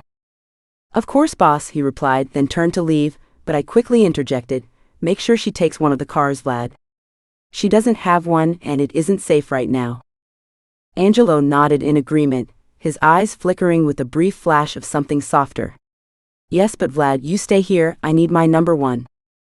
Vlad slightly hesitated, his jaw clenched. "Understood," he finally said, casting a concerned glance at me before leaving the room. The door clicked shut, leaving Angelo and me alone in the stillness of the infirmary. The silence stretched, thick and heavy. I couldn't bring myself to say anything, the words trapped in my throat. I felt his gaze on me, powerful and magnetized even in his weakened state. "Say what you want to say, Juliette," he finally spoke, breaking the silence, his tone edged with impatience.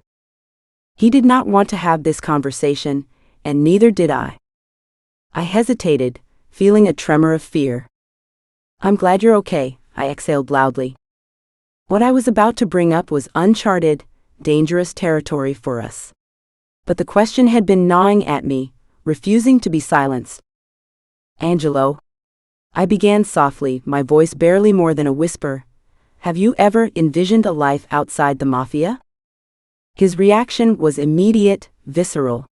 His body tensed, and the heart monitor beeped erratically, mirroring the sudden spike in his blood pressure. His eyes, which had been like a calm ocean, darkened with anger. "I thought you'd know better than to ask me something so idiotic, Juliette," he snarled, his voice low and threatening. I swallowed hard, my heart pounding in my chest. "It was just a question," I replied quickly, trying to diffuse the tension. For a moment he remained silent, breathing heavily, his gaze burning into mine. Then, slowly, he began to calm, the heart monitor settling into a steadier rhythm. "Even if I wanted to leave this life, I could not," he said, his voice measured but filled with a haunting finality. "Not while I'm still alive." I nodded, my head bowing, feeling. Chapter 11. Juliette's POV. The car felt like an icebox, like the air itself had frozen solid around us. The engine's low hum was the only sound, punctuated by the soft swish of tires against wet pavement. Outside, rain slashed at the windows, blurring the world into streaks of gray. Each raindrop was a tiny drumbeat of anxiety in my chest, syncing with the pounding of my heart. I couldn't stop thinking about Naomi, her fragile body in that sterile, soulless hospital room. A part of me wished I could turn back, tell Angelo to take me anywhere but there. I didn't know if I had the strength to face her like this. Angelo's hand rested lightly on the steering wheel, his fingers drumming a silent rhythm. I could feel his gaze flicker over to me, concern etched into the lines of his face. He knew I was close to breaking. I'd felt it in the way his hand had squeezed mine before we left, a grip so firm I thought he might never let go. I wished he wouldn't. His presence, solid and warm beside me, was the only thing holding me together right now. "Juliette," he murmured softly, his voice barely audible over the patter of rain. "Talk to me. Please." I turned my head to the side, looking out the window, but I could still feel the intensity of his gaze on me. I wanted to speak, to tell him everything swirling in my mind, but the words were trapped, caught somewhere between my throat and the void of my fears. "What if?" I finally began, my voice breaking. "What if I can't do this, Angelo? What if I can't see her like that?" His hand left the wheel, reaching out to cover mine where it lay clenched on my lap. His touch was warm, grounding, and I felt a shiver run through me at the connection. His fingers threaded through mine and I squeezed back, desperate for something to anchor me. "You don't have to do this alone," he whispered. "I'm here with you, Juliette. Whatever happens, we'll face it together." I turned to him then, and for a moment the world outside seemed to disappear. His eyes were soft, filled with a depth of emotion that both terrified and comforted me. I'd always known him to be strong, unflinching in the face of danger or hardship, but now there was a tenderness in his gaze that made my chest ache. It was like he could see right through me, to all the cracks and the pieces I was trying so hard to hold together. "How do you do it?" I asked, my voice small, almost childlike. "How do you stay so calm when everything around us is falling apart?" He smiled gently, his thumb brushing over my knuckles in a soothing gesture. "I'm not as calm as you think," he said softly. "I just know that falling apart won't change anything. I'd rather be strong, for you." Something in his words melted the ice that had been forming around my heart. I felt my shoulders relax, just a fraction, and I leaned back against the seat, letting out a breath I hadn't realized I was holding. "But I'm not strong," I whispered, my voice breaking. "I feel like I'm drowning, Angelo. Every time I think I've found a way to breathe, something else pulls me under." His hand tightened around mine, and he leaned closer, his face inches from mine. I could feel his breath on my skin, warm and steady, a reminder of life and something more. You are strong, Juliette, he insisted, his voice firm but soft. Stronger than you know. You faced so much and you're still here. That's something. I felt a tear slip down my cheek, and he reached up with his free hand, wiping it away with his thumb. The gesture was so tender, so intimate, that it sent a shiver through me. I hadn't realized how much I needed that touch. Every time I think about losing Naomi, I confessed, my voice trembling, it feels like I'm losing a part of myself. Like death is just swallowing us whole. First my mother, then my father, and now maybe Naomi too. It's like there's a curse on us, and I don't know how to stop it. Angelo's eyes softened even more, and he leaned closer, his forehead almost touching mine. I know it feels that way, he murmured. And I wish I could take all that pain away, all that fear. But it isn't some curse that has bound us to death. I closed my eyes, letting his words sink in. But all I could think of was Naomi's smile, her laugh, the way she used to light up a room just by being in it. I felt a sob rise in my throat, and I couldn't hold it back any longer. Angelo's hand cupped my cheek, guiding me to look at him. Angel, he whispered, his voice so gentle it was almost a caress. It's okay to cry, it's okay to feel pain, it means you've lived, it's when you no longer shed a tear that it becomes a problem. I didn't realize I was crying, until he wiped another tear away. I felt the dam inside me break, and before I knew it, I was sobbing, my whole body shaking with the force of it. I turned toward him, burying my face in his shoulder, and he pulled me closer, wrapping his arms around me. He held me like that for what felt like forever, his hand stroking my hair, his lips brushing the top of my head. I've got you, he murmured over and over. I'm here, Juliette. The hospital was freezing, like the cold had a life of its own, snaking its way into my bones. I hadn't noticed it at first, but as Angelo and I walked through the sterile, blindingly white halls, the cold seemed to seep deeper, tightening my muscles and stealing my breath. The air was heavy with the sharp, clean scent of antiseptic, almost choking in its intensity, as if someone had scrubbed every surface of the building, until no trace of life or warmth remained. Every step I took felt like I was walking further into a nightmare, a suffocating fog wrapping around me, thick and inescapable. I wanted to turn back, to pretend we hadn't received that call, to pretend that Naomi was safe and smiling somewhere, laughing at one of her own silly jokes. But each footfall echoed in the silence, pulling me forward, toward a reality I wasn't ready to face. Angelo's hand tightened around mine.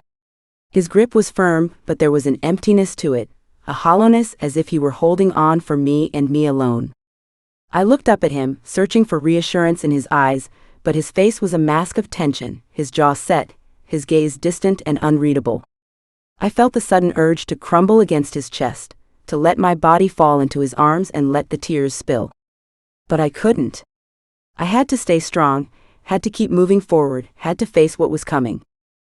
As we passed nurses who moved like ghosts in their pristine uniforms, I caught sight of a small painting on the wall, a landscape of a calm lake surrounded by autumn trees. The colors were soft, tranquil, a stark contrast to the sterile white of everything else. It felt so out of place, a feeble attempt to bring comfort in a place where comfort seemed impossible. I tore my eyes away, trying to steady my breathing, to keep the panic at bay. We finally reached the nurses' station, and I saw them, Naomi's parents, Evelyn and Mark, standing just a few feet away. Evelyn's face was pale, almost as white as the walls around us, her hands trembling as she dabbed her bloodshot eyes with a crumpled tissue. Mark stood beside her, his shoulders hunched, his fingers pressed against the bridge of his nose, as if he could somehow block out the reality pressing in on all sides. He was speaking to a doctor, his voice low and strained, the words lost in the murmur of the hospital. I moved toward them, feeling the weight of every step. My heart pounded in my chest, a relentless drumbeat that echoed in my ears. Behind me, Angelo hesitated, unsure if he should follow, his presence lingering like a shadow. Juliette. Evelyn's voice was barely a whisper as she saw me, and in an instant, her arms were around me, her body trembling. I could feel the fragility of her frame, like she might shatter at any moment. Oh God, Juliette, this can't be happening, not to our Naomi. I know, I whispered back, my voice catching in my throat, thick with unshed tears. I'm so sorry, Evelyn. I'm so sorry. Mark turned toward us, his face taut with grief, the lines around his mouth deepened by the weight of the moment. Her condition, he began, his voice faltering. It's not good, Juliette. She's unstable. The doctors, they're doing everything they can, but it's getting worse by the hour. I felt a sharp, icy fear stab through my chest, and I couldn't help the tremor in my voice as I asked, but what are the options? There has to be something they can do, anything. Evelyn let out a sound that was half sob, half scream. It was a raw, guttural cry that seemed to come from the depths of her soul. No. No, she cried, clutching at her chest, her face contorted in agony.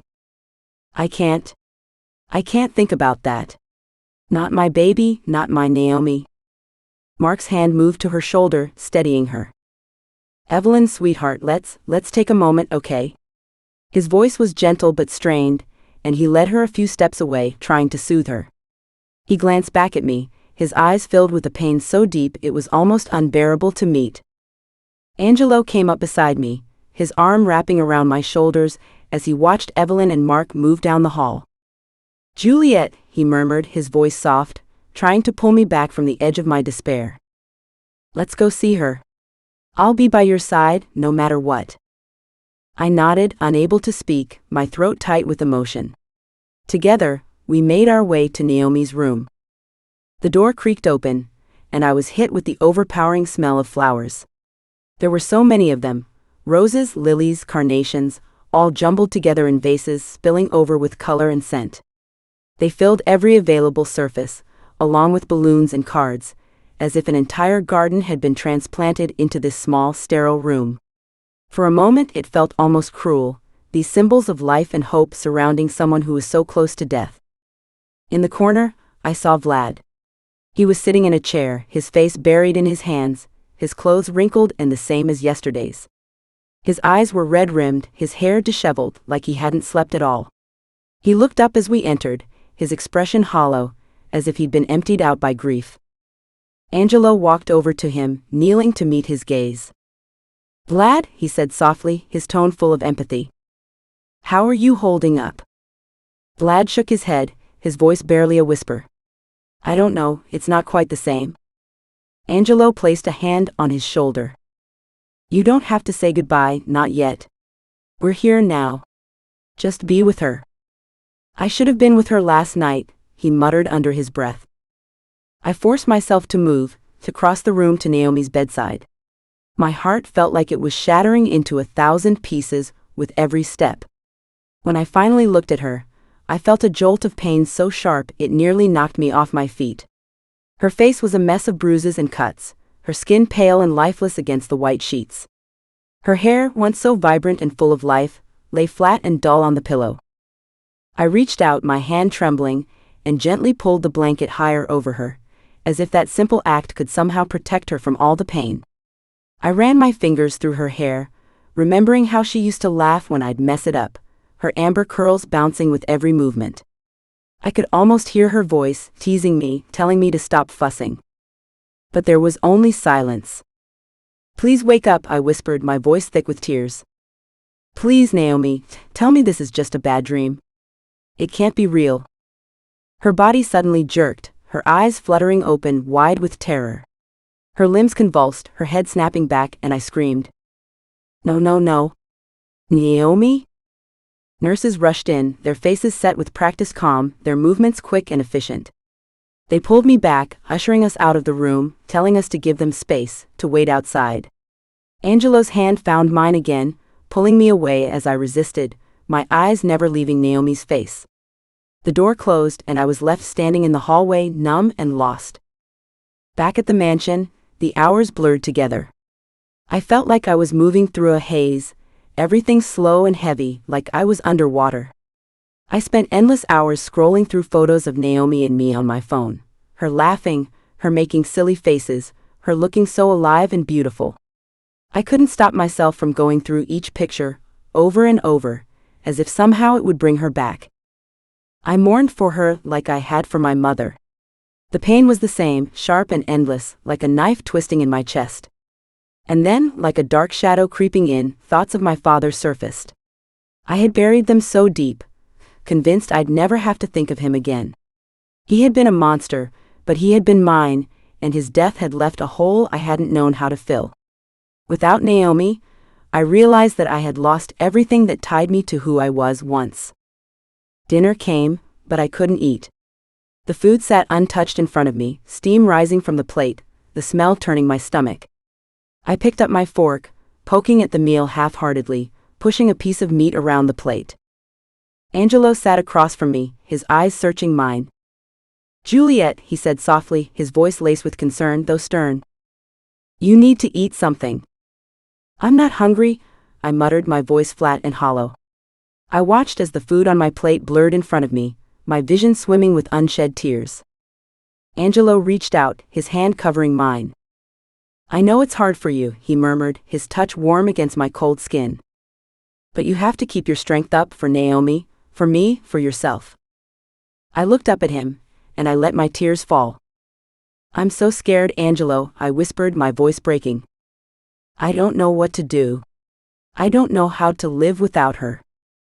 He stood, moving around the table to pull me into his arms, holding me close. I felt the warmth of his body, the steady beat of his heart, and I clung to him like he was my lifeline, the only thing keeping me from drowning. That night I couldn't sleep. I lay in bed, staring at the ceiling, feeling the walls closing in around me. When I finally drifted off, the nightmares came. Vivid, terrifying dreams that left me waking up in a cold sweat, screaming, my heart racing. In my dreams, Naomi was calling for me, but I couldn't reach her. I was running, but my feet wouldn't move. I could hear her voice, so close, so far away, begging for help. I woke up gasping, tears streaming down my face, my body trembling. I felt so lost, so incredibly lost. I turned over, burying my face in the pillow, sobbing silently into the darkness. Angelo leaned in closer to me and reached out, his hand brushing my cheek, gently wiping away the tears. "Please talk to me," he whispered. "I'm here for you." I pulled away, feeling a strange mixture of anger and sadness. "I don't want to talk, Angelo. I can't." His eyes softened, but there was a flicker of frustration. "You're pushing me away, Juliette. I'm just trying to help." I scoffed, my heart tightening. "You can't help. No one can help. Just leave me alone." He sighed deeply, leaning back in his chair. "I'm not going anywhere, no matter how hard you try to push me away." I didn't respond. I couldn't. The truth was, I didn't know how to let him in. Not now, not with this emptiness consuming me. I was afraid of the silence, afraid of the thoughts that crept in when there was nothing else to fill my mind. Afraid of losing everyone I cared about. Afraid of being alone. Abandoned again. Afraid that this was my life now, a life without Naomi, without the light she brought. A life married to a ghost that may never come home, with nothing but shadows for company.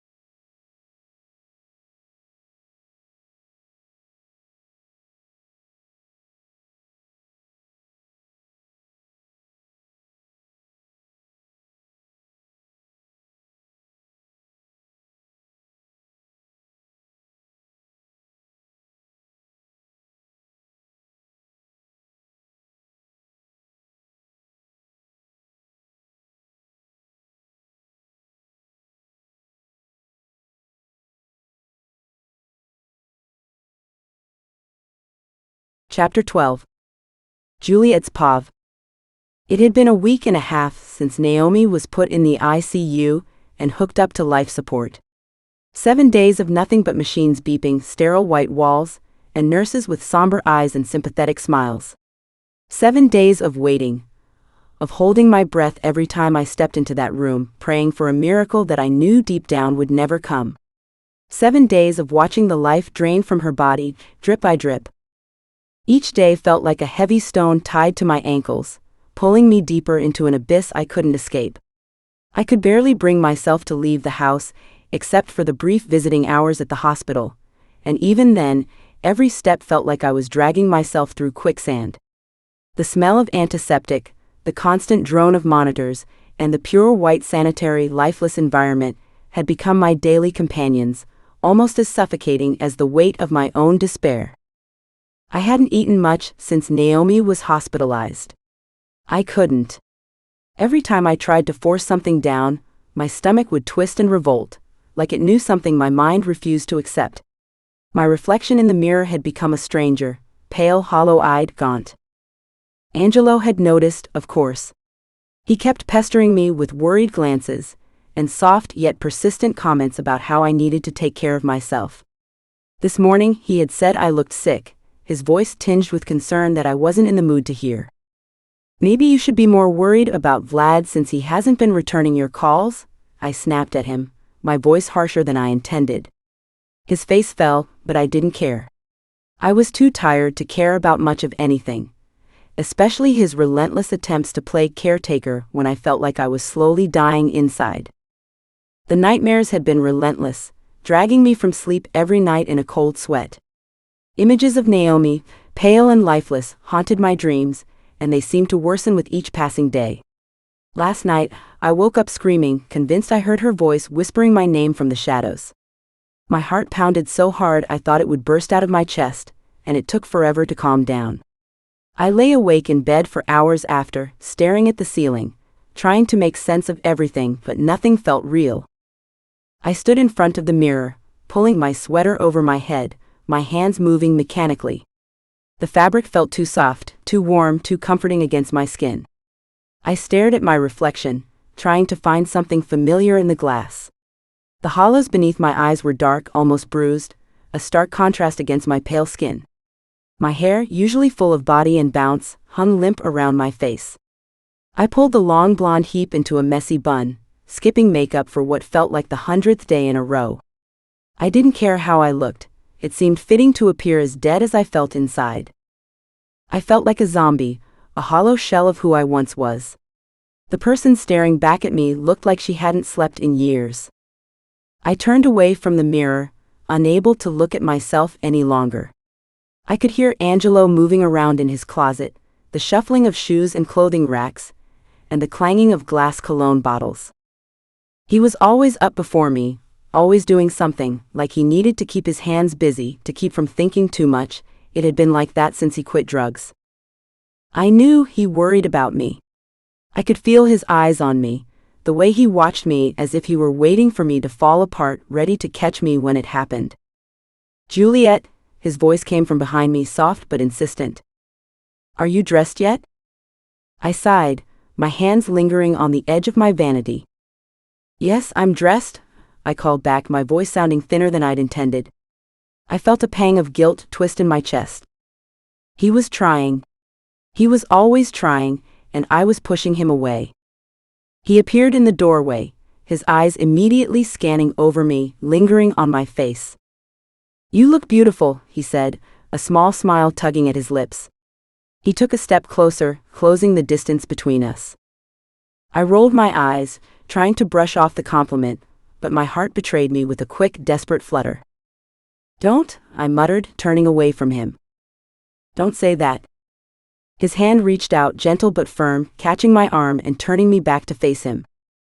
"Why not?" he asked, his voice low and smooth. "Do you wish for me to lie to you?"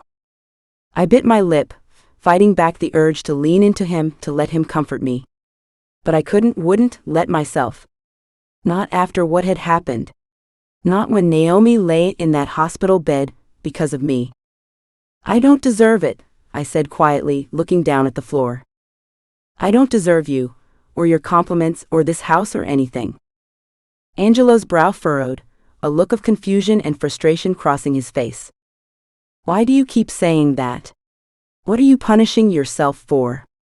He reached out, his hand brushing against my cheek, his thumb tracing a line just beneath my eye, wiping away a tear I hadn't realized had fallen. His touch was warm, familiar, and I hated how my body instinctively leaned into it, craving more. I turned my head sharply away from his hand, a bitter laugh escaping my lips. Because I should have been there.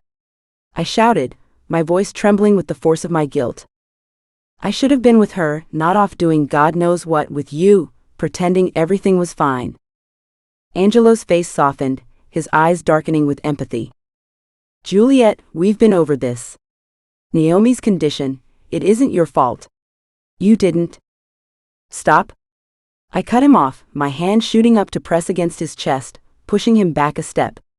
Just stop. You don't understand. Then help me understand, he said softly, his hand moving to gently grip my wrist, pulling me closer again. Let me in.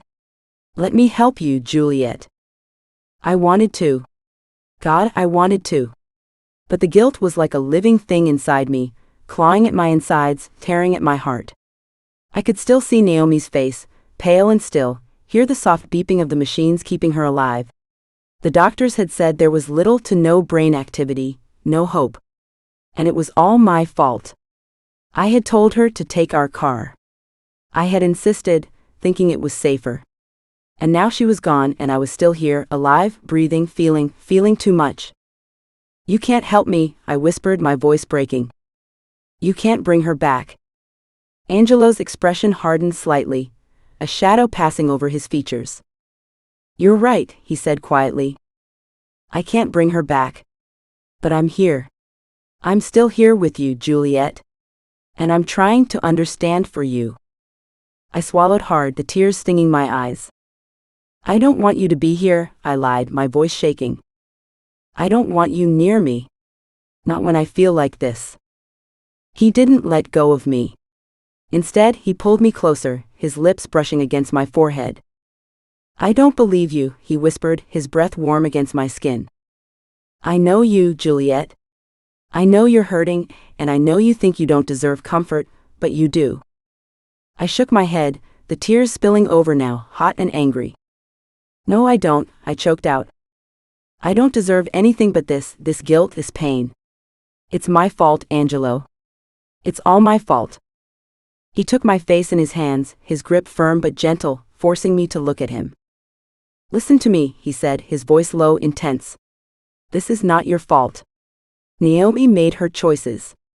What happened to her is tragic, but it's not on you. But it is, I sobbed, my hands clenching into fists against his chest. I told her to take the car. I should have known. I should have. You should have what? Angelo cut me off, his voice rising slightly. Seen the future? Known that a drunk driver would be on the road that night? You did what you thought was best, Juliette. You can't punish yourself forever.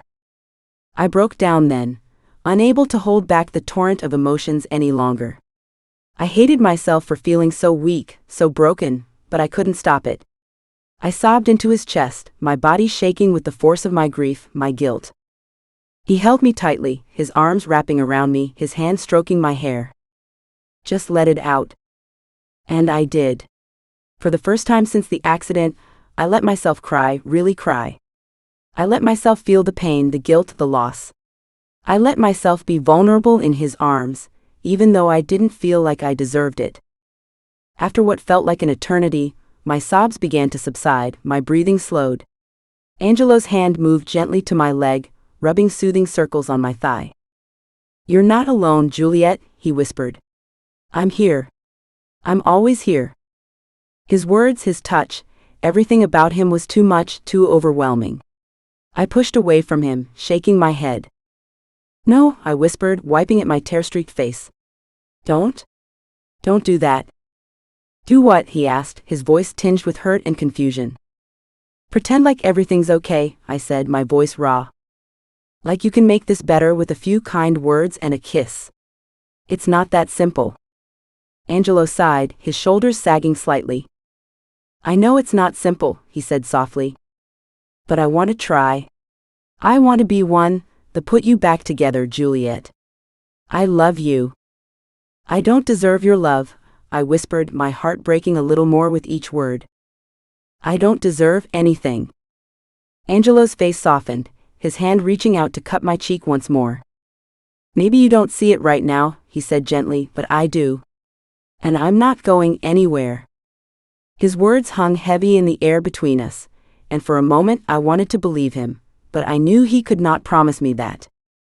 I wanted to let him hold me, kiss me, make me feel something other than this crushing guilt. But I couldn't. I couldn't let myself feel anything but the emptiness. Not when Naomi's life had been shattered, and mine had been spared. As I was about to head out to the hospital, my phone rang. The screen flashed, Mark, Naomi's father, and my heart immediately dropped into my stomach. I knew this call was coming, but I wasn't prepared. I wasn't ready for whatever news he had to deliver, good or bad. With a shaky breath I answered, the words barely forming on my lips. Juliette, Mark's voice was heavy with exhaustion. The doctors, they've concluded that Naomi isn't going to get better. The best option now would be to let her go, to take her off life support. I stood frozen, the words crashing over me like a tidal wave. My mind went blank, and I couldn't find my voice to respond. Would you like to come say goodbye? He continued, his voice breaking. We're planning to do it this morning. I hung up without a word, my hand trembling as I dropped the phone onto the bed. I couldn't think, couldn't process. I only knew I had to move, to get to her, to do something. Angelo had already grabbed his keys, understanding without me needing to say a word. We drove in silence.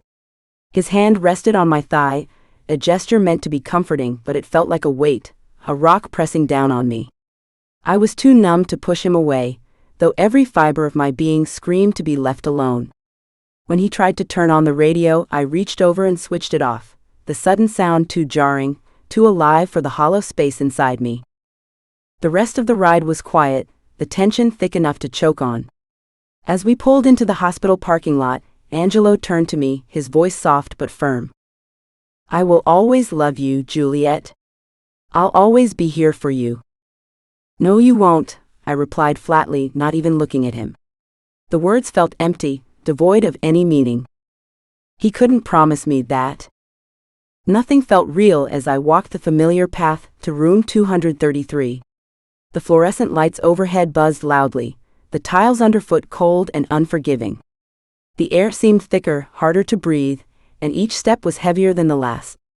As I reached Naomi's door, I realized Vlad wasn't there. My heart clenched with both fear and confusion.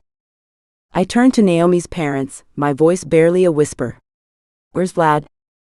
Mark's eyes softened with understanding. He was quite torn about Naomi. We know they were growing close. He asked to say goodbye to her in private, earlier this morning. I felt a sudden pang of something I couldn't quite name, anger, betrayal, confusion. It didn't matter. Nothing seemed to matter anymore. The next moment blurred into the funeral, the numbness spreading through my body like a slow creeping poison. The fear, the pain, and the finality of it all crashed over me in waves. As I stood before Naomi's casket, I felt like I was unraveling. Words seemed pointless, but I knew I needed to say something. Naomi was my best friend, I began, my voice barely steady. She was more like family to me than anything else. We met in the strangest way, it seems silly now. I smiled through the ache in my chest. I thought she was rude, sitting there with her headphones on. But then, I got to know her. And I realized she was the kindest, most genuine person I'd ever met. My eyes moved over the crowd, but I barely saw them. All I could see was Naomi. Naomi had this way of making everyone feel seen, like they mattered. She loved with her whole heart, and she never held back. She always knew you better than you knew yourself, even when you were at your lowest. A painful smile tugged at my lips, and I swallowed hard. She wasn't perfect. She could be stubborn and forgetful. She was always late, always losing something. But she was also real, and she was ours. She had this light about her, this energy that made everything amazing when she was around. I paused, my breath catching in my throat. I don't know how to make sense of this. It doesn't seem fair that someone so full of life, so good, could be gone. But Naomi wouldn't want us to be here, wallowing in sadness. She'd want us to remember the good, to laugh at the stupid jokes, to live with the same passion she did. The flowers on her casket, pale pink lilies, filled the air with a sweet, almost overwhelming scent. She loved these, I murmured. I blinked back tears, my voice growing softer. I'm going to miss you so much, Naomi. Your laugh, your smile, the way you always knew how to make things better. I don't know if I'll ever be okay again, but I promise I'll try. I'll try to be the person you saw me in. I took a step back, feeling Angelo's hand on my shoulder. I turned back to Naomi's casket one last time and whispered, "Goodbye to my sister. I love you." And as I stepped away, I knew a piece of me was being buried with her, and I wasn't sure I'd ever get it back. Her casket was adorned with a beautiful arrangement of light pink flowers, their fragrance too sweet for the cold, somber day. The flowers, vibrant against the dark wood of the casket, seemed almost mocking, a cruel contrast to the grief around them. Her family was in shambles, faces contorted with pain, sobbing uncontrollably. Everyone was crying, everyone except Angelo. He stood stoic, strong, his face a mask of control. It infuriated me, this lack of emotion. How could he not feel this as deeply as I did? But another part of me whispered that if he crumbled too, I might shatter beyond repair. Vlad was noticeably absent until he stumbled in late, drunk and high, wearing sunglasses and looking distraught. Whispers rippled through the gathered mourners. The sight of him sent a ripple of shock through the crowd. He wavered on his feet, his face twisted with grief and something darker.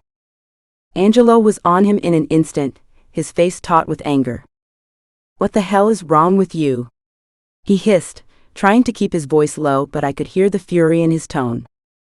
Vlad sneered, his words slurred. "This is all your fault, Angelo. You caused this." They began shouting, voices rising over the quiet murmurs of the mourners.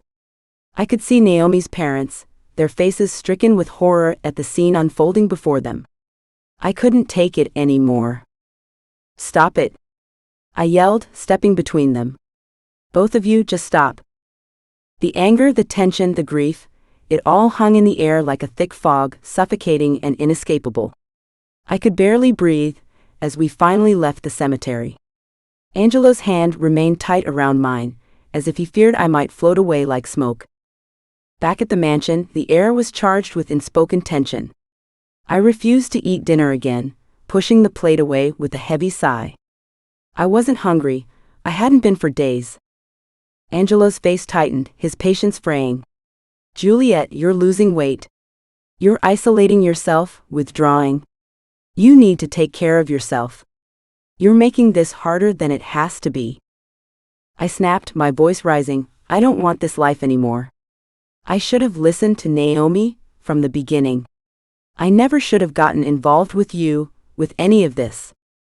Darkness flickered across his face, his eyes narrowing. His voice was low, dangerous, dripping with venom. "You never had a choice, Juliette. You always belonged to me."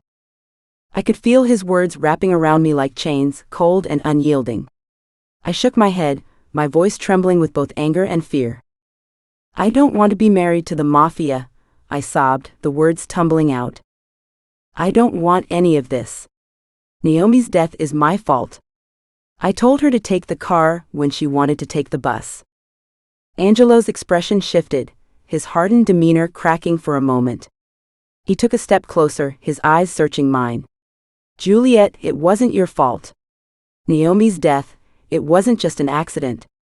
It was a hit, meant for me. The assassin saw my vehicle and assumed I would be in it. I was supposed to be the one in that car that night." My body began to shake, my voice dropped to a whisper. "I wish it had been you, you deserve it more than she ever did." My words struck him like a blow, and his expression shattered. I could see the pain in his eyes, raw and exposed. I didn't tell you because it wouldn't have changed the fact that Naomi is gone. I thought if you believed it was just an accident, you might be able to move on, but clearly that wasn't happening. You're starving yourself, wasting away to nothing. It's because you're selfish. I screamed back, my voice breaking. That's why I belong to you, isn't it? Because of your ego, your greed. Now it's taken everything from me. You and your damned mafia. And for the first time, I saw the cracks in Angelo's armor, the guilt and sorrow hidden beneath the surface.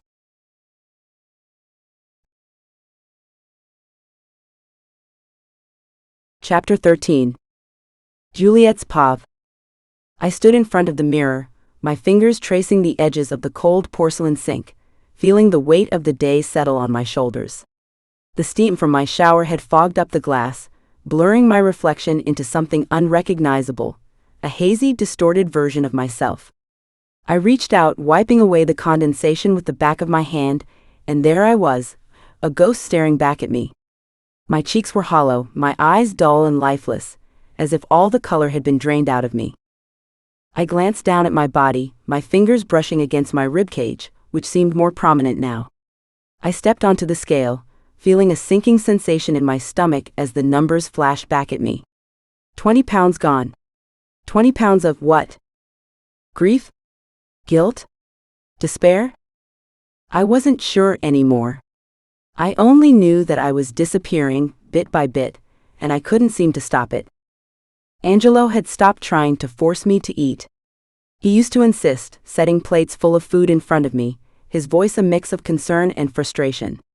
But now, he only asked that I sit with him at the table, always preparing something for me, even if it was my favorite dish.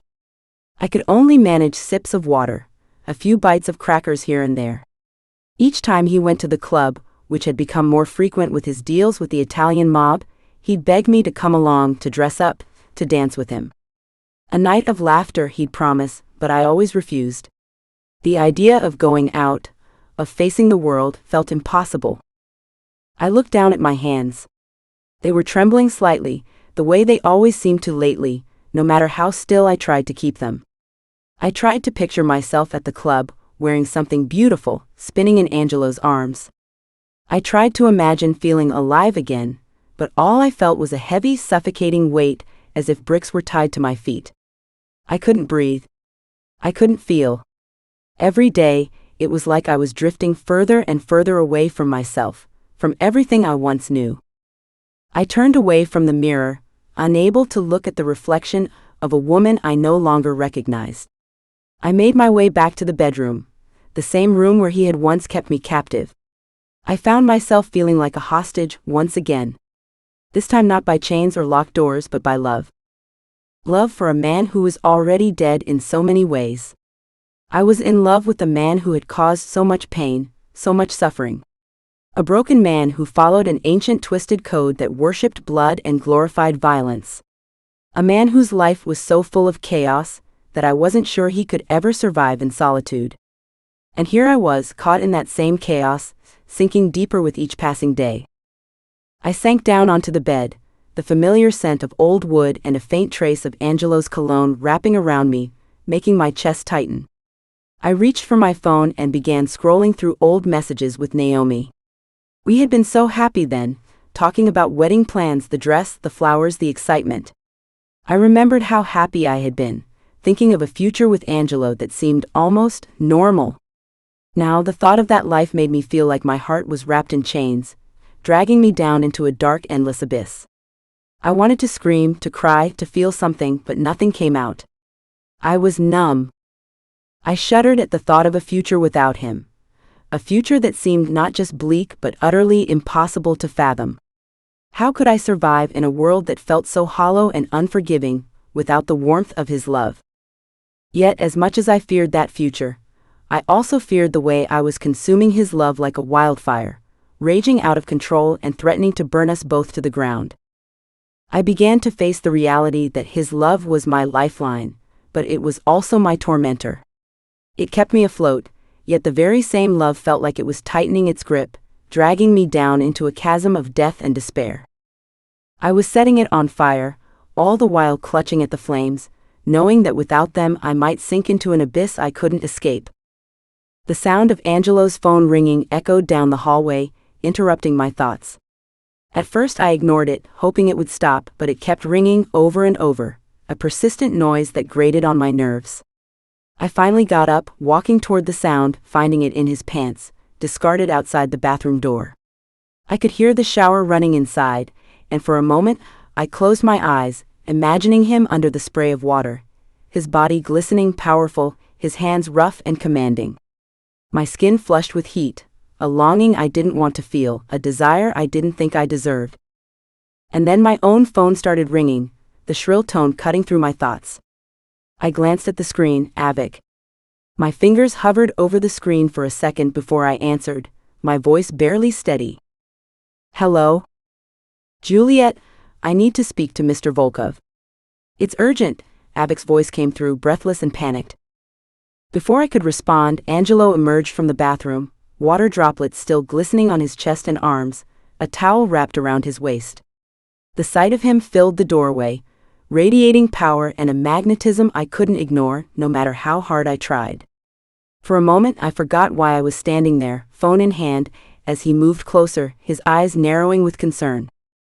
I handed the phone to him quickly, noticing the sudden shift in his demeanor as he listened to Avic's frantic words. I couldn't make out what Avic was saying, but whatever it was, it made Angelo's face harden, his usual cool expression fading into something else, something darker. He dropped my phone to the floor and rushed back into the bedroom, yanking open the closet and pulling out clothes with frantic movements, his hands trembling ever so slightly. I watched him, feeling my stomach twist with anxiety. He looked like a statue, frozen in place, yet about to shatter at any moment. I wanted to ask what was happening, but the fear in his eyes silenced me. I wasn't sure I wanted to hear any more bad news. Then he looked at me, his eyes softening, exhaustion and something like desperation shining in them.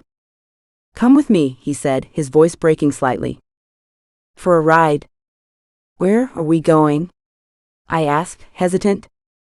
To see Vlad, he answered, his voice strained and low. The car ride was tense and silent.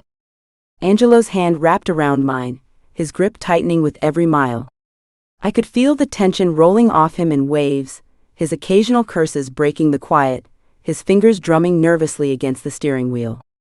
The sight of him, usually so composed and powerful, now looking so vulnerable, made my heart race with unease. At a stoplight, I glanced over at Angelo. He was staring straight ahead, but every now and then his gaze flicked to me, his eyes lingering with a sadness that felt almost like a farewell. I caught him looking at me in the mirror, his eyes reflecting a deep sorrow, and I looked away, feeling the weight of his gaze like a physical touch. Angelo, I said quietly, trying to break the silence. Is everything going to be okay? He didn't move a muscle, his lips did not part or twitch, his jaw just clenched tightly. Every mile we drove, I saw him glance at me, as if it were the last time he'd ever see me. The moments were brief but intense, filled with unspoken words and emotions that we couldn't afford to address right then. I could feel his turmoil, his desperation to cling to something that felt real and familiar amidst the chaos. When we arrived at the luxurious apartment building, Angelo paused before getting out, his face still a mask of calm, but I could see the storm raging behind his eyes. He opened my door, taking my hand again, his fingers threading through mine, holding on as if I were his anchor. I didn't pull away, though I wanted to. The strength of his grip was both comforting and confining. Inside, we were met with familiar faces, associates of the Volkov family, all wearing the same strained expressions. We made our way to the golden elevator, and the three of us, Angelo, Xander, and I, rode up to the fourth floor in silence, the tension so thick it felt like it was pressing against my skin. We walked down the long, black-carpeted hallway until we reached apartment number 19. The door was already ajar, a small detail that made my stomach twist into knots. Angelo pushed it open, stepping inside cautiously. The room was dim, the curtains drawn. I saw him first, Vlad, lying on the floor, a bullet hole in his head, blood pooling around him like a dark halo. I gasped, my hand flying to my mouth as my eyes focused on the picture clutched in his hand, pressed against his chest. A picture of Naomi. His personal gun resting beside him. Avik sat on the floor, knelt down with sorrow written in his expression. For a moment time stood still. Angelo just stared, his face pale, his body rigid like he was a statue, a monument to something unspeakably sad. He didn't move, didn't speak. He just stood there, looking at the man who had once been like a brother to him, now lying lifeless, consumed by his own grief. I felt the world crashing down around me, the pain in my chest growing, making it hard to breathe. I wanted to turn away, to run, but I couldn't move. I was trapped again, trapped by the love I couldn't escape, by the choices I hadn't made, by the death that surrounded us, and most of all, by a life I no longer knew how to live. And now I saw a reflection of those feelings in Angelo's eyes. I stood there, unable to comprehend the scene before me. The sight of Vlad's lifeless body sprawled on the floor, a bullet hole in his head, and blood forming a dark pool around him was almost too much to bear. My heart felt like it had been ripped from my chest, leaving behind an empty, aching void. My thoughts were immediately drawn back to a moment of pure happiness shared with Vlad, a memory that now felt like a cruel joke against the backdrop of the current tragedy. I remembered the look of honor and joy on Vlad's face when I had asked him if he would walk me down the aisle on my wedding day. His eyes had shone with pride, and he had accepted with a warmth that made my heart swell.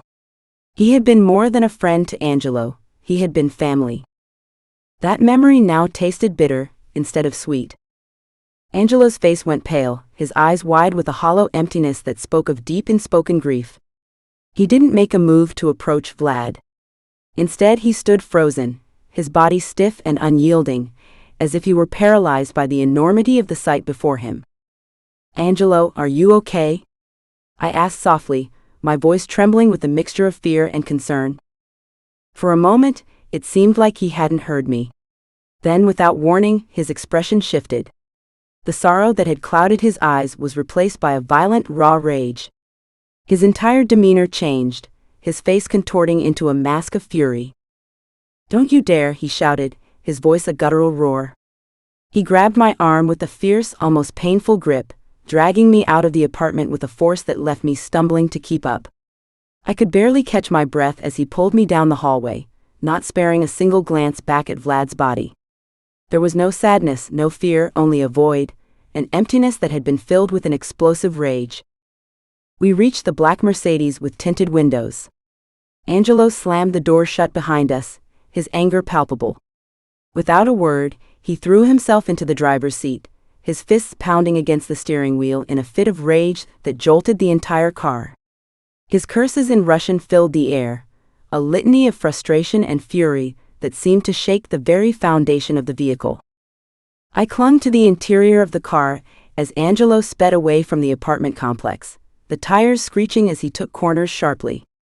My heart pounded in my chest, a rhythmic drumbeat that matched the chaos unfolding around me. This was the first time I had seen Angelo so completely out of control, his usual calm and composed exterior shattered into fragments of raw, unbridled emotion. "Angelo, please," I began, trying to bridge the chasm of silence that had settled between us. "We need to talk about this." "Talk? What is there to talk about?" he snapped, his voice harsh and unyielding. "What could there possibly be to discuss?" "I'm here for you," I insisted, my voice straining to be heard over the roar of the engine. "You don't have to go through this alone."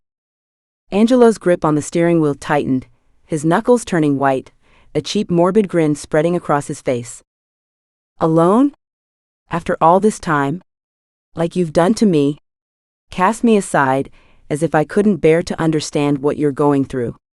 Put unnecessary distance between us, when all I begged for was a connection?" His words struck me like a physical blow, leaving me reeling. I wanted to argue, to explain that I had been dealing with my own struggles, and I was drowning in them, but his anger was a wall I couldn't break through. The car hurtled through the night, the landscape blurring past us as Angelo drove with reckless abandon, his emotions spilling over in every jerk of the wheel and burst of speed. Eventually, we reached the mansion. Angelo didn't slow as he pulled into the driveway, the tires screeching once more. Without a word, he threw open his door and stormed into the house, leaving me to follow in his wake. We each retreated to separate rooms for the night, the oppressive silence of our respective spaces a stark contrast to the storm of emotions that had raged between us. Lying in bed, I found sleep elusive. My mind raced back to one of the early nights I had spent with Angelo, a night etched in my memory with painful clarity. I had caught him holding his own gun to his head, fantasizing over thoughts of suicide. The image haunted me, filling me with a deep, gnawing anxiety. I couldn't shake the feeling that something was terribly wrong, that Angelo was slipping further away from me.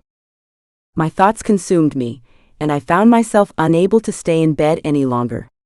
With a sense of dread settling in my chest, I slipped out of bed and made my way to Angelo's room. The lights were off, casting the room in shadows. Angelo lay still on the bed, his chest rising and falling with each breath. Relief washed over me, but it was fleeting as I approached the edge of the bed to make sure he was okay. As I neared, Angelo's arm shot out, grabbing me with a sudden forceful motion. He pulled me under the covers, his strong arms enveloping me in a protective embrace. I gasped, startled by the abruptness of his actions, but once I was nestled against him, the warmth of his body seemed to melt away the ice of my fear. His breathing was steady, a comforting rhythm that contrasted sharply with the chaos of the evening. Our faces inches apart now, our lips begging to close the gap finally met in a desperate, urgent kiss, each touch harsh and demanding, a plea for connection and understanding. The world outside ceased to exist, leaving just the two of us entwined in a moment of raw vulnerability. Angelo's kiss was both angry and tender, an acknowledgement of our shared pain and need for each other. "I'm not okay," he murmured against my lips, his voice breaking with the weight of his anguish. "I know," I whispered back, my voice thick with emotion. "Neither am I." "But we will be," he promised, his words a vow that echoed through the darkness. Together. Chapter 14. Angelo's POV. The sound of the club's music throbbed through the walls, a distant beat out of sync with the frantic pulse hammering in my chest. My hand hovered over the table, holding a razor blade poised above the pristine white lines of cocaine I'd just laid out. I stared at it like it was salvation and damnation wrapped into one neat package. My heart raced, not from anticipation but from grief, a violent storm raging in me that I had no way to escape. It had been a week since Vlad died. A week since I found him lying there, his body cold and lifeless, and still, I couldn't bring myself to do anything with his remains. The others were waiting on me, looking for direction, for the final word on his burial. But I couldn't. Not yet. I couldn't face the reality that he was gone, so I drowned it all out. Drugs, alcohol, anything to avoid the truth. I'd been doing it every day since. Vlad, my closest confidant, my brother in every sense that mattered, was gone. The image of his body lying there, the pool of blood, like a rag doll abandoned by the world, burned into my mind. The coward took the easy way out. Rage ignited in me, searing through the numbness. How could he do this? How could he leave me like this? "You fucking coward," I spat, slamming my fist on the table. The razor fell from my hand, clattering onto the glass surface. But the anger twisted, turned inward, and I cursed myself. Had it been Juliette, had it been her soul ripped from this earth, I'd have done the same. Hell, I'd have followed her into the abyss with a smile on my face. I had no right to call Vlad a coward, because deep down I knew I wouldn't have a reason to live if it were her. Without Juliette, I'd be the one with the gun pressed to my temple.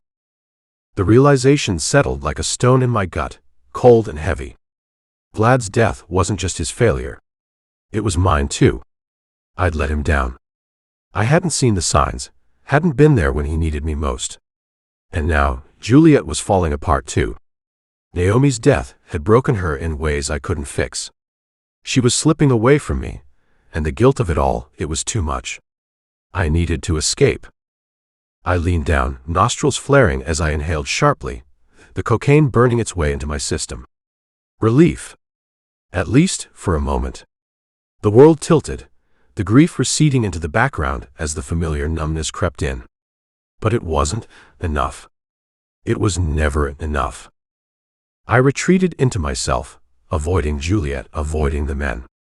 There was a darkness inside me now, a black hole of guilt and rage, and I couldn't let anyone see it. Not her, not anyone. So I hid. I isolated myself, spending more and more time in the basement. That place had seen its fair share of bloodshed, men tortured, broken. Lately, I'd begun fantasizing about it more and more. Torture was the one thing that made sense, the one thing that gave me control in this fucked up world. Down there, I could make people feel the pain I couldn't express. Juliette tried to reach me, but I couldn't face her. Every time I looked at her, I saw the weight of all the deaths hanging over her, dragging her down. Naomi, Vlad, me. So I walked past her, pretending she didn't exist, burying myself in the drugs and the isolation. One night, high and erratic, she confronted me. Her eyes blazed with anger, but she didn't know. She didn't realize I was using again. You think you can do whatever the fuck you want, Angelo? Just disappear when it suits you? Act like you're the only one suffering? Well, guess what? If you can, so can I, she snapped. Her words hit me like a bullet. I stood there, breathing heavily, chest tight with rage. Without thinking, I stormed out of the house, the cocaine still buzzing through my veins, fueling the chaos in my mind. I couldn't face her, couldn't face any of it. I needed to escape, to forget, if only for a few hours. The city lights blurred as I drove, hands gripping the wheel too tightly. I didn't head for one of my clubs. No, I went somewhere darker. Nightcrawler, a shithole in the poverty-stricken part of the city. The kind of place where junkies, drifters, and the desperate flocked like moths to a flame. I didn't wait in line. I pushed past the bouncer, my shoulder slamming into his as I passed, daring him to make a move. The club inside was packed, the music pounding, bodies writhing on the dance floor, women twirling around poles like they were born for it. The air was thick with sweat, smoke, and something darker. At the bar, I started with vodka. Shot after shot, the burn of the alcohol blending with the cocaine coursing through me. But the numbness was still there. I couldn't shake it. Couldn't fake a smile, even in a sea of strangers.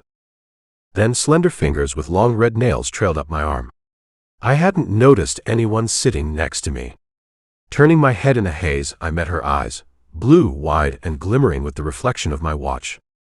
Her smile was coy, her dress too short, her hair bobbing with every tilt of her head. You look familiar, she said, voice light and teasing.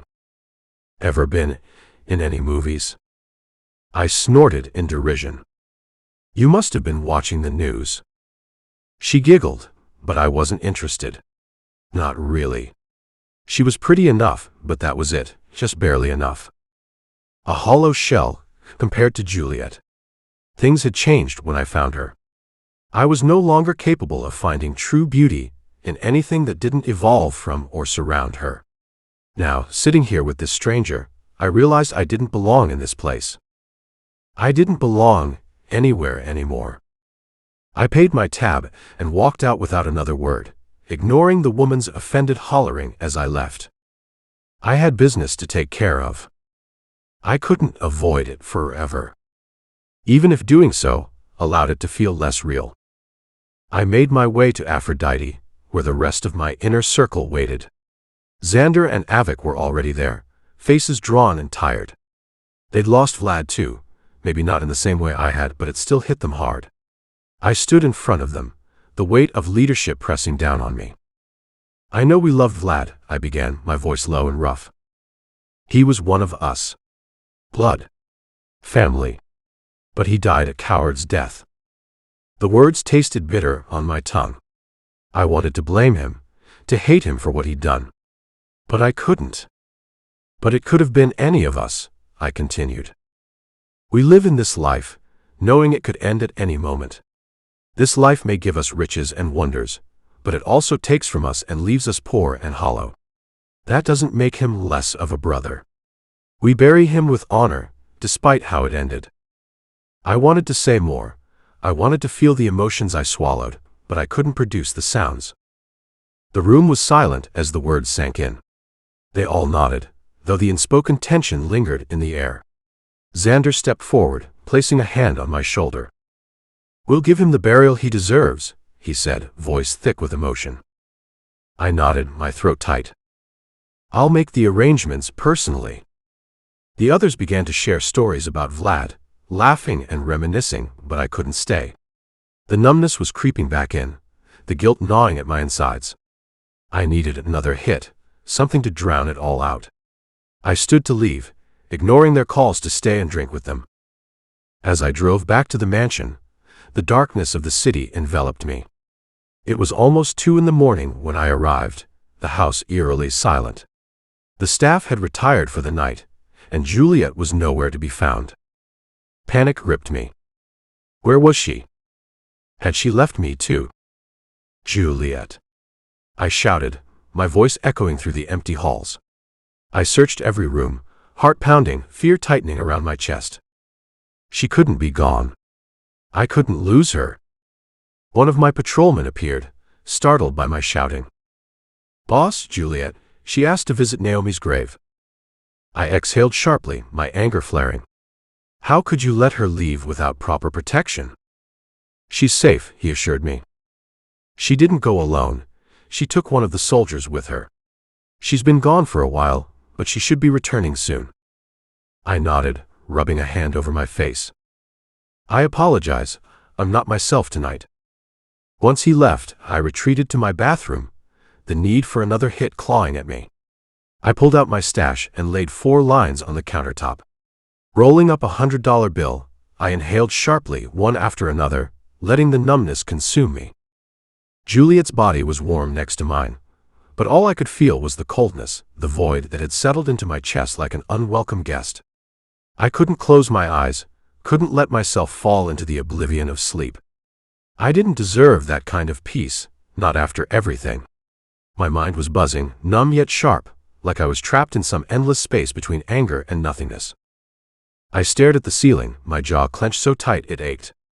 I couldn't look at her, couldn't let myself fall into the comfort of her beauty, into the softness of her skin, or the way her scent wrapped around me, pulling me in. God, I wanted her more than anything. I wanted to get lost in her, drown myself in her love until I couldn't feel anything else. But I didn't deserve her. I didn't deserve anything. Especially not her. "Angelo," she whispered, her voice cutting through the heavy silence. "Do you want to talk about it?" My chest tightened, a wave of irritation washing over me. I didn't want to talk. Not about this. Not about him. Not about her. I felt her eyes on me, waiting, but the more she looked at me, the more suffocated I felt. "Do I want to talk about it?" I spat, my voice dripping with venom. I turned to face her, and the moment our eyes met, I knew I was about to destroy her. But I couldn't stop myself. "No. I don't want to fucking talk about it, Juliette." Her expression flickered with hurt, but I was too far gone to care. "Why?" she asked, her voice barely a whisper, as if she was afraid of my answer. "Because you wouldn't understand," I growled, sitting up, running a hand through my hair. My blood boiled, my anger turning inward, but I had nowhere else to put it but on her. None of this matters. Do you get that? Death is inevitable. It's coming for all of us. Vlad was a coward, and Naomi. I paused, biting back a bitter laugh. Naomi was a smudge on society. A worthless skank who danced for money. I could see the shift in her. The way her face hardened, her lips parting in disbelief. But I didn't care. I'd said it. And the truth was, it wasn't exactly a secret what I thought of Naomi. I never respected her, never liked the way she lived her life. Stripping, selling herself to men for $1, she was never good enough for Juliette. Not her equal. How can you say that? About Vlad? About Naomi? She whispered, her voice trembling with fury. But I didn't respond, not right away. I was too caught up in the rage, too caught up in the cold logic that Vlad and Naomi were dead, and none of this was going to change that. I felt like a monster, spitting words like knives at the only person I had left. And the worst part. I could see it in her eyes, the realization that maybe, just maybe, she was beginning to hate me too. I'd crossed a line. A fucking deep one. Her eyes were wide, tears brimming, but her jaw was set. She was offended, hurt, disgusted. I knew exactly what I was doing, and yet I did it anyway. She loved Naomi, her best friend, her sister in every way but blood. And I'd just torn that apart. Ripped the last shred of connection between us, like it meant nothing. She got out of bed slowly, deliberately, like any sudden movement might break her completely. I didn't stop. Chapter 15. Juliette's POV. I slammed the door behind me, the sound ricocheting through the silent house like a gunshot. My chest heaved with anger, betrayal slicing through me deeper than any knife could. He promised, he swore he'd never touch that poison again. But there he was, back in that suffocating spiral, just like all the man who ruined my family. The man I chose not to mourn. I trusted him. I gave him everything. And he threw it all away for a fix. I told you everything. I screamed, my voice raw and broken as I turned on Angelo. His face was hard, jaw clenched as if that could hold back the storm I unleashed. I trusted you with the darkest parts of my past, and you still went back to it. After everything I've been through, after everything you've been through, you just threw it all away for what?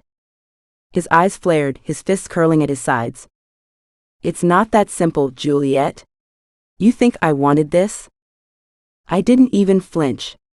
The pain in my chest turned into something else, rage. You think I wanted this? You didn't care about what this would do to me, did you? You swore you'd never go back to it. I turned to storm out, my mind reeling, but Angelo was right behind me, his footsteps quick, his fury palpable in the air. I felt his hand brush against my arm, and I spun around, shoving him hard in the chest. You're just like him. I spat, my voice shaking with the force of everything boiling inside me. The same as the person who destroyed my family. I thought you were different, but you're just as weak. His eyes narrowed, the darkness in them growing colder, more dangerous. His fists clenched at his sides, but he didn't touch me. Not this time. I'm not your father, Juliette. I smirked, but it was laced with a sadness that even I couldn't hide. No, I said softly, my voice dripping with bitterness. You're worse. He didn't pretend to care. You made me believe you did. Angelo's face twisted with something I didn't recognize. Guilt, pain, or maybe it was just the drugs talking. I didn't care. I walked away, leaving him standing there, his anger, his guilt, his betrayal, all of it behind me. My feet carried me down the hall, to the room that once belonged to me when I was his captive. Funny how in that moment, I felt more trapped, more suffocated than I ever did back then. The second I closed the door, the floodgates opened. Tears streamed down my face as I collapsed on the bed. My phone buzzed beside me, and for a brief moment, I let myself escape into the memories. My thumb swiped across the screen, landing on a photo of Naomi and me in the dressing room at Aphrodite. We were smiling, but I could tell now that smile hid so much pain, hers and mine. We understood each other, in a way no one else could. I never wanted to strip. It wasn't some dream I had or a plan for my future. It was survival, a way to get by when every other door was slammed in my face. But Naomi, she loved it. For her, it wasn't just the money or the thrill of the lifestyle. It was the power. The way she could move, and every eye in the room would follow her. It made her feel invincible, like she was in control of a world that wanted to control us. And when I stepped on that stage for the first time, I felt it too. It was dirty, sure. The job, the club, the way men looked at us like we were nothing but skin and curves to be bought. But in those moments when I danced, something shifted. That raw power Naomi always referenced, the kind that made you forget everything else, flowed through me. Stripping wasn't just about the money. It was about reclaiming a part of myself, something deeper than what people saw on the surface. Somehow that job didn't just strengthen our bond with each other, it deepened our connection to ourselves. If it was her escape, maybe it could have been mine too. I stared at the image for a long time, the ache in my chest growing heavier. Naomi may have been the only person who truly got me, who understood what it was like to bear your soul and your body to a world that only wanted to take.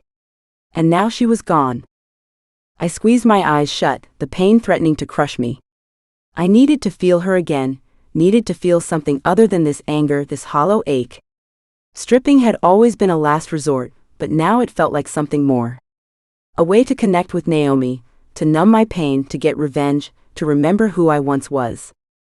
And more than anything, I wanted to hurt Angelo. He deserved to watch me dance again, to watch me on that stage where it all began, as men undressed me with their eyes. He deserved to face his reality. With a bitter smile, I pushed myself off the bed and headed for my vanity. My hands shook as I applied my makeup, dark, seductive, commanding. Naomi would have loved it. She always liked it when I did those wavy curls, so I took the extra time to get them just right. My reflection stared back at me, my blue eyes calm like the sea, but underneath sharks swam hungry. I slipped into a light blue bodycon dress, one that hugged every curve. Perfect. A few spritzes of perfume, a pair of sky-high heels, and I was ready. I smiled at my reflection, something wicked behind the curve of my lips. Oh, he'll be sorry. My heels clicked against the marble floors as I made my way to the front door. Angelo intercepted me before I could step out, rage etched across his face, his expression expectant, daring me to defy him. "Where the fuck do you think you're going?" he demanded, his voice low and taunting. I met his gaze with a smug smile, his fury only making me feel more powerful. "You want to drown in your drugs? Fine. But I'm not going to sit around and wait for you to drag me down with you. I'm going back to the stage." He laughed, though there was nothing humorous about it. Darkness and finality lingered behind his eyes. "I told you you're done with that life." I stepped closer, unafraid. "Then stop me. Go ahead, try." His eyes narrowed, his stare so sharp it could cut bone. He didn't move, but I could feel the heat of his fury radiating off him. It burned, but I didn't flinch. I brushed past him without another word, and signaled for one of the associates to call a car. As I waited in the lobby, the memories flooded back, how it all started. My first audition at Aphrodite, the nerves, the excitement, the fear. The way my life had changed the second I stepped into that private room. And now here I was, circling back to it as if nothing had changed at all.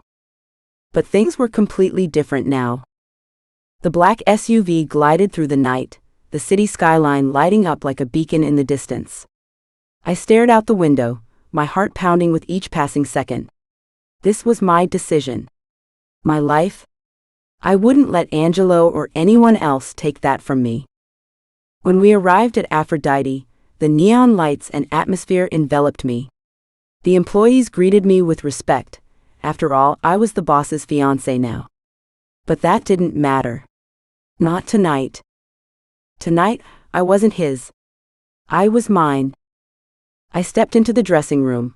The familiar scent of burnt hair and perfume hit me the second I walked through the doors.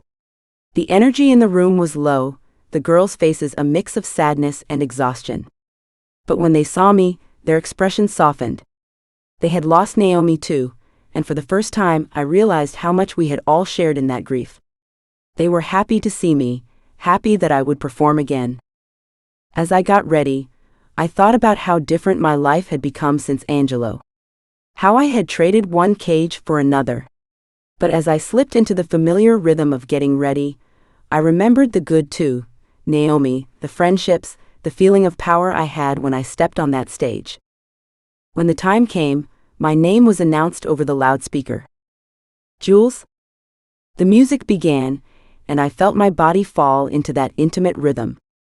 Every sway of my hips, every spin around the pole, it was like muscle memory. The cheers of the crowd, the hollers, the applause, they filled me with something I hadn't felt in a long time. Power. Control. Freedom. I let the music take over, surrendering to its pulse. I spun around the pole, my body arching and bending in ways that felt both freeing and exhilarating. The lights flickered, casting a warm glow over my skin, illuminating every curve and contour. I could see the faces in the crowd, captivated and hungry for more. Their energy surged through me, feeding my performance as I danced with reckless abandon. I leaned into the rhythm, teasing the audience with every movement, eliciting shouts and whistles as I lost myself in the moment. I twirled and dipped, each motion a declaration of my strength, my beauty, and my defiance. The crowd was a living thing, breathing and pulsing with excitement, drowning out my doubts and fears. As the song reached its climax, I held the final pose, my heart racing as the cheers erupted around me. I soaked in the applause, reveling in the power of the moment, the thrill of the stage.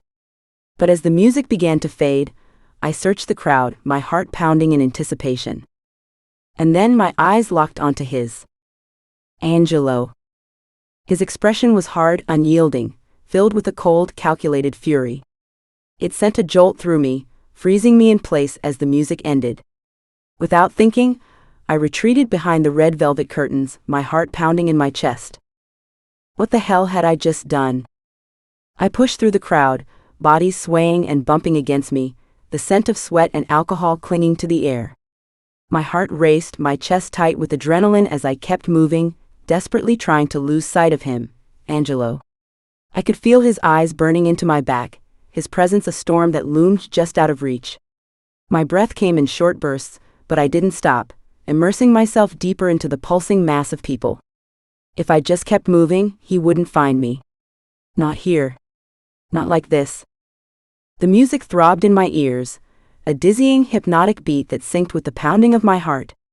Every step, every turn, I felt him closer, but I kept slipping through the chaos of the club, weaving between drunk strangers whose hands grazed my hips, my arms, unaware of the tension that vibrated just below the surface. I didn't care. All I could focus on was escape. Finally, I found a corner by the red velvet ropes, shrouded in shadows and distant from the stage lights. I leaned against the wall, my chest heaving, my heart still racing. For a moment the fear washed over me, but then something else bubbled up, laughter. It started as a small chuckle, and then grew louder until it spilled from my lips in sharp bursts. I clapped my hand over my mouth, but the thrill of it all, the adrenaline, the rush of being chased, of standing up to Angelo and giving him a taste of his own medicine, made it impossible to stop. God, I actually did it. A shiver ran through me, excitement and fear blurring into something intoxicating. I had power now, real power. I had just shoved a knife into Angelo's heart, and the look on his face when he saw me up there, he deserved every second of it. For once he was the one watching helplessly, burning with rage. I wondered if this thrill, this electric high of rebellion, would be worth his reaction. Would it be worth the storm that was coming? As I stood there, my mind spiraling between fear and exhilaration, a voice sliced through the haze of my thoughts. Jules? I froze, the sound of my stage name jolting me back to reality. My eyes had been locked on the floor, still swirling with the emotions from moments ago, but now a pair of shoes appeared in my line of sight. Expensive ones. My gaze traveled upward until I met his eyes, dark, shadowed by the dim lighting of the club. He was tall, broad-shouldered, with a few tattoos creeping out from the sleeves of his casual shirt. His hair was messy, his expression unreadable. The way the shadows sculpted his jaw made him look dangerous, but not in a way that scared me. Jules, he said again, voice smooth, almost amused. Are you available for a private dance? I hesitated, the question hanging in the air as I tried to think of an escape. My heart thudded faster, but before I could speak, my gaze darted to the side, and there he was. Angelo. His eyes were locked on me, cold and furious, the storm in them ready to tear me apart. I swallowed the lump in my throat, my mind racing. There was no way out. No turning back now. With a smile that didn't quite reach my eyes, I nodded, leaning into the seductive persona that had once been so easy to wear. My hand rested on my hip, a playful, sultry smile playing on my lips as I let the bimbo mask take over. I ran a hand through my curls and tilted my head, meeting the stranger's gaze with forced confidence. Hello, sir, I purred, leaning in slightly, my voice sweet like honey. A private dance? Of course. I grabbed his wrist, my grip firm as I led him past the red velvet ropes. My heart hammered in my chest, but I kept moving, my body on autopilot as I guided him through the familiar path toward the private rooms. All the while, I felt Angelo's eyes burning into the back of my skull, his rage almost tangible in the air. The music faded behind us as we stepped into the quieter, dimly lit hallway. My pulse quickened, panic bubbling up, but I couldn't stop now. The stranger followed me closely, his presence suffocating in the confined space. I forced myself to focus, to breathe, but all I could think about was Angelo, his anger, his betrayal, the way his fists had clenched when I told him I was going back to the stage. I had wanted to hurt him. And I had. But now the aftermath loomed. As I opened the door to one of the private rooms, the darkness swallowed us. I could feel the man's gaze on me, his anticipation thick in the air, but my mind was elsewhere. Was Angelo going to follow? Was he going to let this happen? I turned to face the stranger, my back pressed against the door. He took a step closer, his hands twitching at his sides, waiting for my permission. I should have been nervous, but all I felt was the adrenaline surging through me, the power I held in that moment. I had made the choice, I had led him here and I could stop it if I wanted. The control was mine. I exhaled slowly, my thoughts racing. As the stranger moved toward me, I realized how far I'd gone to spite Angelo. To show him that I wouldn't be controlled, that I wouldn't sit around. Chapter 16. Juliette's POV. That night, lying in bed beside Angelo, I replayed the day's events over and over in my mind. We'd been reckless, lost in each other right there in front of a stranger, something I never expected either of us would have dared before.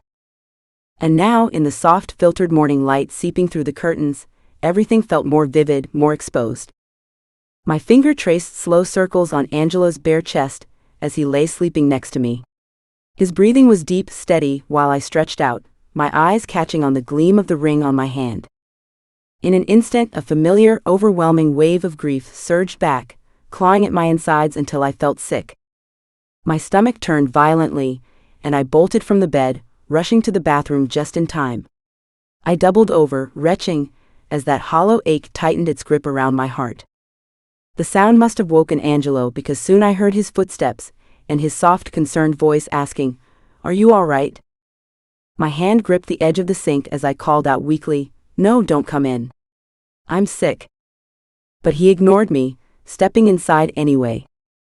"In sickness and in health, remember?" he murmured, his voice gentle yet resolute as he put a steadying hand on my back. I didn't resist as he led me back to bed, handing me a glass of water.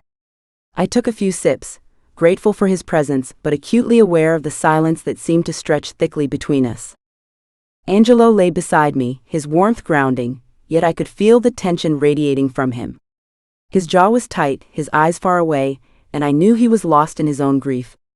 He might not have shown it outwardly, but it was there, simmering beneath the surface, haunting him as much as it haunted me.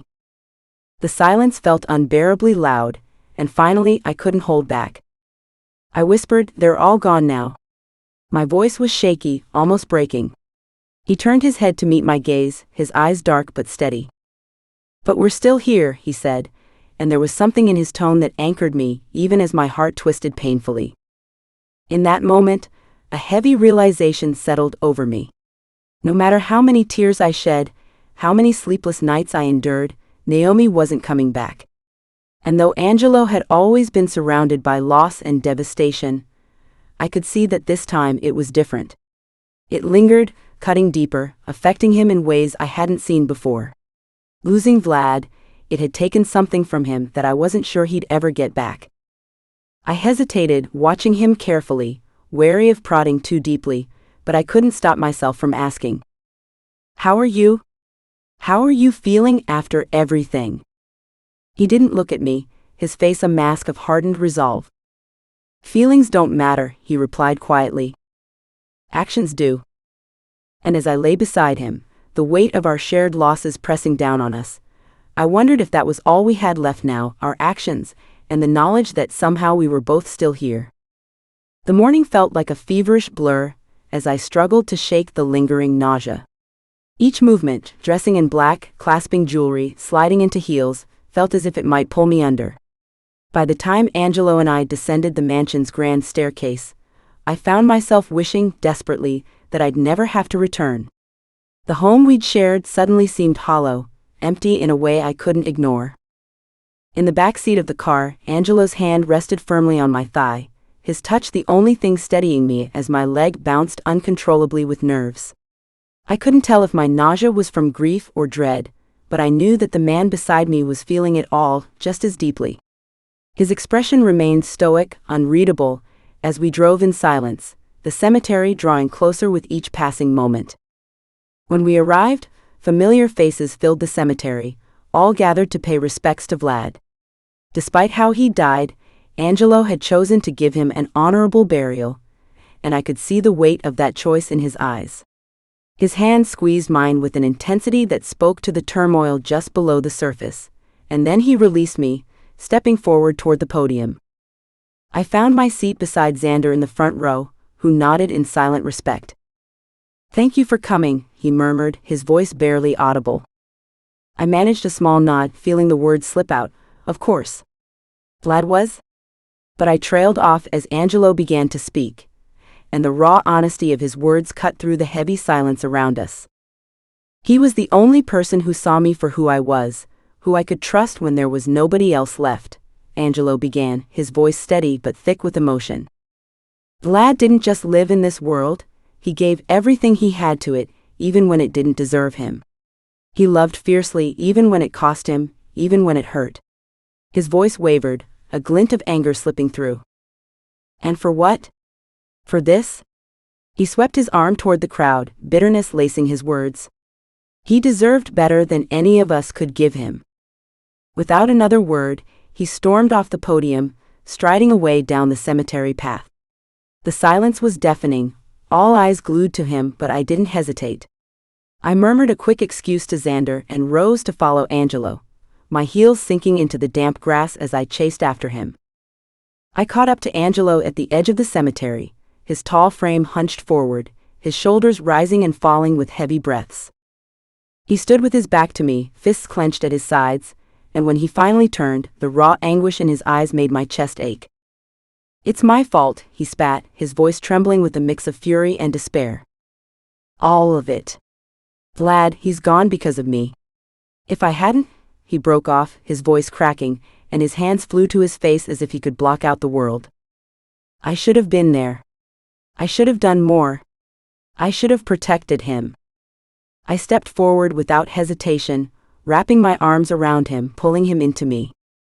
His body was stiff at first, resisting, but as I whispered, "Angelo, stop, you couldn't have known," he crumbled.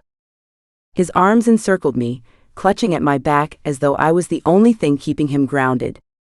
I could feel his breath shudder against my hair, and I held on tighter, my heart breaking for him.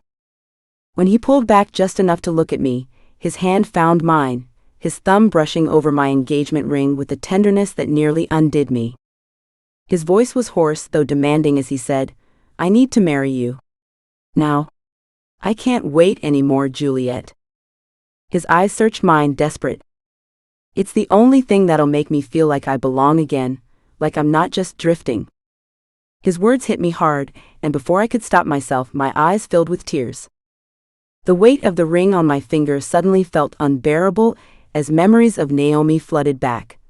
Her laughter as we sketched out wedding plans together, how she'd be my side as my maid of honor, the way Vlad's eyes lit up with gratitude and appreciation when I had asked him to be the one who could give me away. And now they were both gone. "I don't think I can have a wedding anymore," I whispered, my voice trembling. The hurt in Angelo's expression was immediate, like I'd just ripped something vital from him. "You don't love me anymore?" he asked, his voice quiet, almost hollow. The vulnerability in his words made my heart twist, and I realized how much it cost him to show me this side of himself. "No," I said quickly, stepping closer and placing a hand on his chest, feeling the rapid beat of his heart. "No, Angelo, it's not that. I love you, I will always love you. Even when you push me away, even when you're more darkness than light. But a wedding, a spectacle, the people I loved most won't be there to share it with me. I can't bear that. I won't be able to pretend." He studied me for a long moment, his jaw tightening, and I thought maybe I'd said too much. But then his expression softened and he nodded, exhaling shakily. Then we'll make it just us, he said. We'll elope. We'll leave tonight. No pretending, he promised. Angelo, I began, but he cut me off, gripping my hands as if they were his lifeline. Anywhere your heart desires, he said, his voice low and fervent. We'll go, just us, and in the morning you'll belong to me in ways deeper than sex could ever obtain.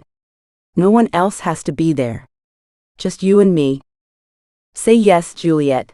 His words were a plea, but they were more of a gentle command. I stared at him, my heart breaking and mending all at once. In his eyes I saw every wound, every fear, but I also saw love, raw, desperate, and unshakable. And despite everything, in the end, we were all each other had left. Yes, I whispered. After the funeral service ended, and most of the mourners had dispersed, Angelo and I lingered by Vlad's grave.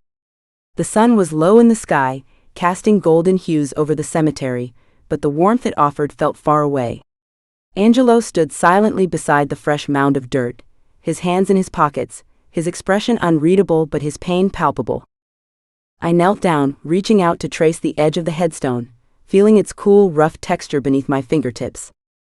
Goodbye, Vlad, I whispered, my voice breaking. Thank you for everything, for being the family I never had, and for seeing the best in me when I couldn't see it myself. I swallowed hard, my throat tight with unshed tears. We'll carry you with us. Always. Angelo crouched beside me, resting a hand on my shoulder. I'll make sure you're never forgotten, he murmured, his voice rough. Then quieter, like a vow meant for Vlad alone. You were my true brother. My blood even when we weren't. I'll make it right somehow.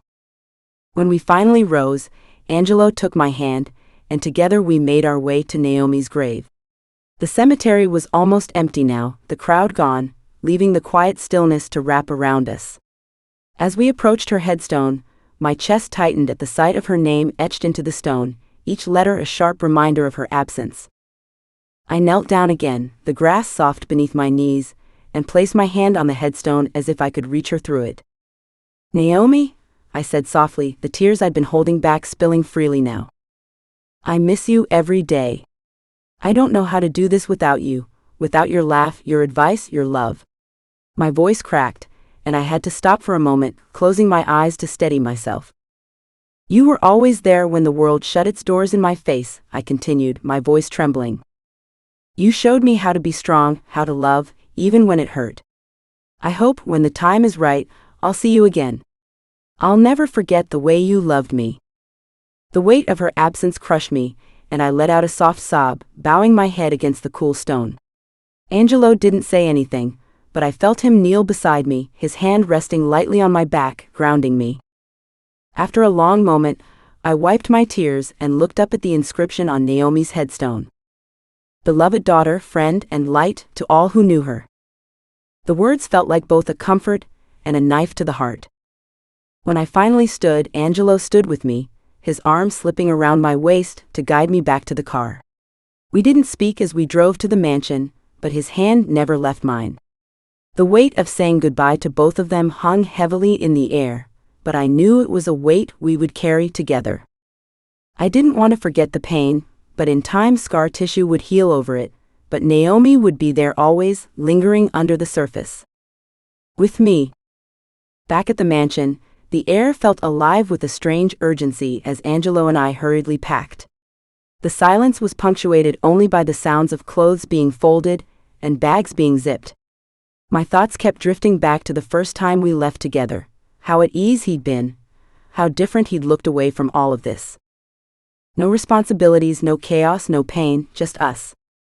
The memory planted itself firmly in my mind, and before I could stop myself, I said, "Let's go back to Fiji."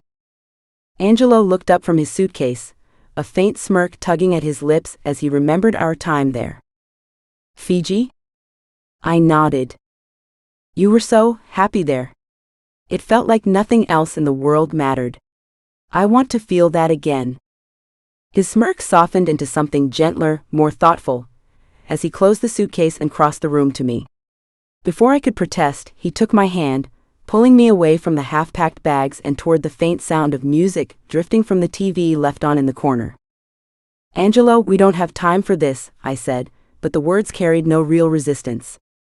"We have time," he murmured, wrapping an arm around my waist and guiding me into a slow swaying dance. The melody was soft and romantic, and as he pulled me closer, I rested my head against his chest, letting the tension in my body melt away. "I'm sorry," he said suddenly, his voice breaking the quiet. I lifted my head, startled. "Why?"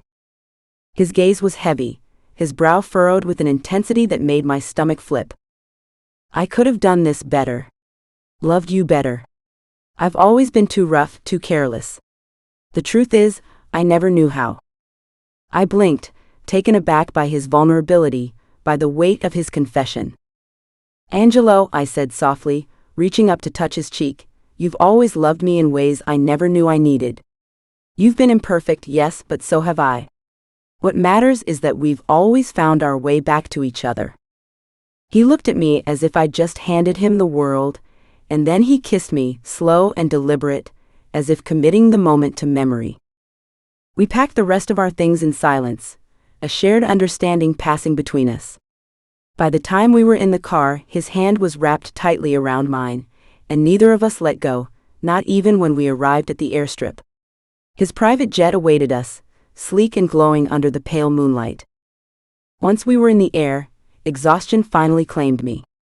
I curled up in his lap, his hand stroking my hair as I drifted into sleep.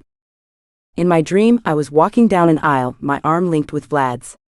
His tattoos seemed more vivid than ever, a bold contrast to his black suit, and his expression was one of quiet pride.